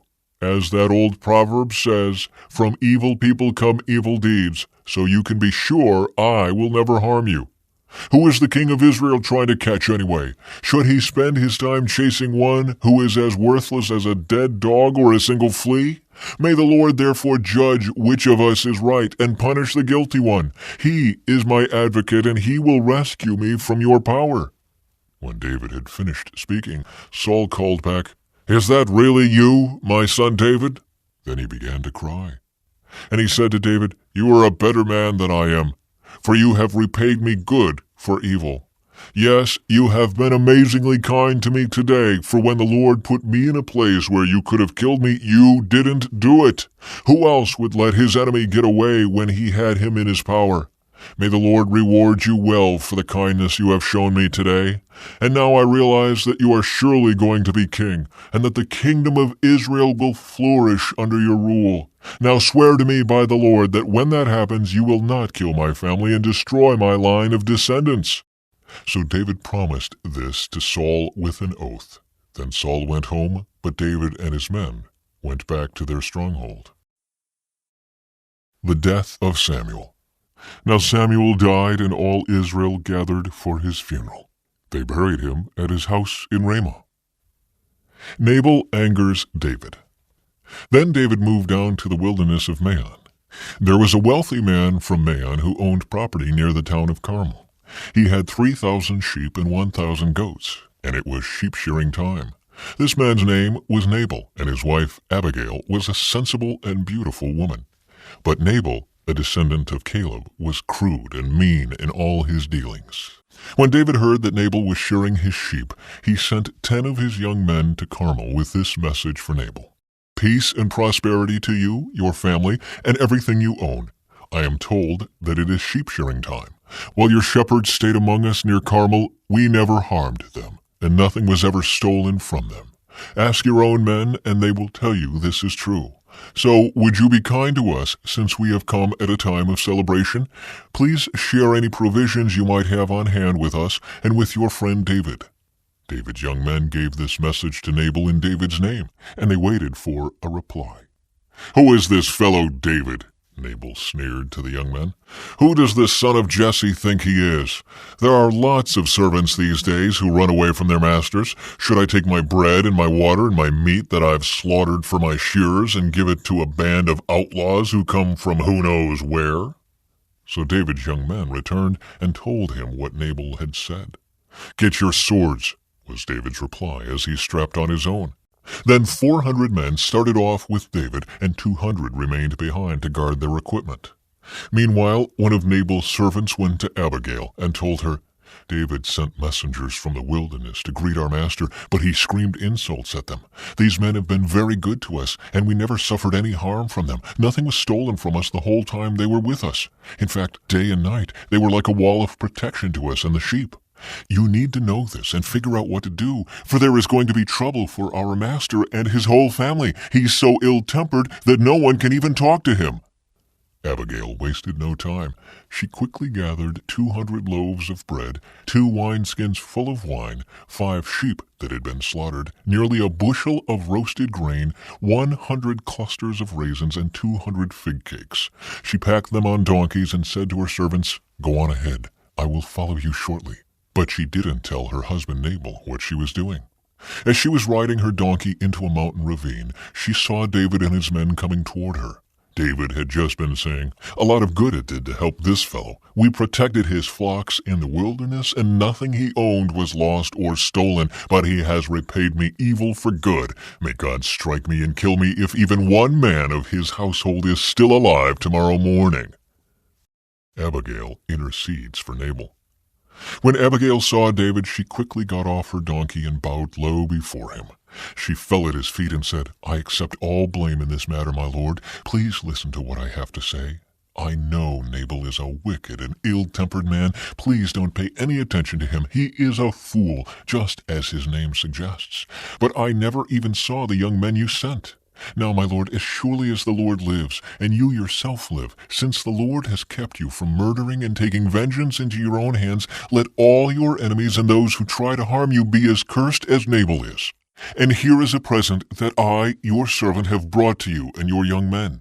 Please forgive me if I have offended you in any way. The Lord will surely reward you with a lasting dynasty, for you are fighting the Lord's battles, and you have not done wrong throughout your entire life. Even when you are chased by those who seek to kill you, your life is safe in the care of the Lord your God, secure in his treasure pouch. But the lives of your enemies will disappear like stones shot from a sling. When the Lord has done all he promised and has made you leader of Israel, don't let this be a blemish on your record. Then your conscience won't have to bear the staggering burden of needless bloodshed and vengeance. And when the Lord has done these great things for you, please remember me, your servant." David replied to Abigail, "Praise the Lord, the God of Israel, who has sent you to meet me today. Thank God for your good sense. Bless you for keeping me from murder and from carrying out vengeance with my own hands. For I swear by the Lord, the God of Israel, who has kept me from hurting you, that if you had not hurried out to meet me, not one of Nabal's men would still be alive tomorrow morning." Then David accepted her present and told her, "Return home in peace. I have heard what you said. We will not kill your husband." When Abigail arrived home, she found that Nabal was throwing a big party and was celebrating like a king. He was very drunk, so she didn't tell him anything about her meeting with David until dawn the next day. In the morning, when Nabal was sober, his wife told him what had happened. As a result, he had a stroke, and he lay paralyzed on his bed like a stone. About 10 days later, the Lord struck him, and he died. David marries Abigail. When David heard that Nabal was dead, he said, "Praise the Lord, who has avenged the insult I received from Nabal, and has kept me from doing it myself. Nabal has received the punishment for his sin." Then David sent messengers to Abigail to ask her to become his wife. When the messengers arrived at Carmel, they told Abigail, "David has sent us to take you back to marry him." She bowed low to the ground and responded, "I, your servant, would be happy to marry David. I would even be willing to become a slave washing the feet of his servants." Quickly getting ready, she took along 5 of her servant girls as attendants, mounted her donkey, and went with David's messengers. And so she became his wife. David also married Ahinoam from Jezreel, making both of them his wives. Saul, meanwhile, had given his daughter Michal, David's wife, to a man from Galim named Palti, son of Laish. April 18. David spares Saul again. Now some men from Ziph came to Saul at Gibeah to tell him, "David is hiding on the hill of Hachilah, which overlooks Jeshimon." So Saul took 3,000 of Israel's elite troops and went to hunt him down in the wilderness of Ziph. Saul camped along the road beside the hill of Hachilah near Jeshimon, where David was hiding. When David learned that Saul had come after him into the wilderness, he sent out spies to verify the report of Saul's arrival. David slipped over to Saul's camp one night to look around. Saul and Abner, son of Ner, the commander of his army, were sleeping inside a ring formed by the slumbering warriors. "Who will volunteer to go in there with me?" David asked Ahimelech the Hittite and Abishai, son of Zeruiah, Joab's brother. "I'll go with you," Abishai replied. So David and Abishai went right into Saul's camp and found him asleep, with his spear stuck in the ground beside his head. Abner and the soldiers were lying asleep around him. "God has surely handed your enemy over to you this time," Abishai whispered to David. "Let me pin him to the ground with one thrust of the spear. I won't need to strike twice." "No," David said, "don't kill him, for who can remain innocent after attacking the Lord's anointed one? Surely the Lord will strike Saul down some day, or he will die of old age or in battle. The Lord forbid that I should kill the one he has anointed. But take his spear and that jug of water beside his head, and then let's get out of here." So David took the spear and jug of water that were near Saul's head. Then he and Abishai got away without anyone seeing them or even waking up, because the Lord had put Saul's men into a deep sleep. David climbed the hill opposite the camp until he was at a safe distance. Then he shouted down to the soldiers and to Abner, son of Ner, "Wake up, Abner!" "Who is it?" Abner demanded. "Well, Abner, you're a great man, aren't you?" David taunted. "Where in all Israel is there anyone as mighty? So why haven't you guarded your master the king when someone came to kill him? This isn't good at all. I swear by the Lord that you and your men deserve to die because you failed to protect your master, the Lord's anointed. Look around. Where are the king's spear and the jug of water that were beside his head?" Saul recognized David's voice and called out, "Is that you, my son David?" And David replied, "Yes, my lord the king. Why are you chasing me? What have I done? What is my crime? But now let my lord the king listen to his servant. If the Lord has stirred you up against me, then let him accept my offering. But if this is simply a human scheme, then may those involved be cursed by the Lord. For they have driven me from my home, so I can no longer live among the Lord's people, and they have said, 'Go worship pagan gods.' Must I die on foreign soil, far from the presence of the Lord? Why has the king of Israel come out to search for a single flea? Why does he hunt me down like a partridge on the mountains?" Then Saul confessed, "I have sinned. Come back home, my son, and I will no longer try to harm you, for you valued my life today. I have been a fool and very, very wrong." "Here is your spear, O king," David replied. "Let one of your young men come over and get it. The Lord gives his own reward for doing good and for being loyal, and I refused to kill you even when the Lord placed you in my power, for you are the Lord's anointed one. Now may the Lord value my life even as I have valued yours today. May he rescue me from all my troubles." And Saul said to David, "Blessings on you, my son David. You will do many heroic deeds, and you will surely succeed." Then David went away, and Saul returned home. David among the Philistines.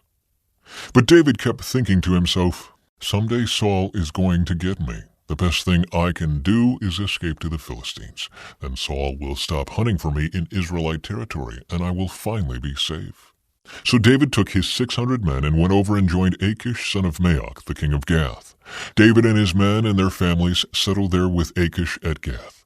David brought his 2 wives along with him, Ahinoam from Jezreel and Abigail, Nabal's widow from Carmel. Word soon reached Saul that David had fled to Gath, so he stopped hunting for him. One day David said to Achish, "If it is all right with you, we would rather live in one of the country towns instead of here in the royal city." So Achish gave him the town of Ziklag, which still belongs to the kings of Judah to this day, and they lived there among the Philistines for a year and 4 months. Warriors join David's army. The following men joined David at Ziklag while he was hiding from Saul, son of Kish. They were among the warriors who fought beside David in battle. All of them were expert archers, and they could shoot arrows or sling stones with their left hand as well as their right. They were all relatives of Saul from the tribe of Benjamin. Their leader was Ahiezer, son of Shimea from Gibeah. His brother Joash was second in command. These were the other warriors: Jeziel and Pelet, sons of Asmaveth; Berekah, Jehu from Anathoth; Ishmaiah from Gibeon, a famous warrior and leader among the 30; Jeremiah, Jahaziel, Johanan, and Jozabad from Gedera; Eluzai, Jeremoth, Bealiah, Shemariah, and Shephatiah from Haroph; Elkanah, Ishiah, Azrael, Jozer, and Jashabim, who were Korahites; Jola and Zebediah, sons of Jeroam, from Gedor. David and his men spent their time raiding the Geshurites, the Girzites, and the Amalekites, people who had lived near Shur toward the land of Egypt since ancient times. David did not leave one person alive in the villages he attacked. He took the sheep, goats, cattle, donkeys, camels, and clothing before returning home to see King Achish. "Where did you make your raid today?" Achish would ask. And David would reply, "Against the south of Judah, the Jerahmeelites, and the Kenites." No one was left alive to come to Gath and tell where he had really been. This happened again and again while he was living among the Philistines. Achish believed David and thought to himself, "By now the people of Israel must hate him bitterly. Now he will have to stay here and serve me forever." Saul consults a medium. About that time the Philistines mustered their armies for another war with Israel. King Achish told David, "You and your men will be expected to join me in battle." "Very well," David agreed. "Now you will see for yourself what we can do." Then Achish told David, "I will make you my personal bodyguard for life." Meanwhile, Samuel had died, and all Israel had mourned for him. He was buried in Ramah, his hometown. And Saul had banned from the land of Israel all mediums and those who consult the spirits of the dead. The Philistines set up their camp at Shunem, and Saul gathered all the army of Israel and camped at Gilboa. When Saul saw the vast Philistine army, he became frantic with fear. He asked the Lord what he should do, but the Lord refused to answer him, either by dreams or by sacred lots, or by the prophets. Saul then said to his advisers, "Find a woman who is a medium so I can go and ask her what to do." His advisers replied, "There is a medium at Endor." So Saul disguised himself by wearing ordinary clothing instead of his royal robes. Then he went to the woman's home at night, accompanied by 2 of his men. "I have to talk to a man who has died," he said. "Will you call up his spirit for me?" "Are you trying to get me killed?" the woman demanded. "You know that Saul has outlawed all the mediums and all who consult the spirits of the dead. Why are you setting a trap for me?" But Saul took an oath in the name of the Lord and promised, "As surely as the Lord lives, nothing bad will happen to you for doing this." Finally, the woman said, "Well, whose spirit do you want me to call up?" "Call up Samuel," Saul replied. When the woman saw Samuel, she screamed, "You've deceived me! You are Saul!" "Don't be afraid," the king told her. "What do you see?" "I see a god coming up out of the earth," she said. "What does he look like?" Saul asked. "He is an old man wrapped in a robe," she replied. Saul realized it was Samuel, and he fell to the ground before him. "Why have you disturbed me by calling me back?" Samuel asked Saul. "Because I am in deep trouble," Saul replied. "The Philistines are at war with me, and God has left me and won't reply by prophets or dreams, so I have called for you to tell me what to do." But Samuel replied, "Why ask me, since the Lord has left you and has become your enemy? The Lord has done just as he said he would. He has torn the kingdom from you and given it to your rival David. The Lord has done this to you today because you refused to carry out his fierce anger against the Amalekites. What's more, the Lord will hand you and the army of Israel over to the Philistines tomorrow, and you and your sons will be here with me. The Lord will bring down the entire army of Israel in defeat." Saul fell full length on the ground, paralyzed with fright because of Samuel's words. He was also faint with hunger, for he had eaten nothing all day and all night. When the woman saw how distraught he was, she said, "Sir, I obeyed your command at the risk of my life. Now do what I say and let me give you a little something to eat so you can regain your strength for the trip back." But Saul refused. The men who were with him also urged him to eat, so he finally yielded and got up from the ground and sat on the couch. The woman had been fattening a calf, so she hurried out and killed it.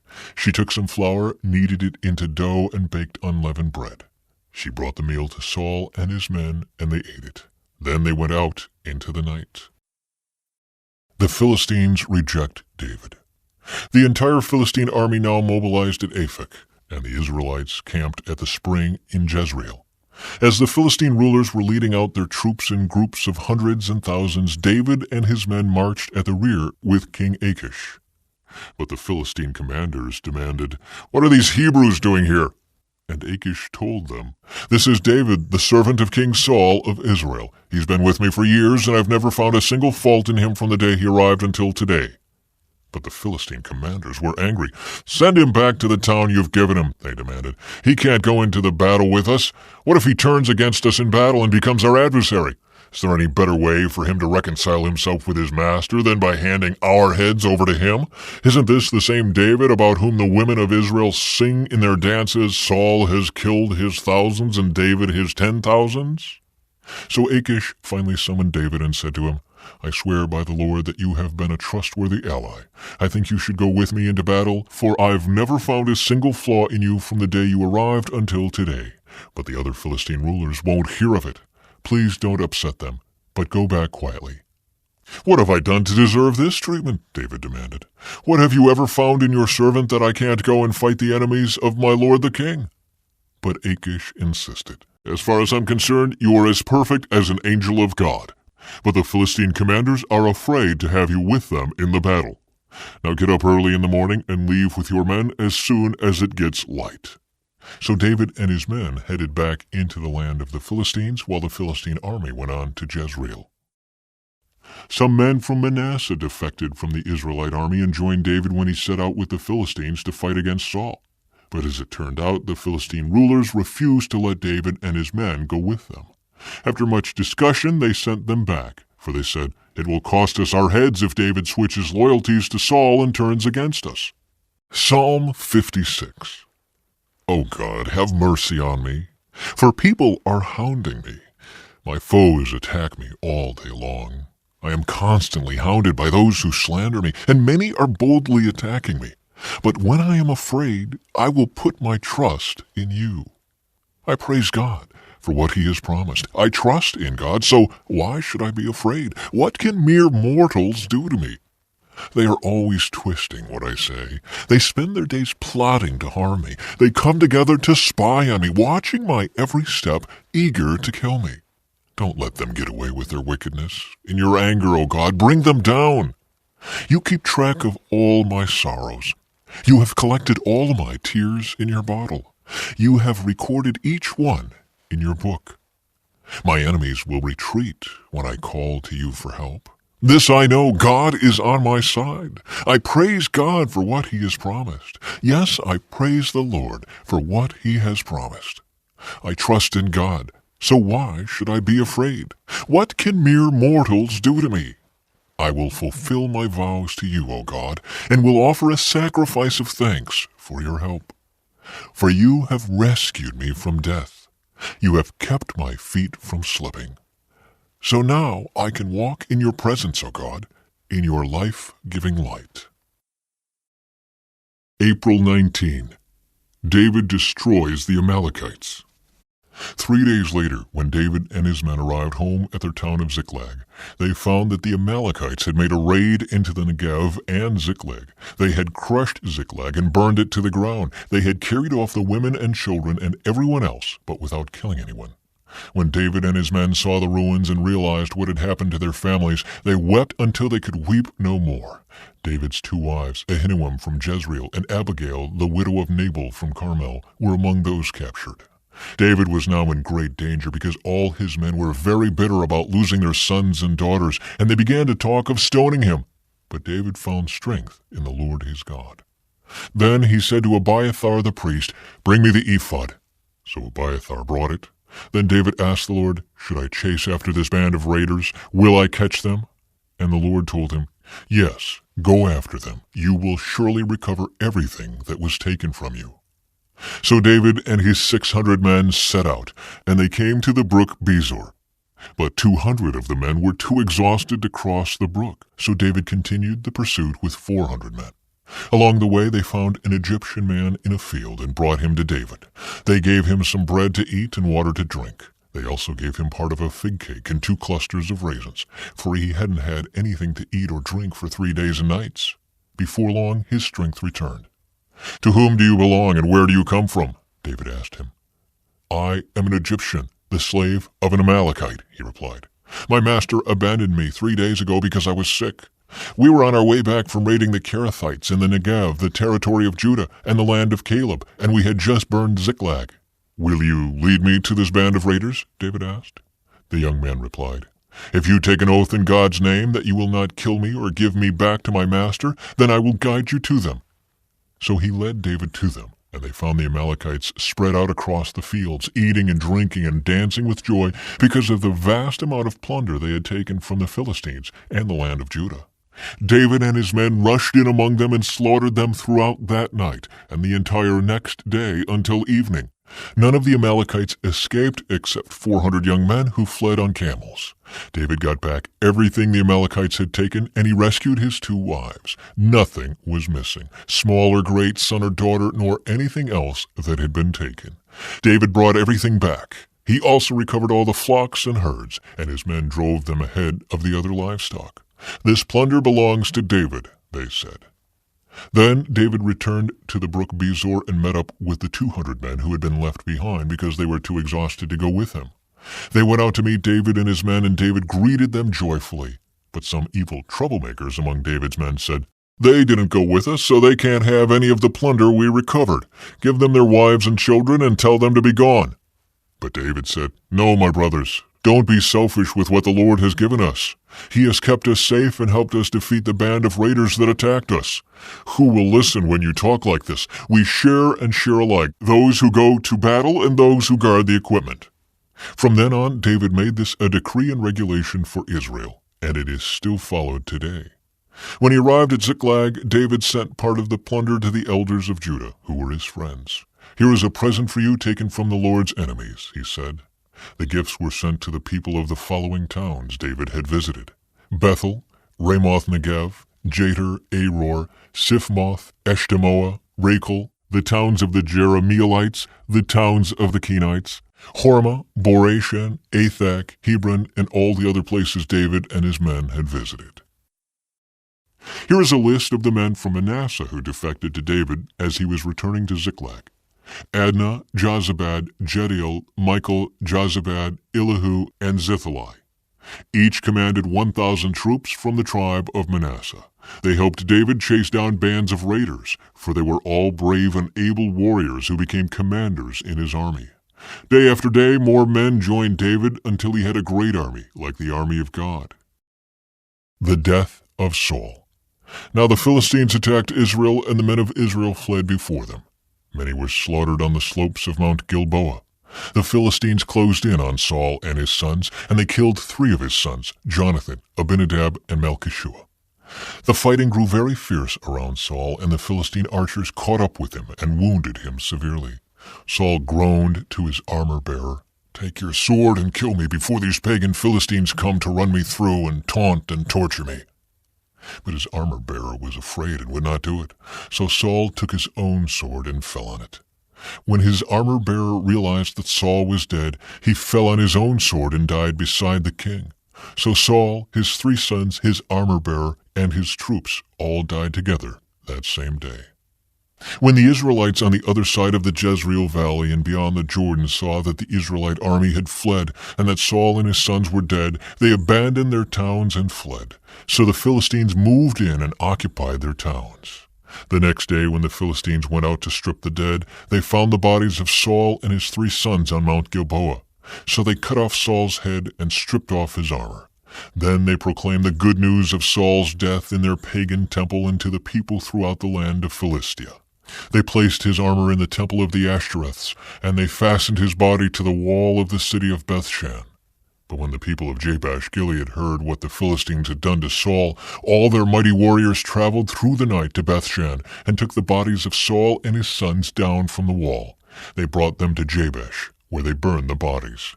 Then they took their bones and buried them beneath the tamarisk tree at Jabesh, and they fasted for 7 days. Now the Philistines attacked Israel, and the men of Israel fled before them. Many were slaughtered on the slopes of Mount Gilboa. The Philistines closed in on Saul and his sons, and they killed 3 of his sons, Jonathan, Abinadab, and Malchishua. The fighting grew very fierce around Saul, and the Philistine archers caught up with him and wounded him. Saul groaned to his armor-bearer, "Take your sword and kill me before these pagan Philistines come to taunt and torture me." But his armor-bearer was afraid and would not do it.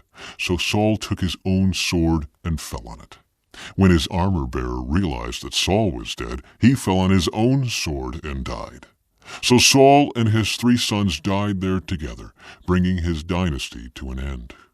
When all the Israelites in the Jezreel Valley saw that their army had fled and that Saul and his sons were dead, they abandoned their towns and fled. So the Philistines moved in and occupied their towns. The next day, when the Philistines went out to strip the dead, they found the bodies of Saul and his sons on Mount Gilboa. So they stripped off Saul's armor and cut off his head. Then they proclaimed the good news of Saul's death before their idols and to the people throughout the land of Philistia. They placed his armor in the temple of their gods, and they fastened his head to the temple of Dagon. But when everyone in Jabesh-Gilead heard about everything the Philistines had done to Saul, all their mighty warriors brought the bodies of Saul and his sons back to Jabesh. Then they buried their bones beneath the great tree at Jabesh, and they fasted for 7 days. So Saul died because he was unfaithful to the Lord. He failed to obey the Lord's command, and he even consulted a medium instead of asking the Lord for guidance. So the Lord killed him and turned the kingdom over to David, son of Jesse. Jonathan's descendants. Jonathan was the father of Merib-Baal. Merib-Baal was the father of Micah. The sons of Micah were Pithon, Melech, Tariah, and Ahaz. Ahaz was the father of Jada. Jada was the father of Elameth, Asmaveth, and Zimri. Zimri was the father of Moza. Moza was the father of Bineah. Bineah's son was Rephaiah. Rephaiah's son was Eleasah. Eleasah's son was Azel. Azel had 6 sons, whose names were Azrikam, Bokeru, Ishmael, Sheariah, Obadiah, and Hanan. These were the sons of Azel. Saul's son Jonathan had a son named Mephibosheth, who was crippled as a child. He was 5 years old when the report came from Jezreel that Saul and Jonathan had been killed in battle. When the child's nurse heard the news, she picked him up and fled. But as she hurried away, she dropped him, and he became crippled. David learns of Saul's death. After the death of Saul, David returned from his victory over the Amalekites and spent 2 days in Ziklag. On the third day, a man arrived from Saul's army camp. He had torn his clothes and put dirt on his head to show that he was in mourning. He fell to the ground before David in deep respect. "Where have you come from?" David asked. "I escaped from the Israelite camp," the man replied. "What happened?" David demanded. "Tell me how the battle went." The man replied, "Our entire army fled from the battle. Many of the men are dead, and Saul and his son Jonathan are also dead." "How do you know Saul and Jonathan are dead?" David demanded of the young man. The man answered, "I happened to be on Mount Gilboa, and there was Saul leaning on his spear with the enemy chariots and charioteers closing in on him. When he turned and saw me, he cried out for me to come to him. 'How can I help?' I asked him. He responded, 'Who are you?' 'I am an Amalekite,' I told him. Then he begged me, 'Come over here and put me out of my misery, for I am in terrible pain and want to die.' So I killed him," the Amalekite told David, "for I knew he couldn't live. Then I took his crown and his armband, and I have brought them here to you, my lord." David and his men tore their clothes in sorrow when they heard the news. They mourned and wept and fasted all day for Saul and his son Jonathan, and for the Lord's army and the nation of Israel, because they had died by the sword that day. Then David said to the young man who had brought the news, "Where are you from?" And he replied, "I am a foreigner, an Amalekite who lives in your land." "Why were you not afraid to kill the Lord's anointed one?" David asked. Then David said to one of his men, "Kill him." So the man thrust his sword into the Amalekite and killed him. "You have condemned yourself," David said, "for you yourself confessed that you killed the Lord's anointed one." David's song for Saul and Jonathan. Then David composed a funeral song for Saul and Jonathan, and he commanded that it be taught to the people of Judah. It is known as the Song of the Bow, and it is recorded in the book of Jasher. "Your pride and joy, O Israel, lies dead on the hills. Oh, how the mighty heroes have fallen. Don't announce the news in Gath. Don't proclaim it in the streets of Ashkelon, or the daughters of the Philistines will rejoice and the pagans will laugh in triumph. O mountains of Gilboa, let there be no dew or rain upon you, nor fruitful fields producing offerings of grain. For there the shield of the mighty heroes was defiled. The shield of Saul will no longer be anointed with oil. The bow of Jonathan was powerful, and the sword of Saul did its mighty work. They shed the blood of their enemies and pierced the bodies of mighty heroes. How beloved and gracious were Saul and Jonathan. They were together in life and in death. They were swifter than eagles, stronger than lions. O women of Israel, weep for Saul, for he dressed you in luxurious scarlet clothing, in garments decorated with gold. Oh, how the mighty heroes have fallen in battle. Jonathan lies dead on the hills. How I weep for you, my brother Jonathan. Oh, how much I loved you, and your love for me was deep, deeper than the love of women. Oh, how the mighty heroes have fallen. Stripped of their weapons, they lie dead. April 20. David anointed king of Judah. After this, David asked the Lord, "Should I move back to one of the towns of Judah?" "Yes," the Lord replied. Then David asked, "Which town should I go to?" "To Hebron," the Lord answered. David's 2 wives were Ahinoam from Jezreel and Abigail, the widow of Nabal from Carmel. So David and his wives and his men and their families all moved to Judah, and they settled in the villages near Hebron. Then the men of Judah came to David and crowned him king over the people of Judah. When David heard that the men of Jabesh-Gilead had buried Saul, he sent them this message: "May the Lord bless you for being so loyal to your master Saul and giving him a decent burial. May the Lord be loyal to you in return and reward you with his unfailing love. And I, too, will reward you for what you have done. Now that Saul is dead, I ask you to be my strong and loyal subjects like the people of Judah, who have anointed me as their new king." Ishbosheth crowned king of Israel. But Abner, son of Ner, the commander of Saul's army, had already gone to Mahanaim with Saul's son Ishbosheth. There he proclaimed Ishbosheth king over Gilead, Jezreel, Ephraim, Benjamin, the land of the Asherites, and all the rest of Israel. Ishbosheth, Saul's son, was 40 years old when he became king, and he ruled from Mahanaim for 2 years. Meanwhile, the people of Judah remained loyal to David. David made Hebron his capital, and he ruled as king of Judah for 7.5 years. War between Israel and Judah. One day Abner led Ishbosheth's troops from Mahanaim to Gibeon. About the same time, Joab, son of Zeruiah, led David's troops out and met them at the pool of Gibeon. The two groups sat down there facing each other from opposite sides of the pool. Then Abner suggested to Joab, "Let's have a few of our warriors fight hand-to-hand here in front of us." "All right," Joab agreed. So 12 men were chosen to fight from each side, 12 men of Benjamin representing Ishbosheth, son of Saul, and 12 representing David. Each one grabbed his opponent by the hair and thrust his sword into the other's side so that all of them died. So this place at Gibeon has been known ever since as the Field of Swords. A fierce battle followed that day, and Abner and the men of Israel were defeated by the forces of David. The death of Asahel. Joab, Abishai, and Asahel, the 3 sons of Zeruiah, were among David's forces that day. Asahel could run like a gazelle, and he began chasing Abner. He pursued him relentlessly, not stopping for anything.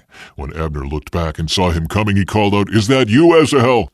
"Yes, it is," he replied. "Go fight someone else," Abner warned. "Take on one of the younger men and strip him of his weapons." But Asahel kept right on chasing Abner. Again Abner shouted to him, "Get away from here! I don't want to kill you! How could I ever face your brother Joab again?" But Asahel refused to turn back.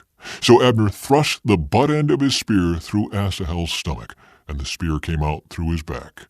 He stumbled to the ground and died there. And everyone who came by that spot stopped and stood still when they saw Asahel lying there.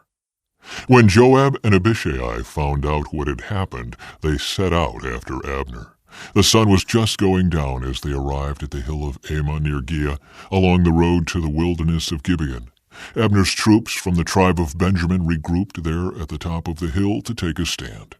Abner shouted down to Joab, "Must we always be killing each other? Don't you realize that bitterness is the only result?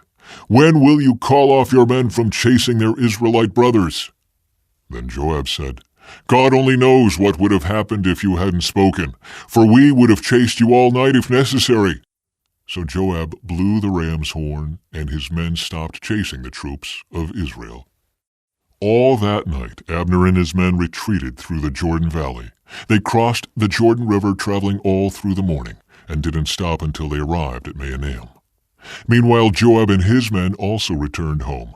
When Joab counted his casualties, he discovered that only 19 men were missing, in addition to Asahel. But 360 of Abner's men had been killed, all from the tribe of Benjamin. Joab and his men took Asahel's body to Bethlehem and buried him there in his father's tomb. Then they traveled all night and reached Hebron at daybreak. That was the beginning of a long war between those who were loyal to Saul and those loyal to David. As time passed, David became stronger and stronger, while Saul's dynasty became weaker and weaker. David's sons born in Hebron. These are the sons who were born to David in Hebron. The oldest was Amnon, whose mother was Ahinoam from Jezreel. The second was Daniel, whose mother was Abigail, the widow of Nabal from Carmel. The third was Absalom, whose mother was Maacah, the daughter of Talmai, king of Geshur. The fourth was Adonijah, whose mother was Haggith. The fifth was Shephatiah, whose mother was Abital. The sixth was Ithream, whose mother was Eglah, David's wife. These sons were all born to David in Hebron. From 1 Chronicles. These are the sons of David who were born in Hebron. The oldest was Amnon, whose mother was Ahinoam from Jezreel. The second was Daniel, whose mother was Abigail from Carmel. The third was Absalom, whose mother was Maacah, the daughter of Talmai, king of Geshur. The fourth was Adonijah, whose mother was Haggith.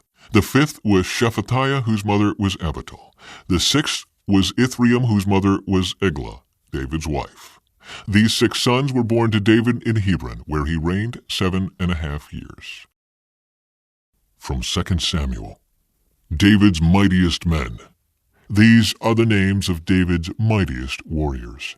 The first was Jashobeam the Hakmonite, who was the leader of the three mightiest warriors among David's men. He once used his spear to kill 800 enemy warriors in a single battle. Next in rank among the 3 was Eleazar son of Dodai, a descendant of Ahoah. Once Eleazar and David stood together against the Philistines when the entire Israelite army had fled. He killed Philistines until his hand was too tired to lift his sword, and the Lord gave him a great victory that day. The rest of the army did not return until it was time to collect the plunder. Next in rank was Shammah son of Agi from Harar. One time the Philistines gathered at Lehi and attacked the Israelites in a field full of lentils. The Israelite army fled, but Shammah held his ground in the middle of the field and beat back the Philistines. So the Lord brought about a great victory.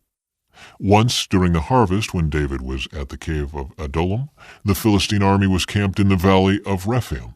The 3, who were among the 30, an elite group among David's fighting men, went down to meet him there.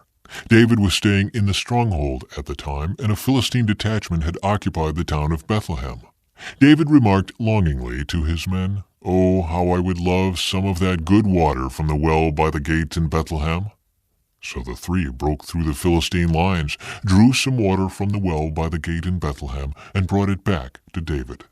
But he refused to drink it. Instead, he poured it out as an offering to the Lord. "The Lord forbid that I should drink this," he exclaimed. "This water is as precious as the blood of these men who risked their lives to bring it to me." So David did not drink it. These are examples of the exploits of the 3. From 1 Chronicles. These are the leaders of David's mighty warriors. Together with all Israel, they decided to make David their king, just as the Lord had promised concerning Israel. Here is the record of David's mightiest warriors. The first was Jashobeam the Hakmonite, who was leader of the 3, the mightiest warriors among David's men. He once used his spear to kill 300 enemy warriors in a single battle. Next in rank among the 3 was Eleazar son of Dodai, a descendant of Ahoah. He was with David in the battle against the Philistines at Pas Dammim. The battle took place in a field full of barley, and the Israelite army fled. But Eleazar and David held their ground in the middle of the field and beat back the Philistines. So the Lord saved them by giving them a great victory. Once when David was at the rock near the cave of Adullam, the Philistine army was camped in the valley of Rephaim. The 3, who were among the 30, an elite group among David's fighting men, went down to meet him there. David was staying in the stronghold at the time, and a Philistine detachment had occupied the town of Bethlehem. David remarked longingly to his men, "Oh, how I would love some of that good water from the well by the gate in Bethlehem." So the 3 broke through the Philistine lines, drew some water from the well by the gate in Bethlehem, and brought it back to David. But David refused to drink it. Instead, he poured it out as an offering to the Lord. "God forbid that I should drink this," he exclaimed. "This water is as precious as the blood of these men who risked their lives to bring it to me." So David did not drink it. These are examples of the exploits of the 3. From 2 Samuel. David's 30 mighty men. Abishai, son of Zeruiah, the brother of Joab, was the leader of the 30. He once used his spear to kill 300 enemy warriors in a single battle. It was by such feats that he became as famous as the 3. Abishai was the most famous of the 30 and was their commander, though he was not one of the 3. There was also Benaiah, son of Jehoiada, a valiant warrior from Kabzeel. He did many heroic deeds, which included killing 2 champions of Moab. Another time, on a snowy day, he chased a lion down into a pit and killed it. Once, armed only with a club, he killed a great Egyptian warrior who was armed with a spear. Benaiah wrenched the spear from the Egyptian's hand and killed him with it. Deeds like these made Benaiah as famous as the three mightiest warriors. He was more honored than the other members of the 30, though he was not one of the three. And David made him captain of his bodyguard.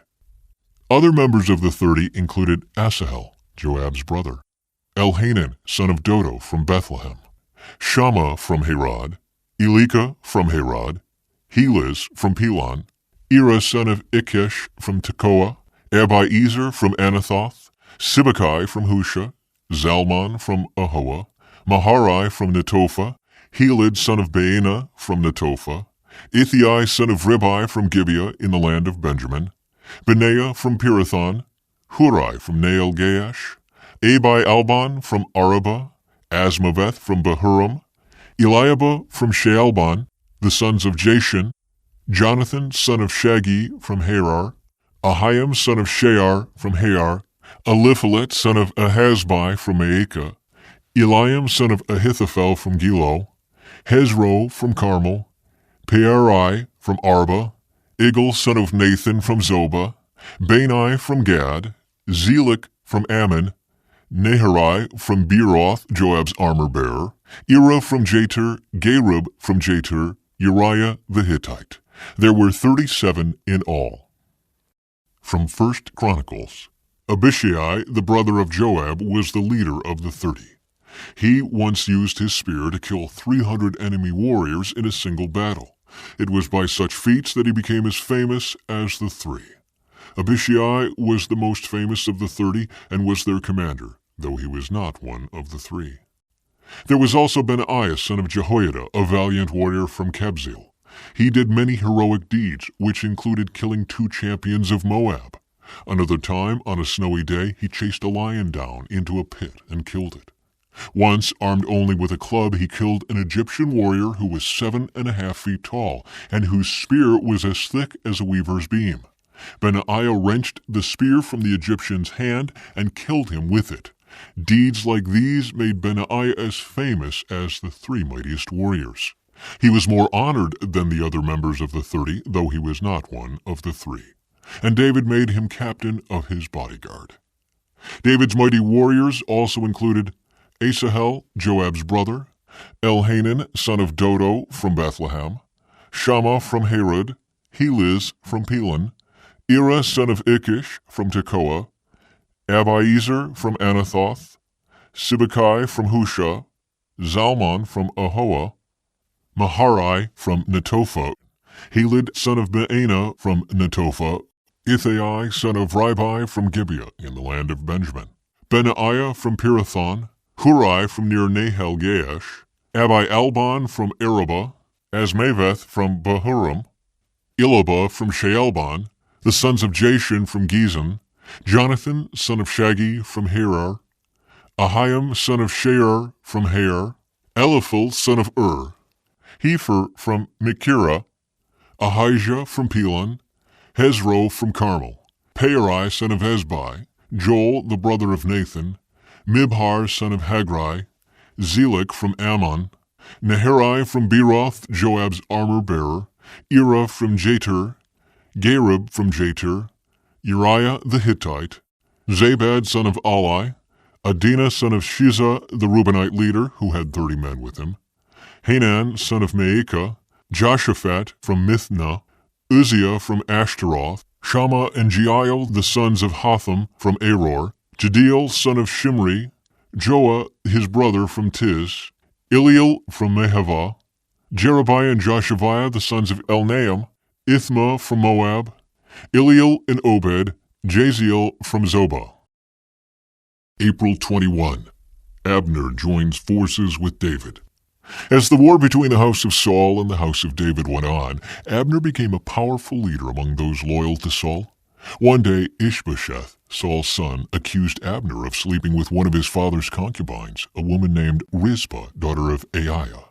Abner was furious. "Am I some Judean dog to be kicked around like this?" he shouted. "After all I have done for your father Saul and his family and friends by not handing you over to David, is this my reward, that you find fault with me about this woman? May God strike me and even kill me if I don't do everything I can to help David get what the Lord has promised him. I'm going to take Saul's kingdom and give it to David. I will establish the throne of David over Israel as well as Judah, all the way from Dan in the north to Beersheba in the south." Ishbosheth didn't dare say another word because he was afraid of what Abner might do. Then Abner sent messengers to David saying, "Doesn't the entire land belong to you? Make a solemn pact with me, and I will help turn over all of Israel to you." "All right," David replied, "but I will not negotiate with you unless you bring back my wife Michal, Saul's daughter, when you come." David then sent this message to Ishbosheth, Saul's son: "Give me back my wife Michal, for I bought her with the lives of 100 Philistines." So Ishbosheth took Michal away from her husband Palti, son of Laish. Palti followed along behind her as far as Bahurim, weeping as he went. Then Abner told him, "Go back home." So Palti returned. Meanwhile, Abner had consulted with the elders of Israel. "For some time now," he told them, "you have wanted to make David your king. Now is the time. For the Lord has said, I have chosen David to save my people Israel from the hands of the Philistines and from all their other enemies." Abner also spoke with the men of Benjamin. Then he went to Hebron to tell David that all the people of Israel and Benjamin had agreed to support him. When Abner and 20 of his men came to Hebron, David entertained them with a great feast. Then Abner said to David, "Let me go and call an assembly of all Israel to support my lord the king. They will make a covenant with you to make you their king, and you will rule over everything your heart desires." So David sent Abner safely on his way. Joab murders Abner. But just after David had sent Abner away in safety, Joab and some of David's troops returned from a raid, bringing much plunder with them. When Joab arrived, he was told that Abner had just been there visiting the king and had been sent away in safety. Joab rushed to the king and demanded, "What have you done? What do you mean by letting Abner get away? You know perfectly well that he came to spy on you and find out everything you're doing." Joab then left David and sent messengers to catch up with Abner, asking him to return. They found him at the well of Sirah and brought him back, though David knew nothing about it. When Abner arrived back at Hebron, Joab took him aside at the gateway as if to speak with him privately. But then he stabbed Abner in the stomach and killed him in revenge for killing his brother Asahel. When David heard about it, he declared, "I vow by the Lord that I and my kingdom are forever innocent of this crime against Abner son of Ner.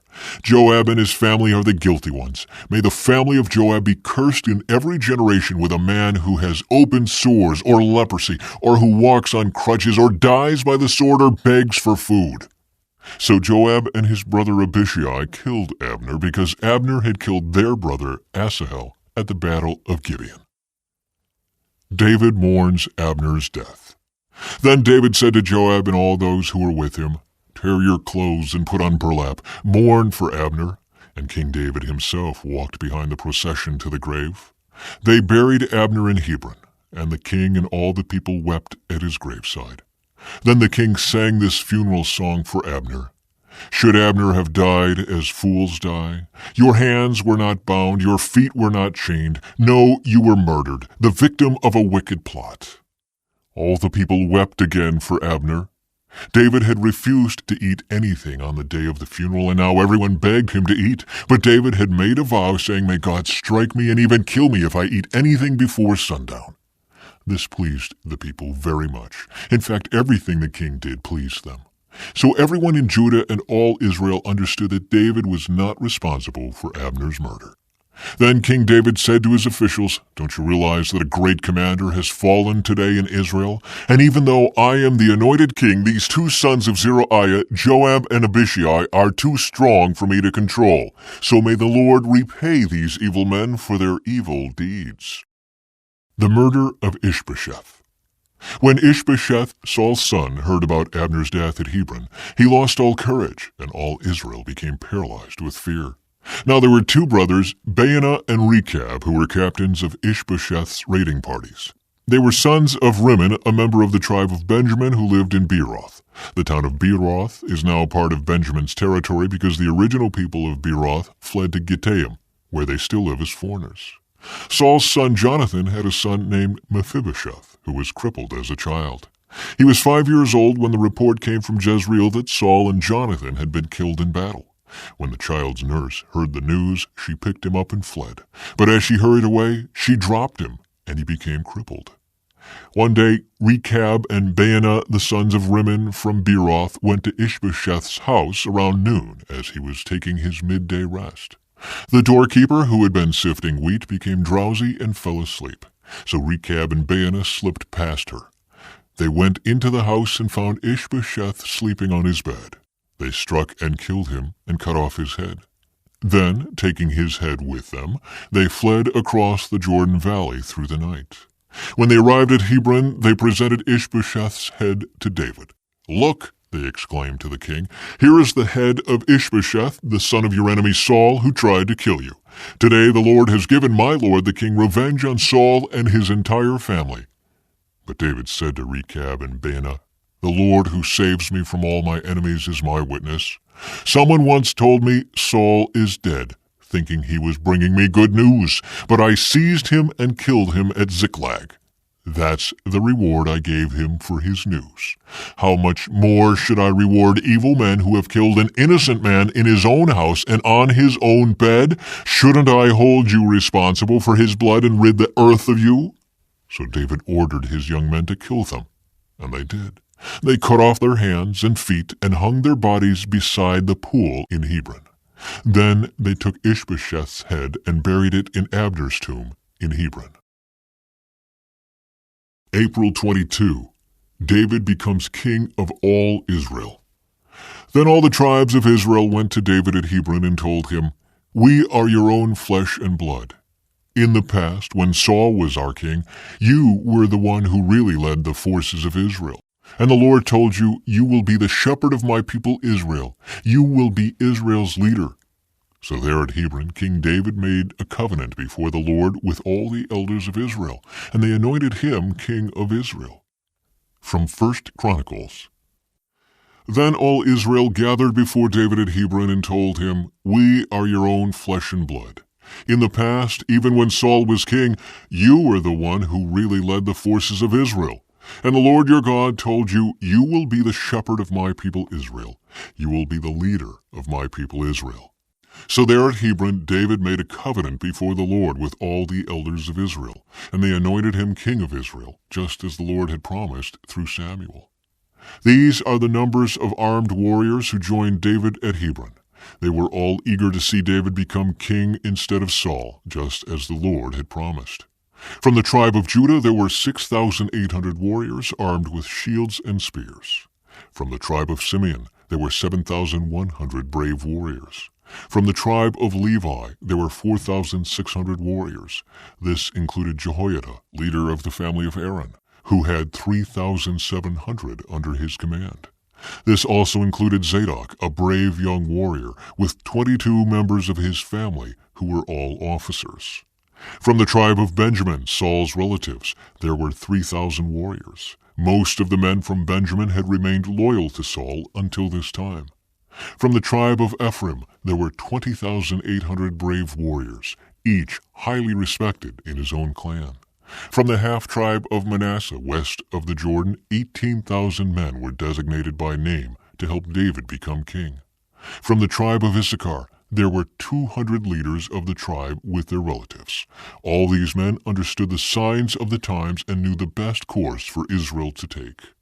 From the tribe of Zebulun, there were 50,000 skilled warriors. They were fully armed and prepared for battle and completely loyal to David.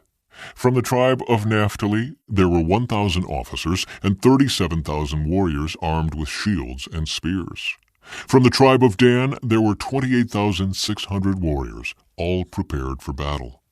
From the tribe of Asher, there were 40,000 trained warriors, all prepared for battle. From the east side of the Jordan River, where the tribes of Reuben and Gad and the half-tribe of Manasseh lived, there were 120,000 troops armed with every kind of weapon. All these men came in battle array to Hebron with the single purpose of making David the king over all Israel. In fact, everyone in Israel agreed that David should be their king. They feasted and drank with David for 3 days, for preparations had been made by their relatives for their arrival. And people from as far away as Issachar, Zebulun, and Naphtali brought food on donkeys, camels, mules, and oxen. Vast supplies of flour, fig cakes, clusters of raisins, wine, olive oil, cattle, sheep, and goats were brought to the celebration. There was great joy throughout the land of Israel. From 2 Samuel, David conquers the Philistines.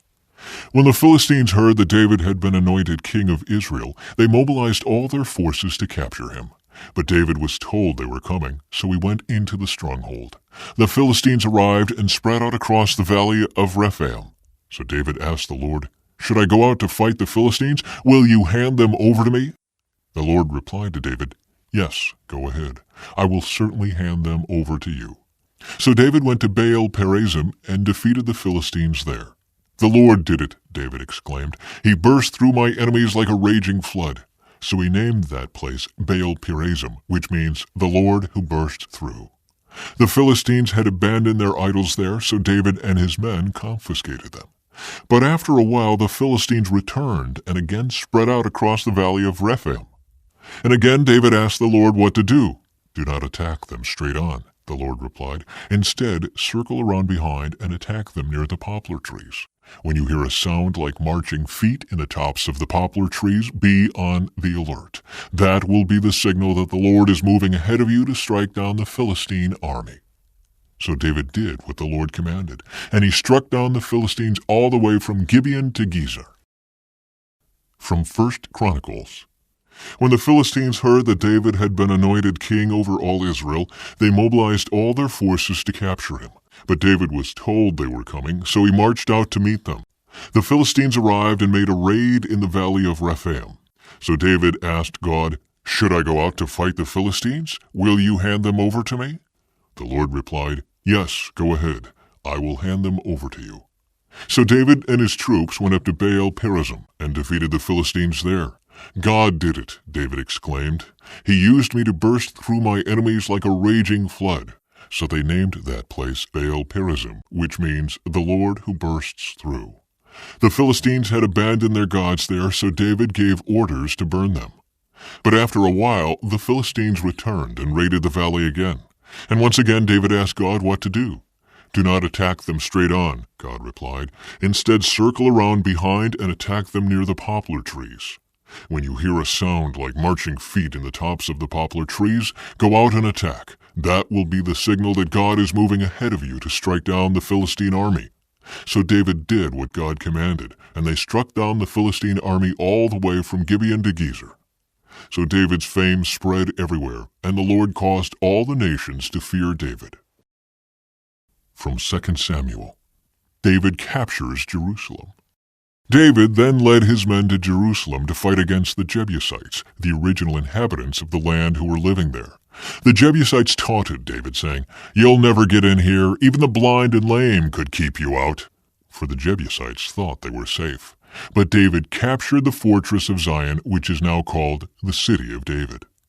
On the day of the attack, David said to his troops, "I hate those lame and blind Jebusites. Whoever attacks them should strike by going into the city through the water tunnel. That is the origin of the saying, 'The blind and the lame may not enter the house.'" So David made the fortress his home, and he called it the City of David. He extended the city, starting at the supporting terraces and working inward. And David became more and more powerful, because the Lord God of heaven's armies was with him. From 1 Chronicles. Then David and all Israel went to Jerusalem, or Jebus, as it used to be called, where the Jebusites, the original inhabitants of the land, were living. The people of Jebus taunted David, saying, "You'll never get in here." But David captured the fortress of Zion, which is now called the City of David. David had said to his troops, "Whoever is first to attack the Jebusites will become the commander of my armies." And Joab, the son of David's sister Zeruiah, was first to attack, so he became the commander of David's armies. David made the fortress his home, and that is why it is called the City of David. He extended the city from the supporting terraces to the surrounding area, while Joab rebuilt the rest of Jerusalem, and David became more and more powerful because the Lord of heaven's armies was with him. Then David reigned another 33 years in Jerusalem. After moving from Hebron to Jerusalem, David married more concubines and wives, and they had more sons and daughters. David was 30 years old when he began to reign, and he reigned 40 years in all. He had reigned over Judah from Hebron for 7 years and 6 months, and from Jerusalem he reigned over all Israel and Judah for 33 years. David's palace. Then King Hiram of Tyre sent messengers to David, along with cedar timber and carpenters and stonemasons, and they built David a palace. And David realized that the Lord had confirmed him as king over Israel, and had blessed his kingdom for the sake of his people Israel. From 1 Chronicles. Then King Hiram of Tyre sent messengers to David along with cedar timber and stonemasons and carpenters to build him a palace. And David realized that the Lord had confirmed him as king over Israel and had greatly blessed his kingdom for the sake of his people Israel. David plans to move the ark. David consulted with all his officials, including the generals and captains of his army. Then he addressed the entire assembly of Israel as follows: If you approve, and if it is the will of the Lord our God, let us send messages to all the Israelites throughout the land, including the priests and Levites in their towns and pasture lands. Let us invite them to come and join us. It is time to bring back the ark of our God, for we neglected it during the reign of Saul. The whole assembly agreed to this, for the people could see it was the right thing to do. So David summoned all Israel, from the Shihor brook of Egypt in the south all the way to the town of Lebo-Hamath in the north, to join in bringing the ark of God from Kiriath-Jearim. From 2 Samuel. The ark brought to Gath. Then David again gathered all the elite troops in Israel, 30,000 in all. He led them to Baalah of Judah to bring back the ark of God, which bears the name of the Lord of heaven's armies, who is enthroned between the cherubim. They placed the ark of God on a new cart and brought it from Abinadab's house, which was on a hill. Uzzah and Ahio, Abinadab's sons, were guiding the cart as it left the house, carrying the ark of God. Ahio walked in front of the ark. David and all the people of Israel were celebrating before the Lord, singing songs and playing all kinds of musical instruments, lyres, harps, tambourines, castanets, and cymbals. But when they arrived at the threshing floor of Nacon, the oxen stumbled, and Uzzah reached out his hand and steadied the ark of God. Then the Lord's anger was aroused against Uzzah, and God struck him dead because of this. So Uzzah died right there beside the ark of God. David was angry because the Lord's anger had burst out against Uzzah. He named that place Perez Uzzah, which means to burst out against Uzzah, as it is still called today. David was now afraid of the Lord, and he asked, "How can I ever bring the ark of the Lord back into my care?" So David decided not to move the ark of the Lord into the city of David. Instead, he took it to the house of Obed-Edom of Gath. The ark of the Lord remained there in Obed-Edom's house for 3 months, and the Lord blessed Obed-Edom and his entire household. From 1 Chronicles. Then David and all Israel went to Baalah of Judah, also called Kiriath-Jearim, to bring back the ark of God, which bears the name of the Lord who is enthroned between the cherubim. They placed the ark of God on a new cart and brought it from Abinadab's house. Uzzah and Ahio were guiding the cart. David and all Israel were celebrating before God with all their might, singing songs and playing all kinds of musical instruments, lyres, harps, tambourines, cymbals, and trumpets. But when they arrived at the threshing floor of Nacon, the oxen stumbled, and Uzzah reached out his hand to steady the ark. Then the Lord's anger was aroused against Uzzah, and he struck him dead because he had laid his hand on the ark. So Uzzah died there in the presence of God. David was angry because the Lord's anger had burst out against Uzzah. He named that place Perez Uzzah, which means to burst out against Uzzah, as it is still called today. David was now afraid of God, and he asked, "How can I ever bring the ark of God back into my care?"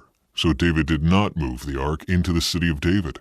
Instead, he took it to the house of Obed-Edom of Gath. The ark of God remained there in Obed-Edom's house for 3 months, and the Lord blessed the household of Obed-Edom and everything he owned. April 23. The ark moved to Jerusalem. Then King David was told, "The Lord has blessed Obed-Edom's household and everything he has because of the ark of God."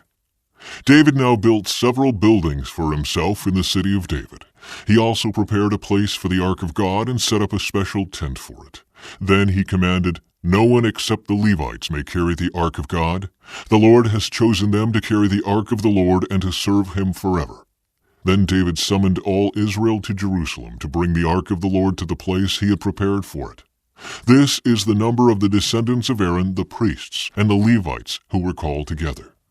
From the clan of Kohath, 120, with Uriel as their leader. From the clan of Merari, 220, with Asahiah as their leader.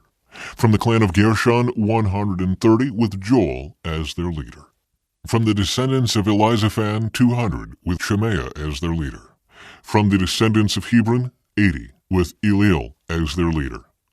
From the descendants of Uzziel, 112, with Aminadab as their leader. Then David summoned the priests Zadok and Abiathar, and these Levite leaders, Uriel, Asaiah, Joel, Shemaiah, Eliel, and Aminadab. He said to them, "You are the leaders of the Levite families. You must purify yourselves and all your fellow Levites, so you can bring the ark of the Lord, the God of Israel, to the place I have prepared for it. Because you Levites did not carry the ark the first time, the anger of the Lord our God burst out against us. We failed to ask God how to move it properly." So the priests and the Levites purified themselves in order to bring the ark of the Lord, the God of Israel, to Jerusalem. Then the Levites carried the ark of God on their shoulders with its carrying poles, just as the Lord had instructed Moses. David also ordered the Levite leaders to appoint a choir of Levites who were singers and musicians to sing joyful songs to the accompaniment of harps, lyres, and cymbals.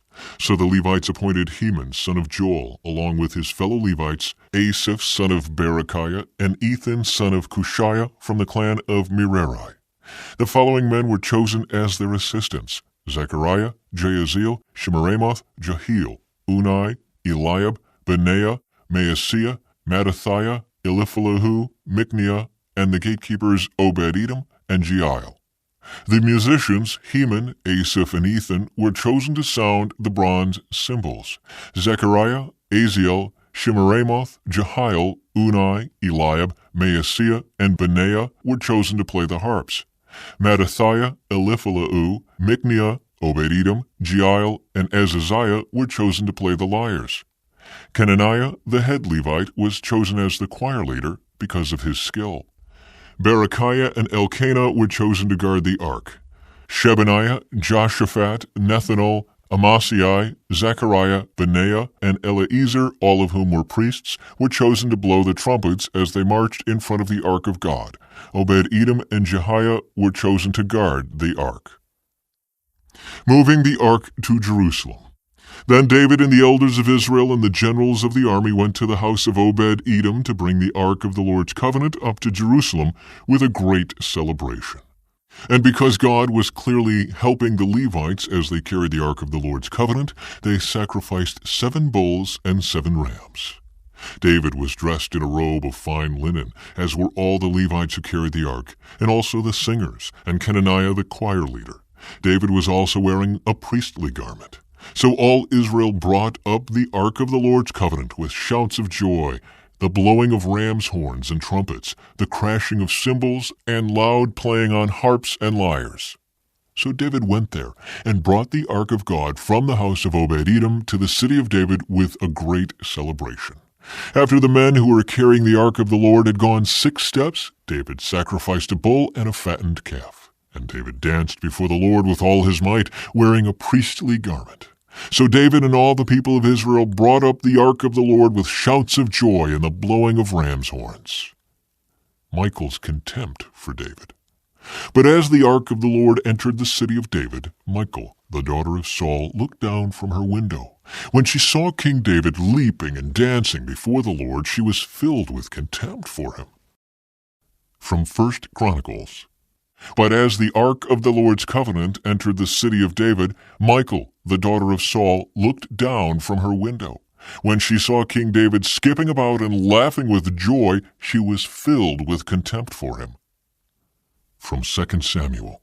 Placing the ark in the tabernacle. They brought the ark of the Lord and set it in its place inside the special tent David had prepared for it. And David sacrificed burnt offerings and peace offerings to the Lord.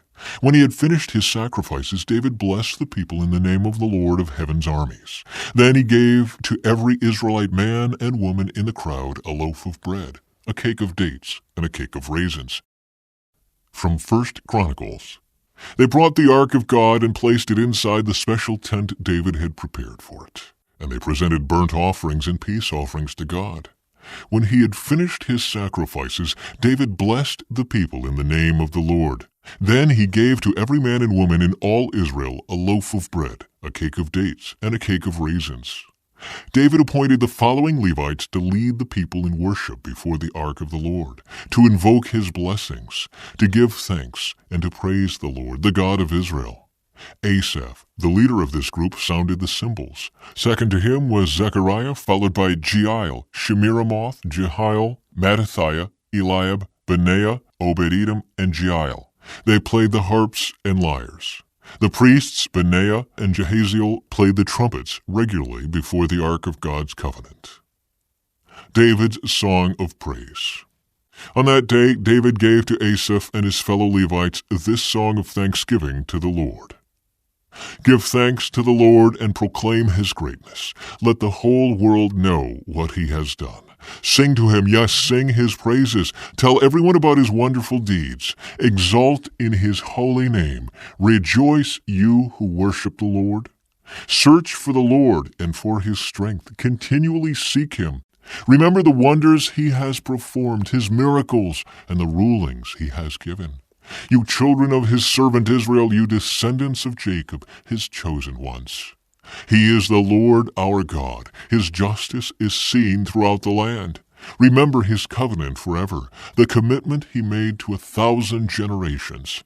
This is the covenant he made with Abraham, and the oath he swore to Isaac. He confirmed it to Jacob as a decree, and to the people of Israel as a never-ending covenant. I will give you the land of Canaan as your special possession. He said this when you were few in number, a tiny group of strangers in Canaan. They wandered from nation to nation, from one kingdom to another, yet he did not let anyone oppress them. He warned kings on their behalf, do not touch my chosen people, and do not hurt my prophets. Let the whole earth sing to the Lord. Each day proclaim the good news that he saves. Publish his glorious deeds among the nations. Tell everyone about the amazing things he does. Great is the Lord. He is most worthy of praise. He is to be feared above all gods. The gods of other nations are mere idols, but the Lord made the heavens. Honor and majesty surround him. Strength and joy fill his dwelling. O nations of the world, recognize the Lord. Recognize that the Lord is glorious and strong. Give to the Lord the glory he deserves. Bring your offering and come into his presence. Worship the Lord in all his holy splendor. Let all the earth tremble before him. The world stands firm and cannot be shaken. Let the heavens be glad and the earth rejoice. Tell all the nations the Lord reigns. Let the sea and everything in it shout his praise. Let the fields and their crops burst out with joy. Let the trees of the forest rustle with praise, for the Lord is coming to judge the earth. Give thanks to the Lord, for he is good. His faithful love endures forever. Cry out, save us, O God of our salvation. Gather and rescue us from among the nations, so we can thank your holy name and rejoice and praise you. Praise the Lord, the God of Israel, who lives from everlasting to everlasting. And all the people shouted, Amen, and praised the Lord. Worship at Jerusalem and Gibeon. David arranged for Asaph and his fellow Levites to serve regularly before the Ark of the Lord's covenant, doing whatever needed to be done each day. This group included Obed-Edom, son of Jeduthun, Hosah, and 68 other Levites as gatekeepers. Meanwhile, David stationed Zadok the priest and his fellow priests at the tabernacle of the Lord at the place of worship in Gibeon, where they continued to minister before the Lord. They sacrificed the regular burnt offerings to the Lord each morning and evening on the altar set aside for that purpose, obeying everything written in the law of the Lord as he had commanded Israel. David also appointed Heman, Jeduthun, and the others chosen by name to give thanks to the Lord, for his faithful love endures forever.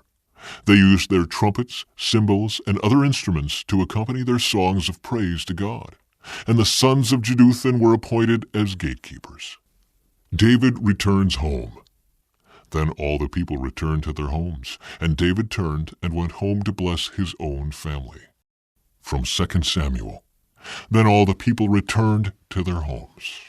When David returned home to bless his own family, Michal, the daughter of Saul, came out to meet him. She said in disgust, "How distinguished the king of Israel looked today, shamelessly exposing himself to the servant girls like any vulgar person might do." David retorted to Michal, "I was dancing before the Lord, who chose me above your father and all his family. He appointed me as the leader of Israel, the people of the Lord, so I celebrate before the Lord. Yes, and I am willing to look even more foolish than this, even to be humiliated in my own eyes. But those servant girls you mentioned will indeed think I am distinguished." So Michal, the daughter of Saul, remained childless throughout her entire life. April 24. The Lord's covenant promise to David. When King David was settled in his palace and the Lord had given him rest from all the surrounding enemies, the king summoned Nathan the prophet. "Look," David said, "I am living in a beautiful cedar palace, but the ark of God is out there in a tent." Nathan replied to the king, "Go ahead and do whatever you have in mind, for the Lord is with you." But that same night the Lord said to Nathan, "Go and tell my servant David, this is what the Lord has declared. Are you the one to build a house for me to live in? I have never lived in a house. From the day I brought the Israelites out of Egypt until this very day, I have always moved from one place to another with a tent, and a tabernacle is my dwelling. Yet no matter where I have gone with the Israelites, I have never once complained to Israel's tribal leaders, the shepherds of my people Israel. I have never asked them, 'Why haven't you built me a beautiful cedar house?' Now go and say to my servant David, 'This is what the Lord of heaven's armies has declared. I took you from tending sheep in the pasture and selected you to be the leader of my people Israel. I have been with you wherever you have gone, and I have destroyed all your enemies before your eyes. Now I will make your name as famous as anyone who has ever lived on the earth, and I will provide a homeland for my people Israel, planting them in a secure place where they will never be disturbed. Evil nations won't oppress them as they've done in the past, starting from the time I appointed judges to rule my people Israel. And I will give you rest from all your enemies. Furthermore, the Lord declares that he will make a house for you, a dynasty of kings.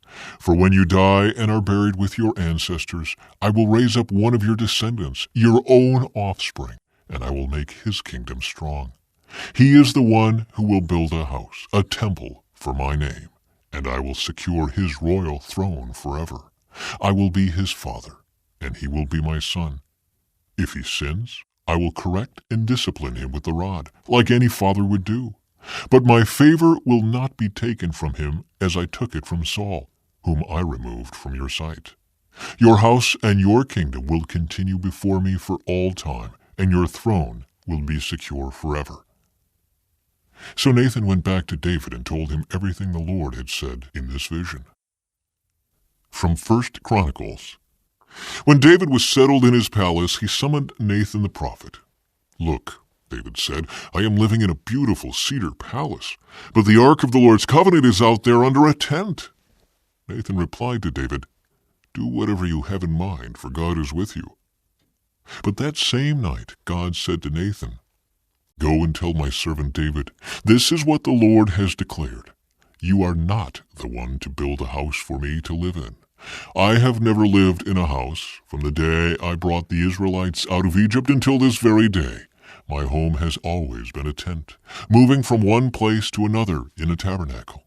Yet no matter where I have gone with the Israelites, I have never once complained to Israel's leaders, the shepherds of my people. I have never asked them, 'Why haven't you built me a beautiful cedar house?' Now go and say to my servant David, this is what the Lord of heaven's armies has declared. I took you from tending sheep in the pasture and selected you to be the leader of my people Israel. I have been with you wherever you have gone, and I have destroyed all your enemies before your eyes. Now I will make your name as famous as anyone who has ever lived on the earth, and I will provide a homeland for my people Israel, planting them in a secure place where they will never be disturbed. Evil nations won't oppress them as they've done in the past, starting from the time I appointed judges to rule my people Israel, and I will defeat all your enemies. Furthermore, I declare that the Lord will build a house for you, a dynasty of kings. For when you die and join your ancestors, I will raise up one of your descendants, one of your sons, and I will make his kingdom strong. He is the one who will build a house, a temple, for me, and I will secure his throne forever. I will be his father, and he will be my son. I will never take my favor from him, as I took it from the one who ruled before you. I will confirm him as king over my house and my kingdom for all time, and his throne will be secure forever. So Nathan went back to David and told him everything the Lord had said in this vision. From 2 Samuel. David's prayer of thanks. Then King David went in and sat before the Lord and prayed. Who am I, O sovereign Lord, and what is my family that you have brought me this far? And now, sovereign Lord, in addition to everything else you speak of giving your servant a lasting dynasty, do you deal with everyone this way, O sovereign Lord? What more can I say to you? You know what your servant is really like, sovereign Lord. Because of your promise and according to your will, you have done all these great things and have made them known to your servant. How great you are, O sovereign Lord! There is no one like you. We have never even heard of another God like you. What other nation on earth is like your people Israel? What other nation, O God, have you redeemed from slavery to be your own people? You made a great name for yourself when you redeemed your people from Egypt. You performed awesome miracles and drove out the nations and gods that stood in their way. You made Israel your very own people forever, and you, O Lord, became their God. And now, O Lord God, I am your servant. Do as you have promised concerning me and my family. Confirm it as a promise that will last forever, and may your name be honored forever, so that everyone will say, the Lord of heaven's armies is God over Israel. And may the house of your servant David continue before you forever.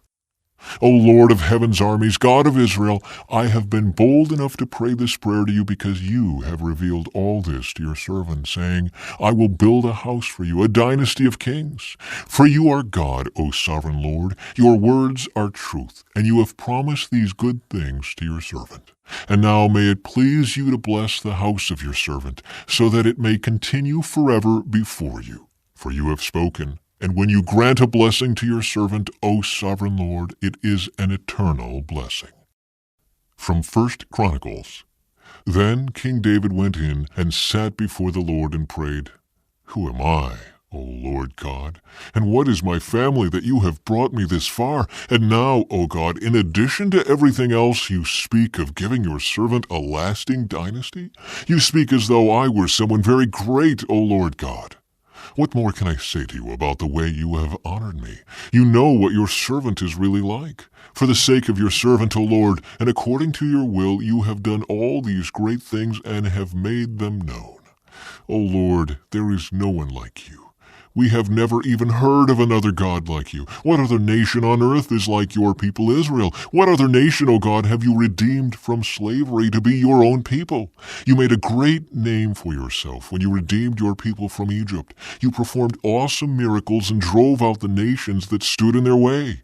You chose Israel to be your very own people forever, and you, O Lord, became their God. And now, O Lord, I am your servant. Do as you have promised concerning me and my family. May it be a promise that will last forever, and may your name be established and honored forever, so that everyone will say, the Lord of heaven's armies, the God of Israel, is Israel's God. And may the house of your servant David continue before you forever. "Oh my God, I have been bold enough to pray to you because you have revealed to your servant that you will build a house for him, a dynasty of kings. For you are God, O Lord, and you have promised these good things to your servant. And now it has pleased you to bless the house of your servant, so that it will continue forever before you. For when you grant a blessing, O Lord, it is an eternal blessing." From 2 Samuel. David's military victories. After this, David defeated and subdued the Philistines by conquering Gath, their largest town. David also conquered the land of Moab. He made the people lie down on the ground in a row, and he measured them off in groups with a length of rope. He measured off 2 groups to be executed for every 1 group to be spared. The Moabites who were spared became David's subjects and paid him tribute money. David also destroyed the forces of Hadadezer, son of Rehob, king of Zobah, when Hadadezer marched out to strengthen his control along the Euphrates River. David captured 1,700 charioteers and 20,000 foot soldiers. He crippled all the chariot horses except enough for 100 chariots. When Arameans from Damascus arrived to help King Hadadezer, David killed 22,000 of them. Then he placed several army garrisons in Damascus, the Aramean capital, and the Arameans became David's subjects and paid him tribute money. So the Lord made David victorious wherever he went. David brought the gold shields of Hadadezer's officers to Jerusalem, along with a large amount of bronze from Hadadezer's towns of Tebah and Berothai. When King Toi of Hamath heard that David had destroyed the entire army of Hadadezer, he sent his son Joram to congratulate King David for his successful campaign. Hadadezer and Toi had been enemies and were often at war. Joram presented David with many gifts of silver, gold, and bronze. King David dedicated all these gifts to the Lord, as he did with the silver and gold from the other nations he had defeated, from Edom, Moab, Ammon, Philistia, and Amalek, and from Hadadezer son of Rehob, king of Zobah. So David became very famous. After his return, he destroyed 18,000 Edomites in the Valley of Salt. He placed army garrisons throughout Edom, and all the Edomites became David's subjects. In fact, the Lord made David victorious wherever he went. From 1 Chronicles. After this, David defeated and subdued the Philistines by conquering Gath and its surrounding towns. David also conquered the land of Moab, and the Moabites who were spared became David's subjects and paid him tribute money. David also destroyed the forces of Hadadezer, king of Zobah, as far as Hamath, when Hadadezer marched out to strengthen his control along the Euphrates River. David captured 1,000 chariots, 7,000 charioteers, and 20,000 foot soldiers. He crippled all the chariot horses except enough for 100 chariots. When Arameans from Damascus arrived to help King Hadadezer, David killed 22,000 of them. Then he placed several army garrisons in Damascus, the Aramean capital, and the Arameans became David's subjects and paid him tribute money. So the Lord made David victorious wherever he went. David brought the gold shields of Hadadezer's officers to Jerusalem, along with a large amount of bronze from Hadadezer's towns of Tebah and Kun. Later, Solomon melted the bronze and molded it into the great bronze basin called the sea, the pillars, and the various bronze articles used at the temple. When King Toi of Hamath heard that David had destroyed the entire army of King Hadadezer of Zobah, he sent his son Joram to congratulate King David for his successful campaign. Hadadezer and Toi had been enemies and were often at war. Joram presented David with many gifts of gold, silver, and bronze. King David dedicated all these gifts to the Lord, along with the silver and gold he had taken from the other nations, from Edom, Moab, Ammon, Philistia, and Amalek. Abishai, son of Zeruiah, destroyed 18,000 Edomites in the Valley of Salt. He placed army garrisons in Edom, and all the Edomites became David's subjects. In fact, the Lord made David victorious wherever he went. Psalm 60. You have rejected us, O God, and broken our defenses. You have been angry with us. Now restore us to your favor. You have shaken our land and split it open. Seal the cracks, for the land trembles. You have been very hard on us, making us drink wine that sent us reeling. But you have raised a banner for those who fear you, a rallying point in the face of attack. Now rescue your beloved people. Answer and save us by your power. God has promised this by his holiness. I will divide up Shechem with joy. I will measure out the valley of Succoth. Gilead is mine, and Manasseh too. Ephraim my helmet will produce my warriors, and Judah my scepter will produce my kings. But Moab my wash basin will become my servant, and I will wipe my feet on Edom, and shout in triumph over Philistia. Who will bring me into the fortified city? Who will bring me victory over Edom? Have you rejected us, O God? Will you no longer march with our armies? Oh, please help us against our enemies, for all human help is useless. With God's help, we will do mighty things, for he will trample down our foes. April 25. David's justice as king. So David reigned over all Israel and did what was just and right for all his people. Joab, son of Zeruiah, was commander of the army. Jehoshaphat, son of Ahilud, was the royal historian. Zadok, son of Ahitub, and Ahimelech, son of Abiathar, were the priests. Seraiah was the court secretary. Benaiah, son of Jehoiada, was captain of the king's bodyguard. And David's sons served as priestly leaders. From 1 Chronicles. So David reigned over all Israel and did what was just and right for all his people. Joab, son of Zeruiah, was commander of the army. Jehoshaphat, son of Ahilud, was the royal historian. Zadok, son of Ahitub, and Ahimelech, son of Abiathar, were the priests. Seraiah was the court secretary. Benaiah, son of Jehoiada, was captain of the king's bodyguard, and David's sons served as the king's chief assistants. The Levite clans. The sons of Levi were Gershon, Kohath, and Merari. The descendants of Gershon included Libni and Shimei. The descendants of Kohath included Amram, Izhar, Hebron, and Uzziel. The descendants of Merari included Malai and Mushai. The following were the Levite clans listed according to their ancestral descent. The descendants of Gershon included Libni, Jahath, Zimmah, Joah, Iddo, Zerah, and Jeatherai. The descendants of Kohath included Aminadab, Korah, Asur, Elkanah, Abiasaph, Aser, Tahath, Uriel, Uzziah, and Shaul. The descendants of Elkanah included Amasai, Ahimath, Elkanah, Zophai, Nahath, Eliab, Jeroam, Elkanah, and Samuel. The sons of Samuel were Joel the older and Abijah the second. The descendants of Merari included Malai, Libni, Shimei, Uzzah, Shimeah, Haggiah, and Asaiah. Aaron's descendants.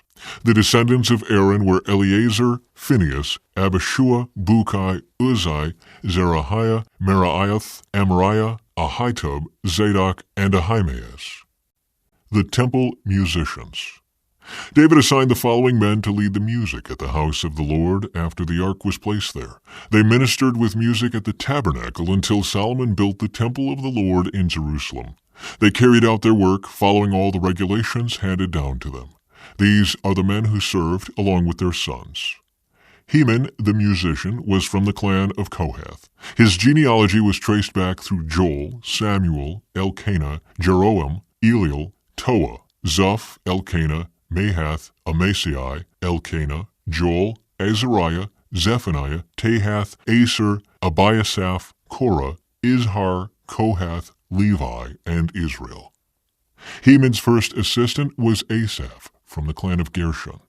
Asaph's genealogy was traced back through Berechiah, Shimei, Michael, Baasiah, Malchijah, Ethni, Zerah, Adaiah, Ethan, Zimmah, Shimei, Jahath, Gershon, and Levi. Heman's second assistant was Ethan from the clan of Merari. Ethan's genealogy was traced back through Kishai, Abdi, Moloch, Hashabiah, Amaziah, Hilkiah, Amzi, Bani, Shemer, Malai, Mushai, Merari, and Levi. Their fellow Levites were appointed to various other tasks in the tabernacle, the house of God. David's kindness to Mephibosheth. One day David asked, "Is anyone in Saul's family still alive? Anyone to whom I can show kindness for Jonathan's sake?" He summoned a man named Ziba, who had been one of Saul's servants. "Are you Ziba?" the king asked. "Yes, sir, I am," Ziba replied. The king then asked him, "Is anyone still alive from Saul's family? If so, I want to show God's kindness to them." Ziba replied, "Yes, one of Jonathan's sons is still alive. He is crippled in both feet." "Where is he?" the king asked. "In Lodebar," Ziba told him, "at the home of Machir, son of Ammiel." So David sent for him and brought him from Machir's home. His name was Mephibosheth. He was Jonathan's son and Saul's grandson. When he came to David, he bowed low to the ground in deep respect. David said, "Greetings, Mephibosheth." Mephibosheth replied, "I am your servant." "Don't be afraid," David said. "I intend to show kindness to you because of my promise to your father Jonathan. I will give you all the property that once belonged to your grandfather Saul, and you will eat here with me at the king's table." Mephibosheth bowed respectfully and exclaimed, "Who is your servant that you should show such kindness to a dead dog like me?" Then the king summoned Saul's servant Ziba and said, "I have given your master's grandson everything that belonged to Saul and his family. You and your sons and servants are to farm the land for him to produce food for your master's household. But Mephibosheth, your master's grandson, will eat here at my table." Ziba had 15 sons and 20 servants. Ziba replied, "Yes, my lord the king, I am your servant, and I will do all that you have commanded." And from that time on, Mephibosheth ate regularly at David's table, like one of the king's own sons. Mephibosheth had a young son named Micah. From then on, all the members of Ziba's household were Mephibosheth's servants, and Mephibosheth, who was crippled in both feet, lived in Jerusalem and ate regularly at the king's table. David defeats the Ammonites. Sometime after this, King Nahash of the Ammonites died, and his son Hanun became king. David said, "I am going to show loyalty to Hanun just as his father Nahash was always loyal to me." So David sent ambassadors to express sympathy to Hanun about his father's death. But when David's ambassadors arrived in the land of Ammon, the Ammonite commanders said to Hanun, their master, "Do you really think these men are coming here to honor your father? No, David has sent them to spy out the city so they can come in and conquer it." So Hanun seized David's ambassadors and shaved off half of each man's beard, cut off their robes at the buttocks, and sent them back to David in shame. When David heard what had happened, he sent messengers to tell the men, "Stay at Jericho until your beards grow out, and then come back," for they felt deep shame because of their appearance. When the people of Ammon realized how seriously they had angered David, they sent and hired 20,000 Aramean foot soldiers from the lands of Beth-rehob and Zobah, 1,000 from the king of Maacah, and 12,000 from the land of Tob. When David heard about this, he sent Joab and all his warriors to fight them. The Ammonite troops came out and drew up their battle lines at the entrance of the city gate, while the Arameans from Zobah and Rehob and the men from Tob and Maacah positioned themselves to fight in the open fields. When Joab saw that he would have to fight on both the front and the rear, he chose some of Israel's elite troops and placed them under his personal command to fight the Arameans in the fields. He left the rest of the army under the command of his brother Abishai, who was to attack the Ammonites. "If the Arameans are too strong for me, then come over and help me," Joab told his brother. "And if the Ammonites are too strong for you, I will come and help you. Be courageous. Let us fight bravely for our people and the cities of our God. May the Lord's will be done." When Joab and his troops attacked, the Arameans began to run away. And when the Ammonites saw the Arameans running, they ran from Abishai and retreated into the city. After the battle was over, Joab returned to Jerusalem. The Arameans now realized that they were no match for Israel. So when they regrouped, they were joined by additional Aramean troops summoned by Hadadezer from the other side of the Euphrates River. These troops arrived at Helam under the command of Shobak, the commander of Hadadezer's forces. When David heard what was happening, he mobilized all Israel, crossed the Jordan River, and led the army to Helam. The Arameans positioned themselves in battle formation and fought against David. But again the Arameans fled from the Israelites. This time David's forces killed 700 charioteers and 40,000 foot soldiers, including Shobak, the commander of their army. When all the kings allied with Hadadezer saw that they had been defeated by Israel, they surrendered to Israel and became their subjects. After that, the Arameans were afraid to help the Ammonites. From 1 Chronicles. Sometime after this, King Nahash of the Ammonites died, and his son Hanun became king.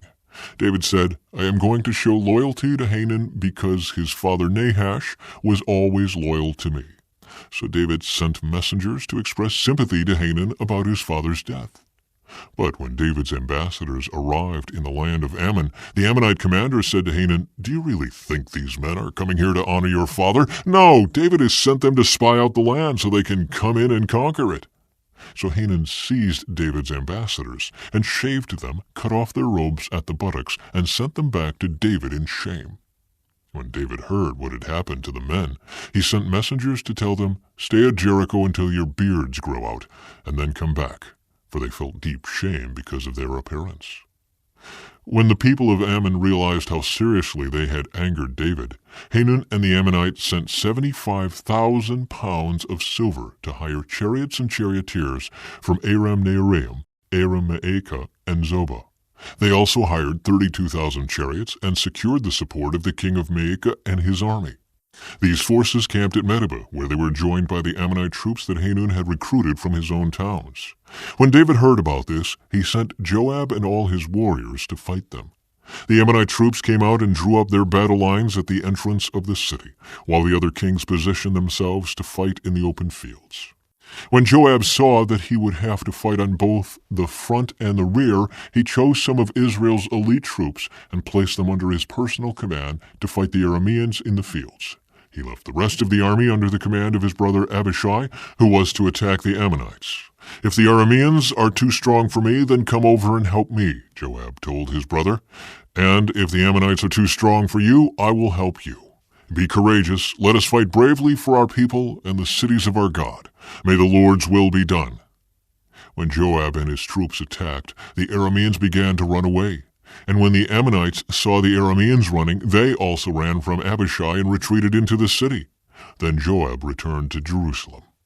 The Arameans now realized that they were no match for Israel, so they sent messengers and summoned additional Aramean troops from the other side of the Euphrates River. These troops were under the command of Shobach, the commander of Hadadezer's forces. When David heard what was happening, he mobilized all Israel, crossed the Jordan River, and positioned his troops in battle formation. Then David engaged the Arameans in battle, and they fought against him. But again the Arameans fled from the Israelites. This time David's forces killed 7,000 charioteers and 40,000 foot soldiers, including Shobach, the commander of their army. When Hadadezer's allies saw that they had been defeated by Israel, they surrendered to David and became his subjects. After that, the Arameans were no longer willing to help the Ammonites. April 26, the Siege of Rabbah. In the spring of the year, when kings normally go out to war, Joab led the Israelite army in successful attacks against the land of the Ammonites. In the process, he laid siege to the city of Rabbah. However, David stayed behind in Jerusalem.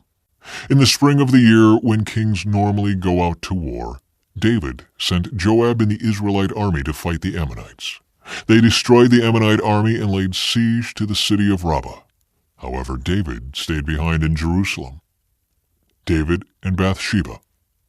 Late one afternoon, after his midday rest, David got out of bed and was walking on the roof of the palace. As he looked out over the city, he noticed a woman of unusual beauty taking a bath. He sent someone to find out who she was, and he was told, "She is Bathsheba, the daughter of Eliam, and the wife of Uriah the Hittite." Then David sent messengers to get her, and when she came to the palace, he slept with her. She had just completed the purification rites after having her menstrual period. Then she returned home. Later, when Bathsheba discovered that she was pregnant, she sent David a message saying, "I'm pregnant." Then David sent word to Joab, "Send me Uriah the Hittite." So Joab sent him to David. When Uriah arrived, David asked him how Joab and the army were getting along and how the war was progressing. Then he told Uriah, "Go on home and relax." David even sent a gift to Uriah after he had left the palace. But Uriah didn't go home. He slept that night at the palace entrance with the king's palace guard. When David heard that Uriah had not gone home, he summoned him and asked, "What's the matter? Why didn't you go home last night after being away for so long?" Uriah replied, The ark and the armies of Israel and Judah are living in tents, and Joab and my master's men are camping in the open fields. How could I go home to wine and dine and sleep with my wife? I swear that I would never do such a thing." "Well, stay here today," David told him, "and tomorrow you may return to the army." So Uriah stayed in Jerusalem that day and the next. Then David invited him to dinner and got him drunk. But even then he couldn't get Uriah to go home to his wife. Again he slept at the palace entrance with the king's palace guard. David arranges for Uriah's death. So the next morning David wrote a letter to Joab and gave it to Uriah to deliver. The letter instructed Joab, "Station Uriah on the front lines where the battle is fiercest, then pull back so that he will be killed." So Joab assigned Uriah to a spot close to the city wall, where he knew the enemy's strongest men were fighting.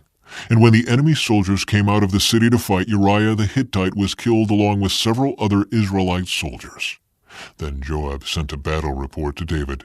He told his messenger, "Report all the news of the battle to the king." But he might get angry and ask, "Why did the troops go so close to the city? Didn't they know there would be shooting from the walls? Wasn't Abimelech, son of Gideon, killed at Thebes by a woman who threw a millstone down on him from the wall? Why would you get so close to the wall?"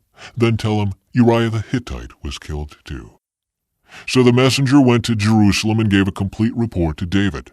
"The enemy came out against us in the open fields," he said, "and as we chased them back to the city gate, the archers on the wall shot arrows at us. Some of the king's men were killed, including Uriah the Hittite." "Well, tell Joab not to be discouraged," David said. "The sword devours this one today and that one tomorrow. Fight harder next time and conquer the city." When Uriah's wife heard that her husband was dead, she mourned for him. When the period of mourning was over, David sent for her and brought her to the palace, and she became one of his wives. Then she gave birth to a son. But the Lord was displeased with what David had done. Nathan rebukes David. So the Lord sent Nathan the prophet to tell David this story. There were two men in a certain town. One was rich and one was poor. The rich man owned a great many sheep and cattle. The poor man owned nothing but one little lamb he had bought. He raised that little lamb, and it grew up with his children. It ate from the man's own plate and drank from his cup. He cuddled it in his arms like a baby daughter. One day a guest arrived at the home of the rich man. But instead of killing an animal from his own flock or herd, he took the poor man's lamb and killed it and prepared it for his guest. David was furious. "As surely as the Lord lives," he vowed, "any man who would do such a thing deserves to die. He must repay 4 lambs to the poor man for the one he stole and for having no pity." Then Nathan said to David, "You are that man. The Lord, the God of Israel, says, I anointed you king of Israel and saved you from the power of Saul. I gave you your master's house and his wives, and the kingdoms of Israel and Judah. And if that had not been enough, I would have given you much, much more. Why then have you despised the word of the Lord and done this horrible deed? For you have murdered Uriah the Hittite with the sword of the Ammonites and stolen his wife. From this time on your family will live by the sword because you have despised me by taking Uriah's wife to be your own. This is what the Lord says. Because of what you have done, I will cause your own household to rebel against you. I will give your wives to another man before your very eyes, and he will go to bed with them in public view. You did it secretly, but I will make this happen to you openly in the sight of all Israel." David confesses his guilt. Then David confessed to Nathan, "I have sinned against the Lord." Nathan replied, "Yes, but the Lord has forgiven you, and you won't die for this sin. Nevertheless, because you have shown utter contempt for the Lord by doing this, your child will die." Psalm 51. Have mercy on me, O God, because of your unfailing love. Because of your great compassion, blot out the stain of my sins. Wash me clean from my guilt. Purify me from my sin, for I recognize my rebellion. It haunts me day and night. Against you and you alone have I sinned. I have done what is evil in your sight. You will be proved right in what you say, and your judgment against me is just. For I was born a sinner, yes, from the moment my mother conceived me. But you desire honesty from the womb, teaching me wisdom even there. Purify me from my sins, and I will be clean. Wash me, and I will be whiter than snow. Oh, give me back my joy again. You have broken me. Now let me rejoice.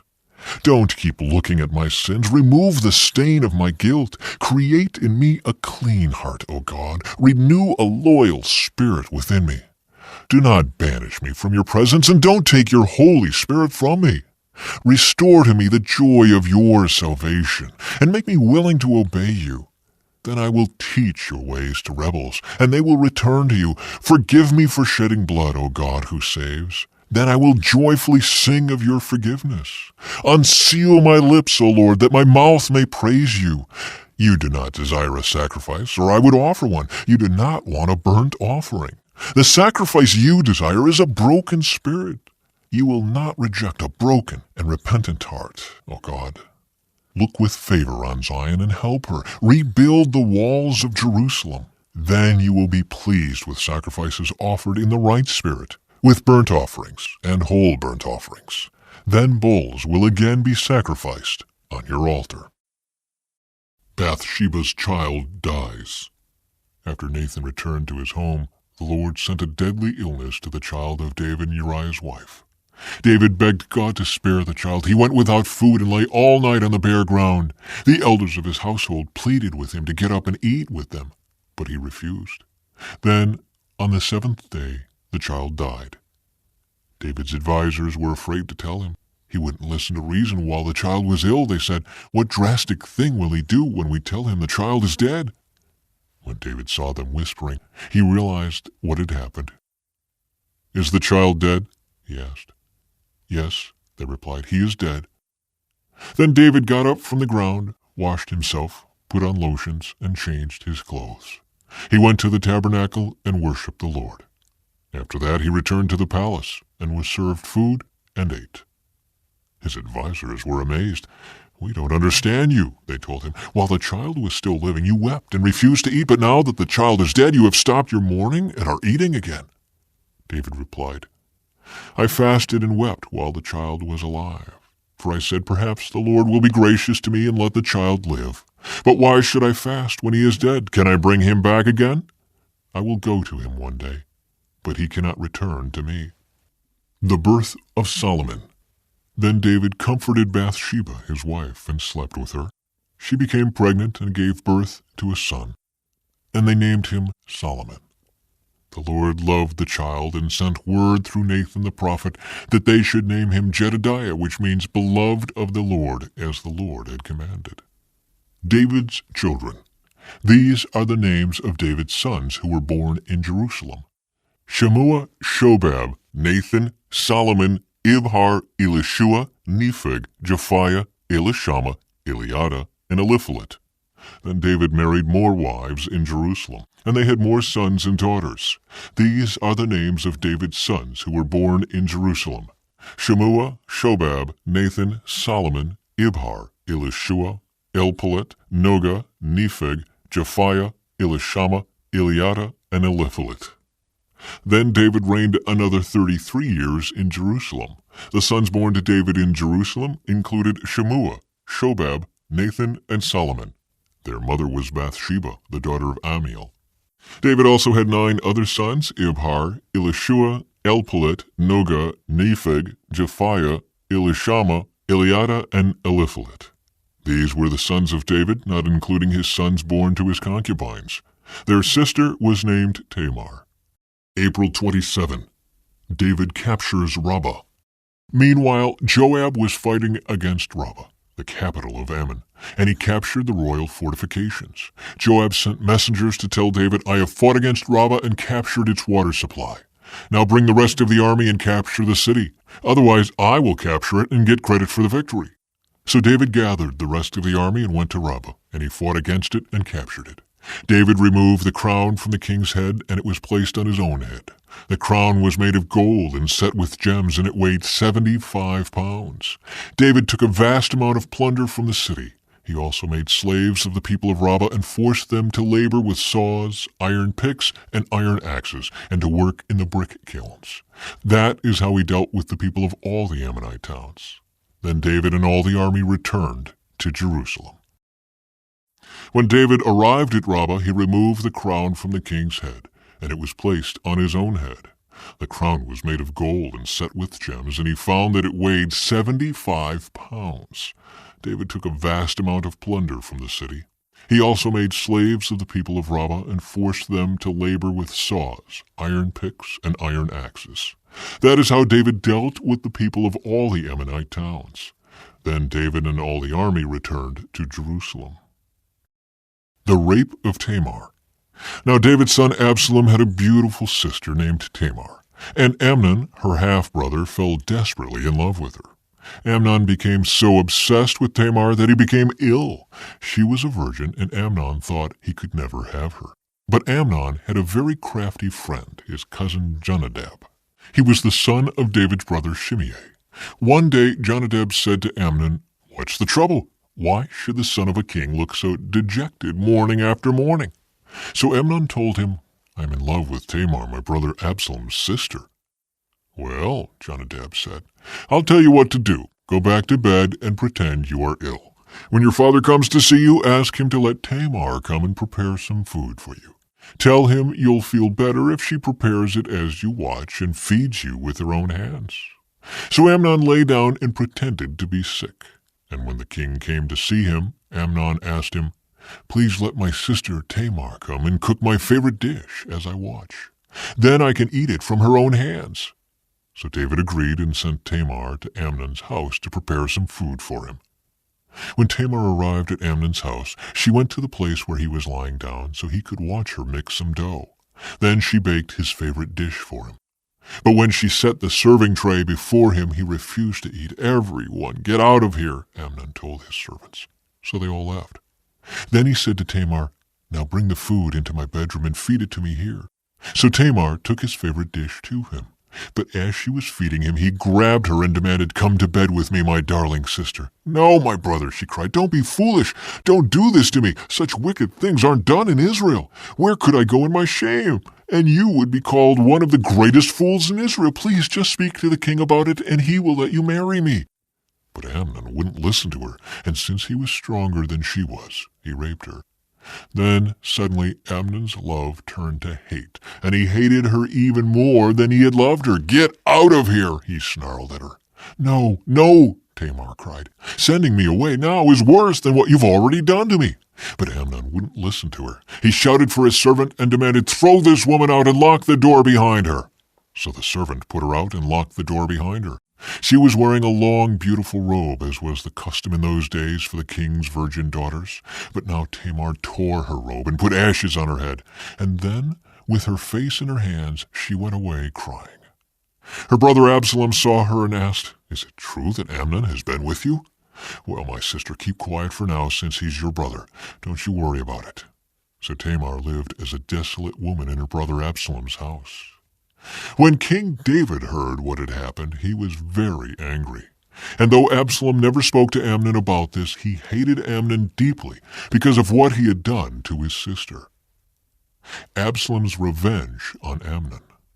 2 years later, when Absalom's sheep were being sheared at Baal-Hazor near Ephraim, Absalom invited all the king's sons to come to a feast.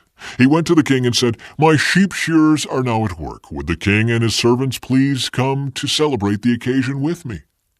The king replied, "No, my son, if we all came, we would be too much of a burden on you." Absalom pressed him, but the king would not come, though he gave Absalom his blessing. "Well then," Absalom said, "if you can't come, how about sending my brother Amnon with us?" "Why Amnon?" the king asked.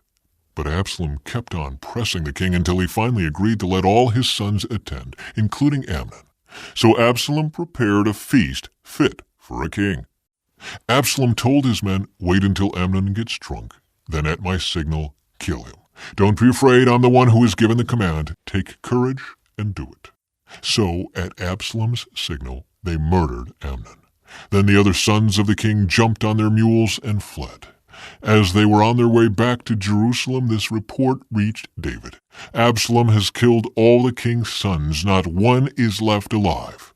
The king got up, tore his robe, and threw himself on the ground. His advisers also tore their clothes in horror and sorrow.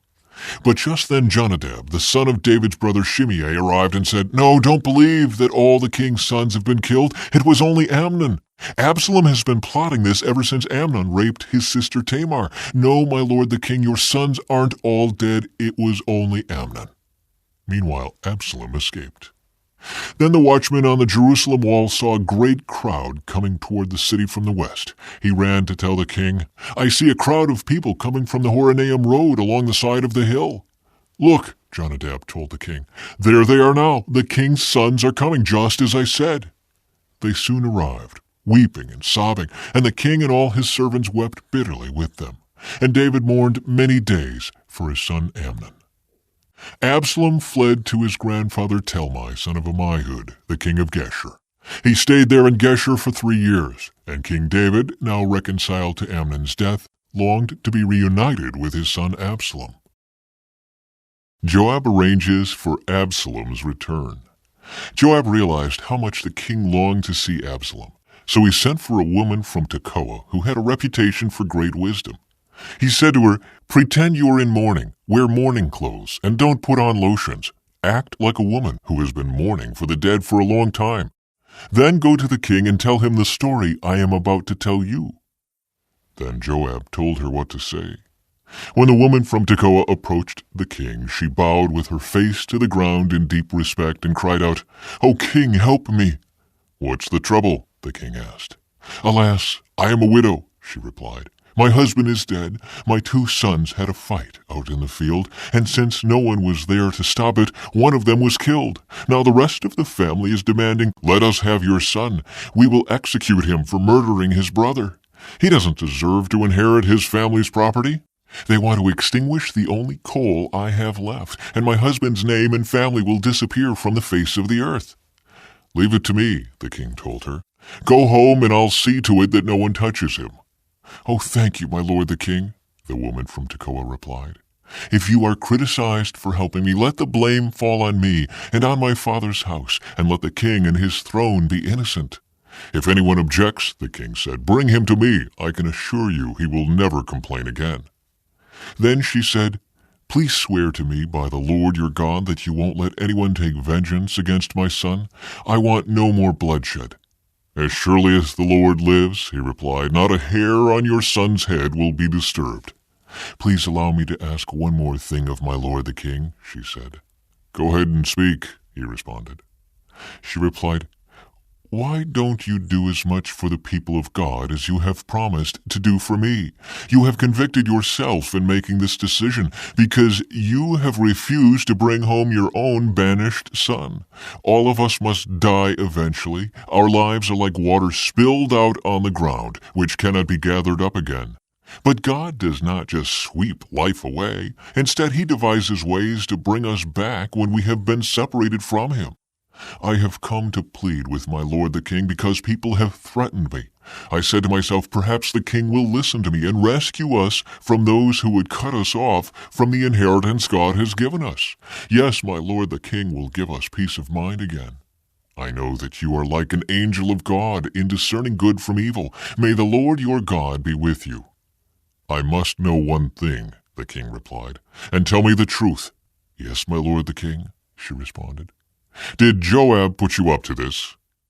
And the woman replied, "My lord the king, how can I deny it? Nobody can hide anything from you. Yes, Joab sent me and told me what to say.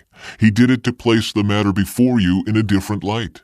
But you are as wise as an angel of God, and you understand everything that happens among us." So the king sent for Joab and told him, "All right, go and bring back the young man Absalom." Joab bowed with his face to the ground in deep respect and said, "At last I know that I have gained your approval, my lord the king, for you have granted me this request." Then Joab went to Geshur and brought Absalom back to Jerusalem. But the king gave this order, "Absalom may go to his own house, but he must never come into my presence." So Absalom did not see the king. Absalom reconciled to David. Now Absalom was praised as the most handsome man in all Israel. He was flawless from head to foot. He cut his hair only once a year, and then only because it was so heavy. When he weighed it out, it came to 5 pounds. He had 3 sons and 1 daughter. His daughter's name was Tamar, and she was very beautiful. Absalom lived in Jerusalem for 2 years, but he never got to see the king. Then Absalom sent for Joab to ask him to intercede for him, but Joab refused to come. Absalom sent for him a second time, but again Joab refused to come. So Absalom said to his servants, "Go and set fire to Joab's barley field, the field next to mine." So they set his field on fire, as Absalom had commanded. Then Joab came to Absalom at his house and demanded, "Why did your servant set my field on fire?" And Absalom replied, "Because I wanted you to ask the king why he brought me back from Geshur if he didn't intend to see me. I might as well have stayed there. Let me see the king. If he finds me guilty of anything, then let him kill me." So Joab told the king what Absalom had said. Then, at last, David summoned Absalom, who came and bowed low before the king, and the king kissed him. April 28. Absalom's rebellion. After this, Absalom bought a chariot and horses, and he hired 50 bodyguards to run ahead of him. He got up early every morning and went out to the gate of the city. When people brought a case to the king for judgment, Absalom would ask where in Israel they were from, and they would tell him their tribe. Then Absalom would say, "You've really got a strong case here. It's too bad the king doesn't have anyone to hear it. I wish I were the judge. Then everyone could bring their cases to me for judgment, and I would give them justice." When people tried to bow before him, Absalom wouldn't let them. Instead, he took them by the hand and kissed them. Absalom did this with everyone who came to the king for judgment, and so he stole the hearts of all the people of Israel. After 4 years, Absalom said to the king, "Let me go to Hebron to offer a sacrifice to the Lord and fulfill a vow I made to him. For while your servant was at Geshur and Aram, I promised to sacrifice to the Lord in Hebron if he would bring me back to Jerusalem." "All right," the king told him, "go and fulfill your vow." So Absalom went to Hebron. But while he was there, he sent secret messengers to all the tribes of Israel to stir up a rebellion against the king. "As soon as you hear the ram's horn," his message read, "you are to say, 'Absalom has been crowned king in Hebron.'" He took 200 men from Jerusalem with him as guests, but they knew nothing of his intentions. While Absalom was offering the sacrifices, he sent for Ahithophel, one of David's counselors, who lived in Gilo. Soon many others also joined Absalom, and the conspiracy gained momentum. David escapes from Jerusalem. A messenger soon arrived in Jerusalem to tell David, "All Israel has joined Absalom in a conspiracy against you. Then we must flee at once, or it will be too late." David urged his men, "Hurry! If we get out of the city before Absalom arrives, both we and the city of Jerusalem will be spared from disaster." "We are with you," his advisers replied. "Do what you think is best." So the king and all his household set out at once. He left no one behind except 10 of his concubines to look after the palace. The king and all his people set out on foot, pausing at the last house to let all the king's men move past to lead the way. There were 600 men from Gath who had come with David, along with the king's bodyguard. Then the king turned and said to Ittai, a leader of the men from Gath, "Why are you coming with us? Go on back to King Absalom, for you are a guest in Israel, a foreigner in exile. You arrived only recently, and should I force you today to wander with us? I don't even know where we will go. Go on back and take your kinsman with you, and may the Lord show you his unfailing love and faithfulness."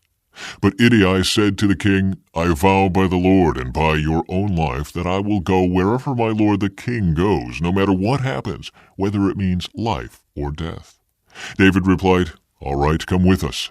So Ittai and all his men and their families went along. Everyone cried loudly as the king and his followers passed by. They crossed the Kidron Valley and then went out toward the wilderness. Zadok and all the Levites also came along, carrying the Ark of the Covenant of God.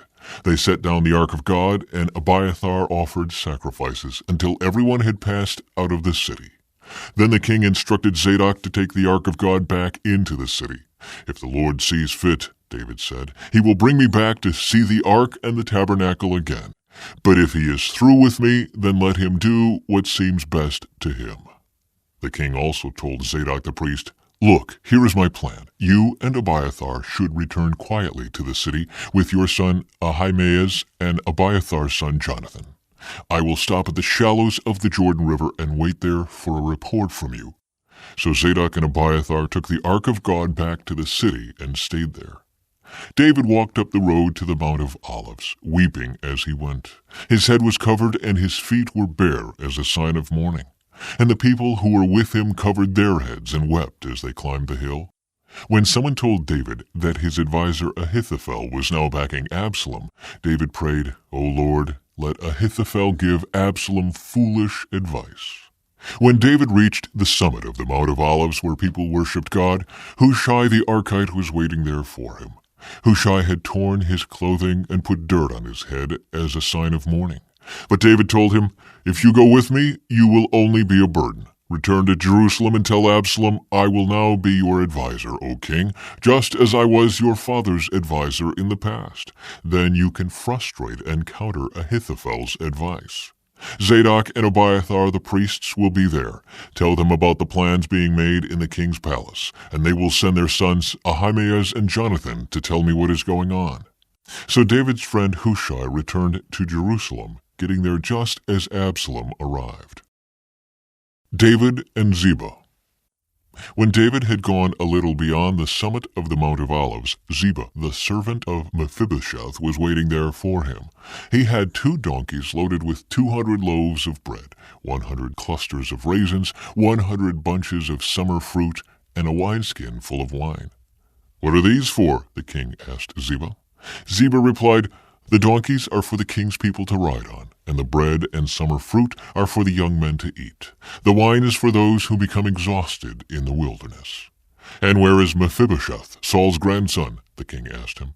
"He stayed in Jerusalem," Ziba replied. "He said, 'Today I will get back the kingdom of my grandfather Saul.'"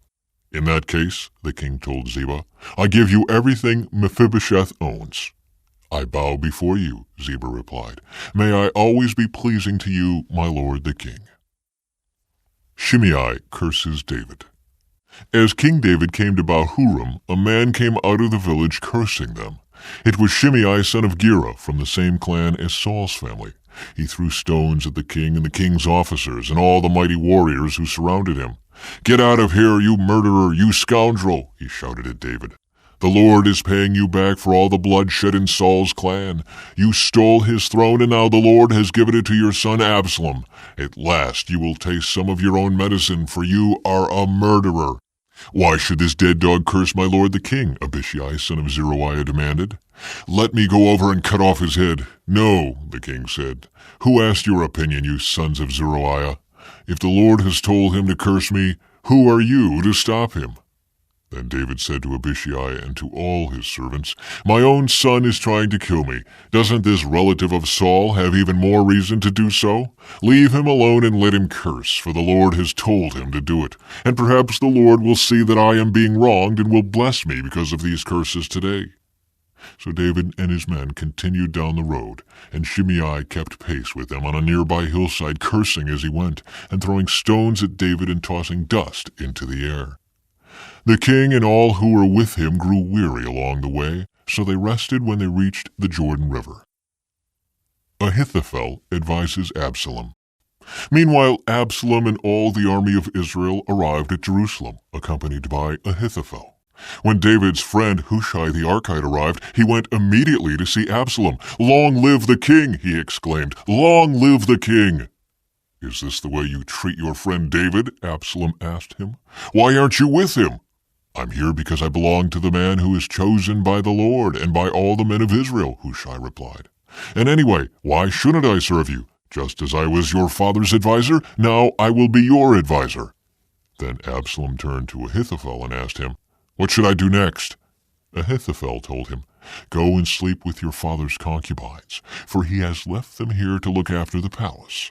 Then all Israel will know that you have insulted your father beyond hope of reconciliation, and they will throw their support to you."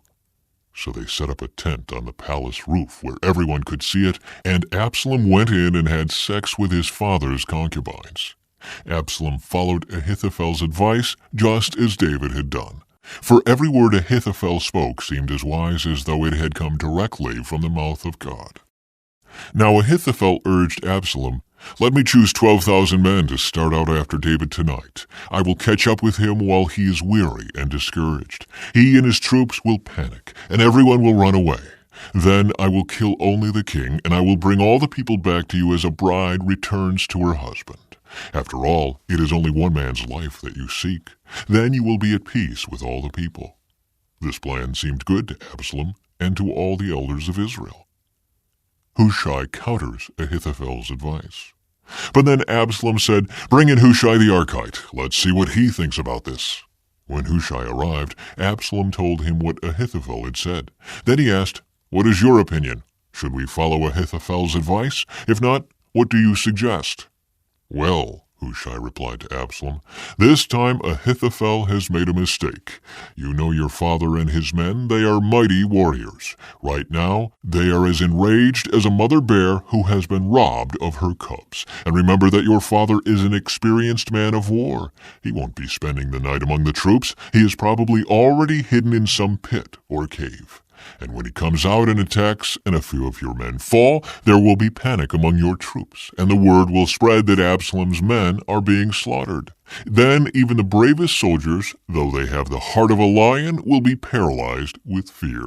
For all Israel knows what a mighty warrior your father is and how courageous his men are.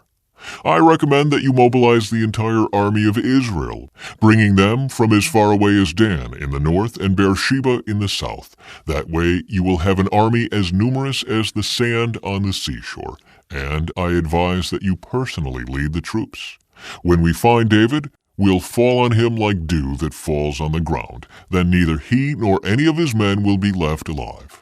And if David were to escape into some town, you will have all Israel there at your command.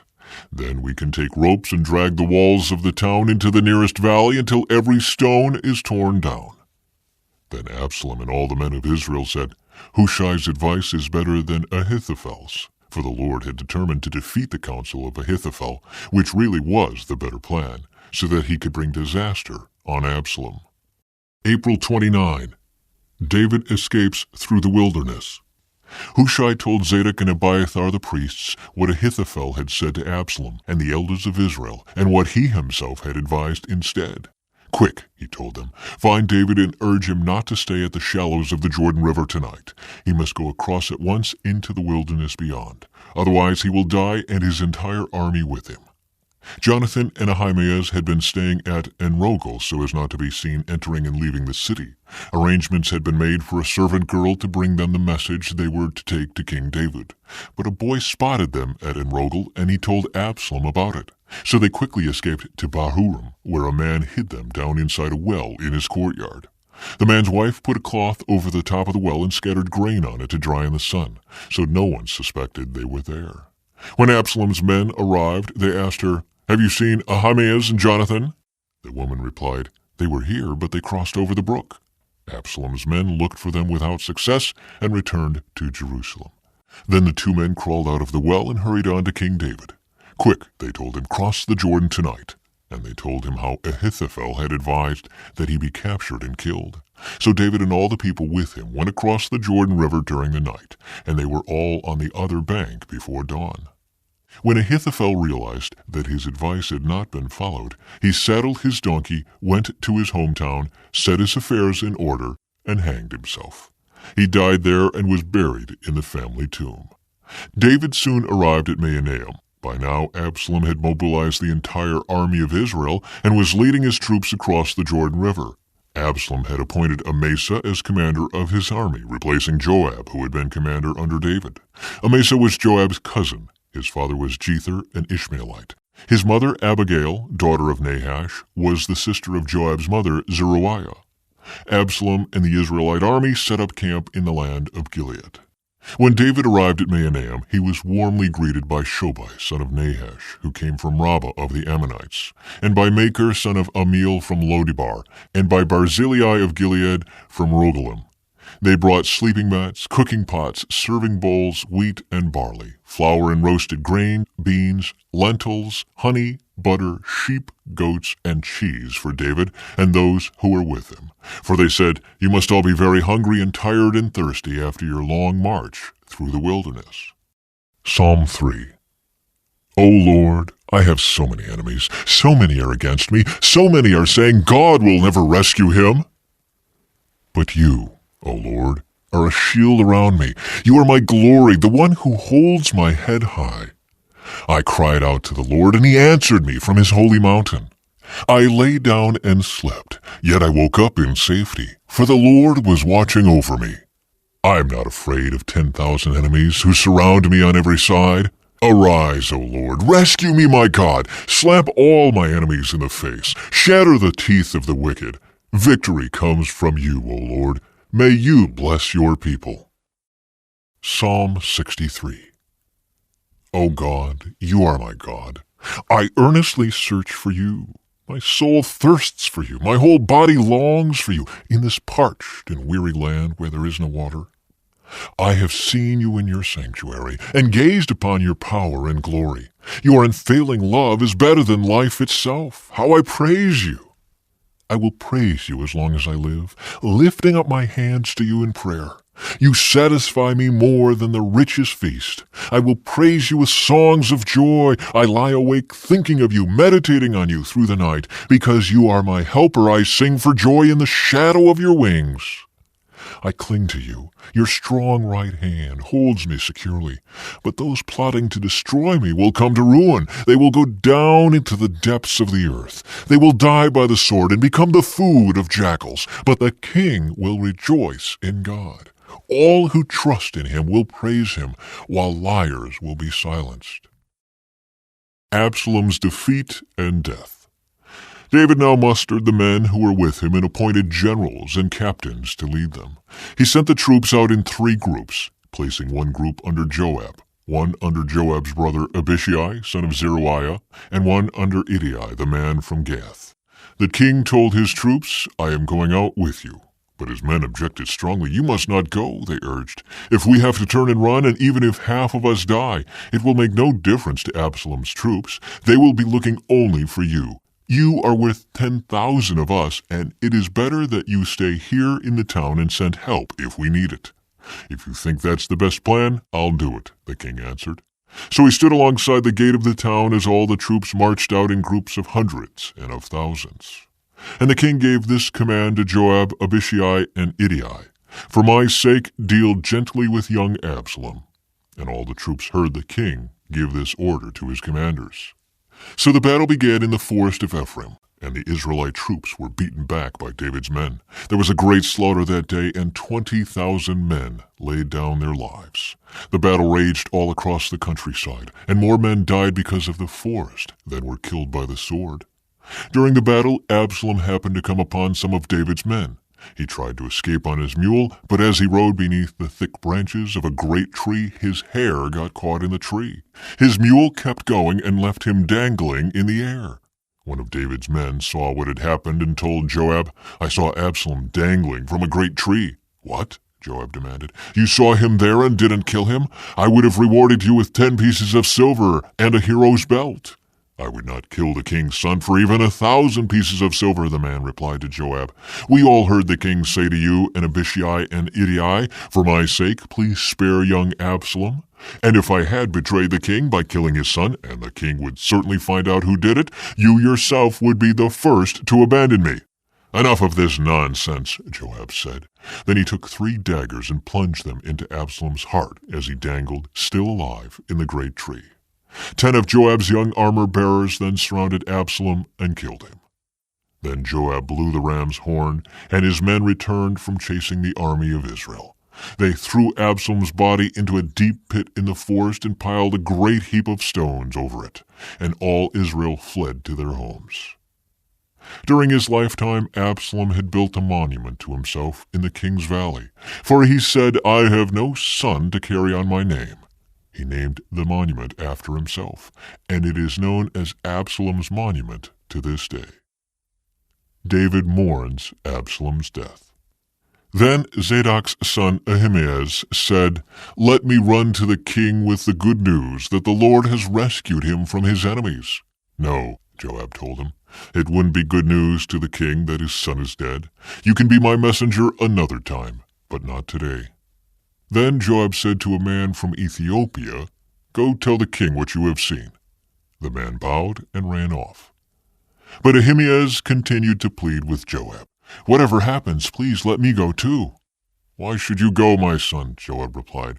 "There will be no reward for your news." "Yes, but let me go anyway," he begged. Joab finally said, "All right, go ahead." So Ahimaaz took the less demanding route by way of the plain and ran to Mahanaim ahead of the Ethiopian. While David was sitting between the inner and outer gates of the town, the watchman climbed to the roof of the gateway by the wall. As he looked, he saw a lone man running toward them. He shouted the news down to David, and the king replied, "If he is alone, he has news." As the messenger came closer, the watchman saw another man running toward them. He shouted down, "Here comes another one." The king replied, "He also will have news." "The first man runs like Ahimaaz, son of Zadok," the watchman said. "He is a good man and comes with good news," the king replied. Then Ahimaaz cried out to the king, "Everything is all right."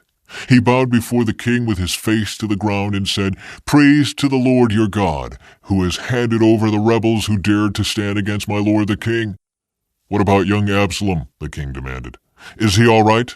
Ahimaaz replied, "When Joab told me to come, there was a lot of commotion, but I didn't know what was happening." "Wait here," the king told him. So Ahimaaz stepped aside. Then the man from Ethiopia arrived and said, "I have good news for my lord the king. Today the Lord has rescued you from all those who rebelled against you." "What about young Absalom?" the king demanded. "Is he all right?" And the Ethiopian replied, "May all of your enemies, my lord the king, both now and in the future, share the fate of that young man." The king was overcome with emotion. He went up to the room over the gateway and burst into tears. And as he went, he cried, "Oh, my son Absalom, my son Absalom, if only I had died instead of you. Oh, Absalom, my son, my son." Joab rebukes the king. Word soon reached Joab that the king was weeping and mourning for Absalom. As all the people heard of the king's deep grief for his son, the joy of that day's victory was turned into deep sadness. They crept back into the town that day as though they were ashamed and had deserted in battle. The king covered his face with his hands and kept on crying, "Oh, my son Absalom! Oh, Absalom, my son, my son!" Then Joab went to the king's room and said to him, "We saved your life today, and the lives of your sons, your daughters, and your wives and concubines. Yet you act like this, making us feel ashamed of ourselves. You seem to love those who hate you and hate those who love you. You have made it clear today that your commanders and troops mean nothing to you. It seems that if Absalom had lived and all of us had died, you would be pleased. Now, go out there and congratulate your troops, for I swear by the Lord that if you don't go out, not a single one of them will remain here tonight. Then you will be worse off than ever before." So the king went out and took his seat at the town gate. And as the news spread throughout the town that he was there, everyone went to him. Meanwhile, the Israelites who had supported Absalom fled to their homes, and throughout all the tribes of Israel there was much discussion and argument going on. The people were saying, "The king rescued us from our enemies and saved us from the Philistines, but Absalom chased him out of the country. Now Absalom, whom we anointed to rule over us, is dead. Why not ask David to come back and be our king again?" Then King David sent Zadok and Abiathar the priests to say to the elders of Judah, "Why are you the last ones to welcome back the king into his palace? For I have heard that all Israel is ready. You are my relatives, my own tribe, my own flesh and blood. So why are you the last ones to welcome back the king?" And David told them to tell Amasa, "Since you are my own flesh and blood, like Joab, may God strike me and even kill me if I do not appoint you as commander of my army in his place." Then Amasa convinced all the men of Judah, and they responded unanimously. They sent word to the king, "Return to us and bring back all who are with you." David's return to Jerusalem. So the king started back to Jerusalem, and when he arrived at the Jordan River, the people of Judah came to Gilgal to meet him and escort him across the river. Shimei, son of Gera, the man from Bahurim in Benjamin, hurried across with the men of Judah to welcome King David. 1,000 other men from the tribe of Benjamin were with him, including Ziba, the chief servant of the house of Saul, and Ziba's 15 sons and 20 servants. They rushed down to the Jordan to meet the king. They crossed the shallows of the Jordan to bring the king's household across the river, helping him in every way they could. David's mercy to Shimei. As the king was about to cross the river, Shimei fell down before him. "My lord the king, please forgive me," he pleaded. "Forget the terrible thing your servant did when you left Jerusalem. May the king put it out of his mind. I know how much I sinned. That is why I have come here today, the very first person in all Israel to greet my lord the king." Then Abishai, son of Zeruiah, said, "Shimei should die, for he cursed the Lord's anointed king." "Who asked your opinion, you sons of Zeruiah?" David exclaimed. "Why have you become my adversary today? This is not a day for execution, but for celebration. Today I am once again the king of Israel." Then, turning to Shimei, David vowed, "Your life will be spared." David's kindness to Mephibosheth. Now Mephibosheth, Saul's grandson, came down from Jerusalem to meet the king. He had not cared for his feet, trimmed his beard, or washed his clothes since the day the king left Jerusalem. "Why didn't you come with me, Mephibosheth?" the king asked him. Mephibosheth replied, "My lord the king, my servant Ziba deceived me. I told him, 'Saddle my donkey so I can go with the king, for as you know I am crippled.' Ziba has slandered me by saying that I refuse to come. But I know that my lord the king is like an angel of God, so do what you think is best. All my relatives and I could expect only death from you, my lord. But instead you have honored me by allowing me to eat at your own table. What more can I ask?" "You've said enough," David replied. "I've decided that you and Ziba will divide your land equally between you." "Give him all of it," Mephibosheth said. "I am content just to have you safely back again, my lord the king." April 30. David's kindness to Barzillai. Barzillai of Gilead had come down from Rogelim to escort the king across the Jordan. He was very old, about 80, and very wealthy. He was the one who had provided food for the king during his stay in Mahanaim. "Come across with me and live in Jerusalem," the king said to Barzillai. "I will take care of you there." "No," he replied. "I am far too old to go with the king to Jerusalem. I am 80 years old today, and I can no longer enjoy anything. Food and wine are no longer tasty, and I cannot hear the singers as they sing. I would only be a burden to my lord the king. Just to go across the Jordan River with the king is all the honor I need. Then let me return again to die in my own town, where my father and mother are buried. But here is your servant, my son Kimham. Let him go with my lord the king and receive whatever you want to give him." "Good," the king agreed. "Kimham will go with me, and I will help him in any way you would like, and I will do for you anything you want." So all the people crossed the Jordan with the king. After David had blessed Barzillai and kissed him, Barzillai returned to his own home. The king then crossed over to Gilgal, taking Kimham with him. All the troops of Judah and half the troops of Israel escorted the king on his way. An argument over the king. But all the men of Israel complained to the king, "The men of Judah stole the king and didn't give us the honor of helping take you, your household, and all your men across the Jordan." The men of Judah replied, "The king is one of our own kinsmen. Why should this make you angry? We haven't eaten any of the king's food or received any special favors." "But there are 10 tribes in Israel," the others replied. "So we have 10 times as much right to the king as you do. What right do you have to treat us with such contempt? Weren't we the first to speak of bringing him back to be our king again?"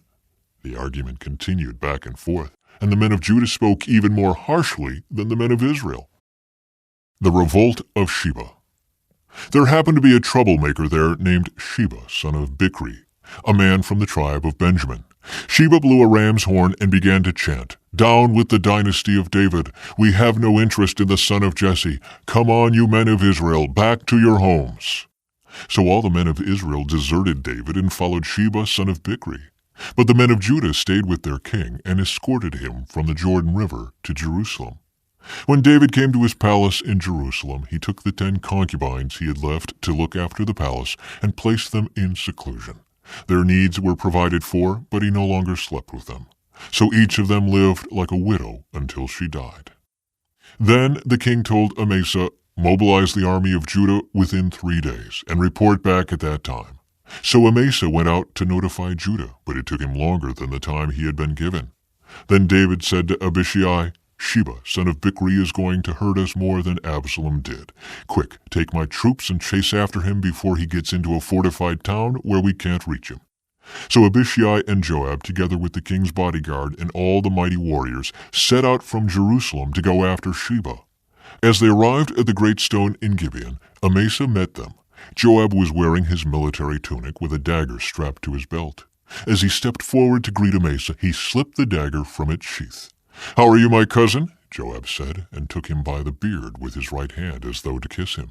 Amasa didn't notice the dagger in his left hand, and Joab stabbed him in the stomach with it so that his insides gushed out onto the ground. Joab did not need to strike again, and Amasa soon died. Joab and his brother Abishai left him lying there and continued after Sheba. One of Joab's young men shouted to Amasa's troops, "If you are for Joab and David, come and follow Joab." But Amasa lay in his blood in the middle of the road, and Joab's man saw that everyone was stopping to stare at him. So he pulled him off the road into a field and threw a cloak over him. With Amasa's body out of the way, everyone went on with Joab to capture Sheba, son of Bichri. Meanwhile, Sheba traveled through all the tribes of Israel and eventually came to the town of Abel-Beth-Maacah. All the members of his own clan, the Bichrites, assembled for battle and followed him into the town. When Joab's forces arrived, they attacked Abel-Beth-Maacah. They built a siege ramp against the town's fortifications and began battering down the wall. But a wise woman in the town called out to Joab, "Listen to me, Joab. Come over here so I can talk to you." As he approached, the woman asked, "Are you Joab?" "I am," he replied. So she said, "Listen carefully to your servant." "I'm listening," he said. Then she continued, "There used to be a saying, if you want to settle an argument, ask advice at the town of Abel. I am one who is peace-loving and faithful in Israel, but you are destroying an important town in Israel. Why do you want to devour what belongs to the Lord?" And Joab replied, "Believe me, I don't want to devour or destroy your town. That's not my purpose. All I want is a man named Sheba, son of Bichri, from the hill country of Ephraim, who has revolted against King David. If you hand over this one man to me, I will leave the town in peace." "All right," the woman replied. "We will throw his head over the wall to you." Then the woman went to all the people with her wise advice, and they cut off Sheba's head and threw it out to Joab. So he blew the ram's horn and called his troops back from the attack. They all returned to their homes, and Joab returned to the king at Jerusalem. Now Joab was the commander of the army of Israel. Benaiah, son of Jehoiada, was captain of the king's bodyguard. Adoniram was in charge of the labor force. Jehoshaphat, son of Ahilud, was the royal historian. Sheva was the court secretary. Zadok and Abiathar were the priests. And Ira, a descendant of Jair, was David's personal priest. Psalm 7. I come to you for protection, O Lord my God. Save me from my persecutors. Rescue me. If you don't, they will maul me like a lion, tearing me to pieces with no one to rescue me. O Lord my God, if I have done wrong, or am guilty of injustice, if I have betrayed a friend, or plundered my enemy without cause, then let my enemies capture me. Let them trample me into the ground and drag my honor in the dust. Arise, O Lord, in anger. Stand up against the fury of my enemies. Wake up, my God, and bring justice. Gather the nations before you. Rule over them from on high. The Lord judges the nations. Declare me righteous, O Lord, for I am innocent, O Most High. End the evil of those who are wicked, and defend the righteous, for you look deep within the mind and heart, O righteous God. God is my shield, saving those whose hearts are true and right. God is an honest judge. He is angry with the wicked every day. If a person does not repent, God will sharpen his sword. He will bend and string his bow. He will prepare his deadly weapons and shoot his flaming arrows. The wicked conceive evil. They are pregnant with trouble and give birth to lies. They dig a deep pit to trap others, then fall into it themselves. The trouble they make for others backfires on them. The violence they plan falls on their own heads. I will thank the Lord because he is just. I will sing praise to the name of the Lord Most High. David avenges the Gibeonites. There was a famine during David's reign that lasted for 3 years. So David asked the Lord about it, and the Lord said, "The famine has come because Saul and his family are guilty of murdering the Gibeonites." So the king summoned the Gibeonites. They were not part of Israel, but were all that was left of the nation of the Amorites. The people of Israel had sworn not to kill them, but Saul, in his zeal for Israel and Judah, had tried to wipe them out. David asked them, "What can I do for you? How can I make amends so that you will bless the Lord's people again?" "Well, money can't settle this matter between us and the family of Saul," the Gibeonites replied. "Neither can we demand the life of anyone in Israel." "What can I do then?" David asked. "Just tell me, and I will do it for you." Then they replied, "It was Saul who planned to destroy us, to keep us from having any place at all in the territory of Israel. So let 7 of Saul's sons be handed over to us, and we will execute them before the Lord at Gibeon on the mountain of the Lord." "All right," the king said, "I will do it." The king spared Jonathan's son Mephibosheth, who was Saul's grandson, because of the oath David and Jonathan had sworn before the Lord. But he gave them Saul's 2 sons, Armoni and Mephibosheth, whose mother was Rizpah, daughter of Aiah. He also gave them the 5 sons of Saul's daughter Merab, the wife of Adriel, son of Barzillai, from Maholah. The men of Gibeon executed them on the mountain before the Lord. So all 7 of them died together at the beginning of the barley harvest. Then Rizpah, daughter of Aiah, the mother of 2 of the men, spread burlap on a rock and stayed there the entire harvest season. She prevented the scavenger birds from tearing at their bodies during the day and stopped wild animals from eating them at night.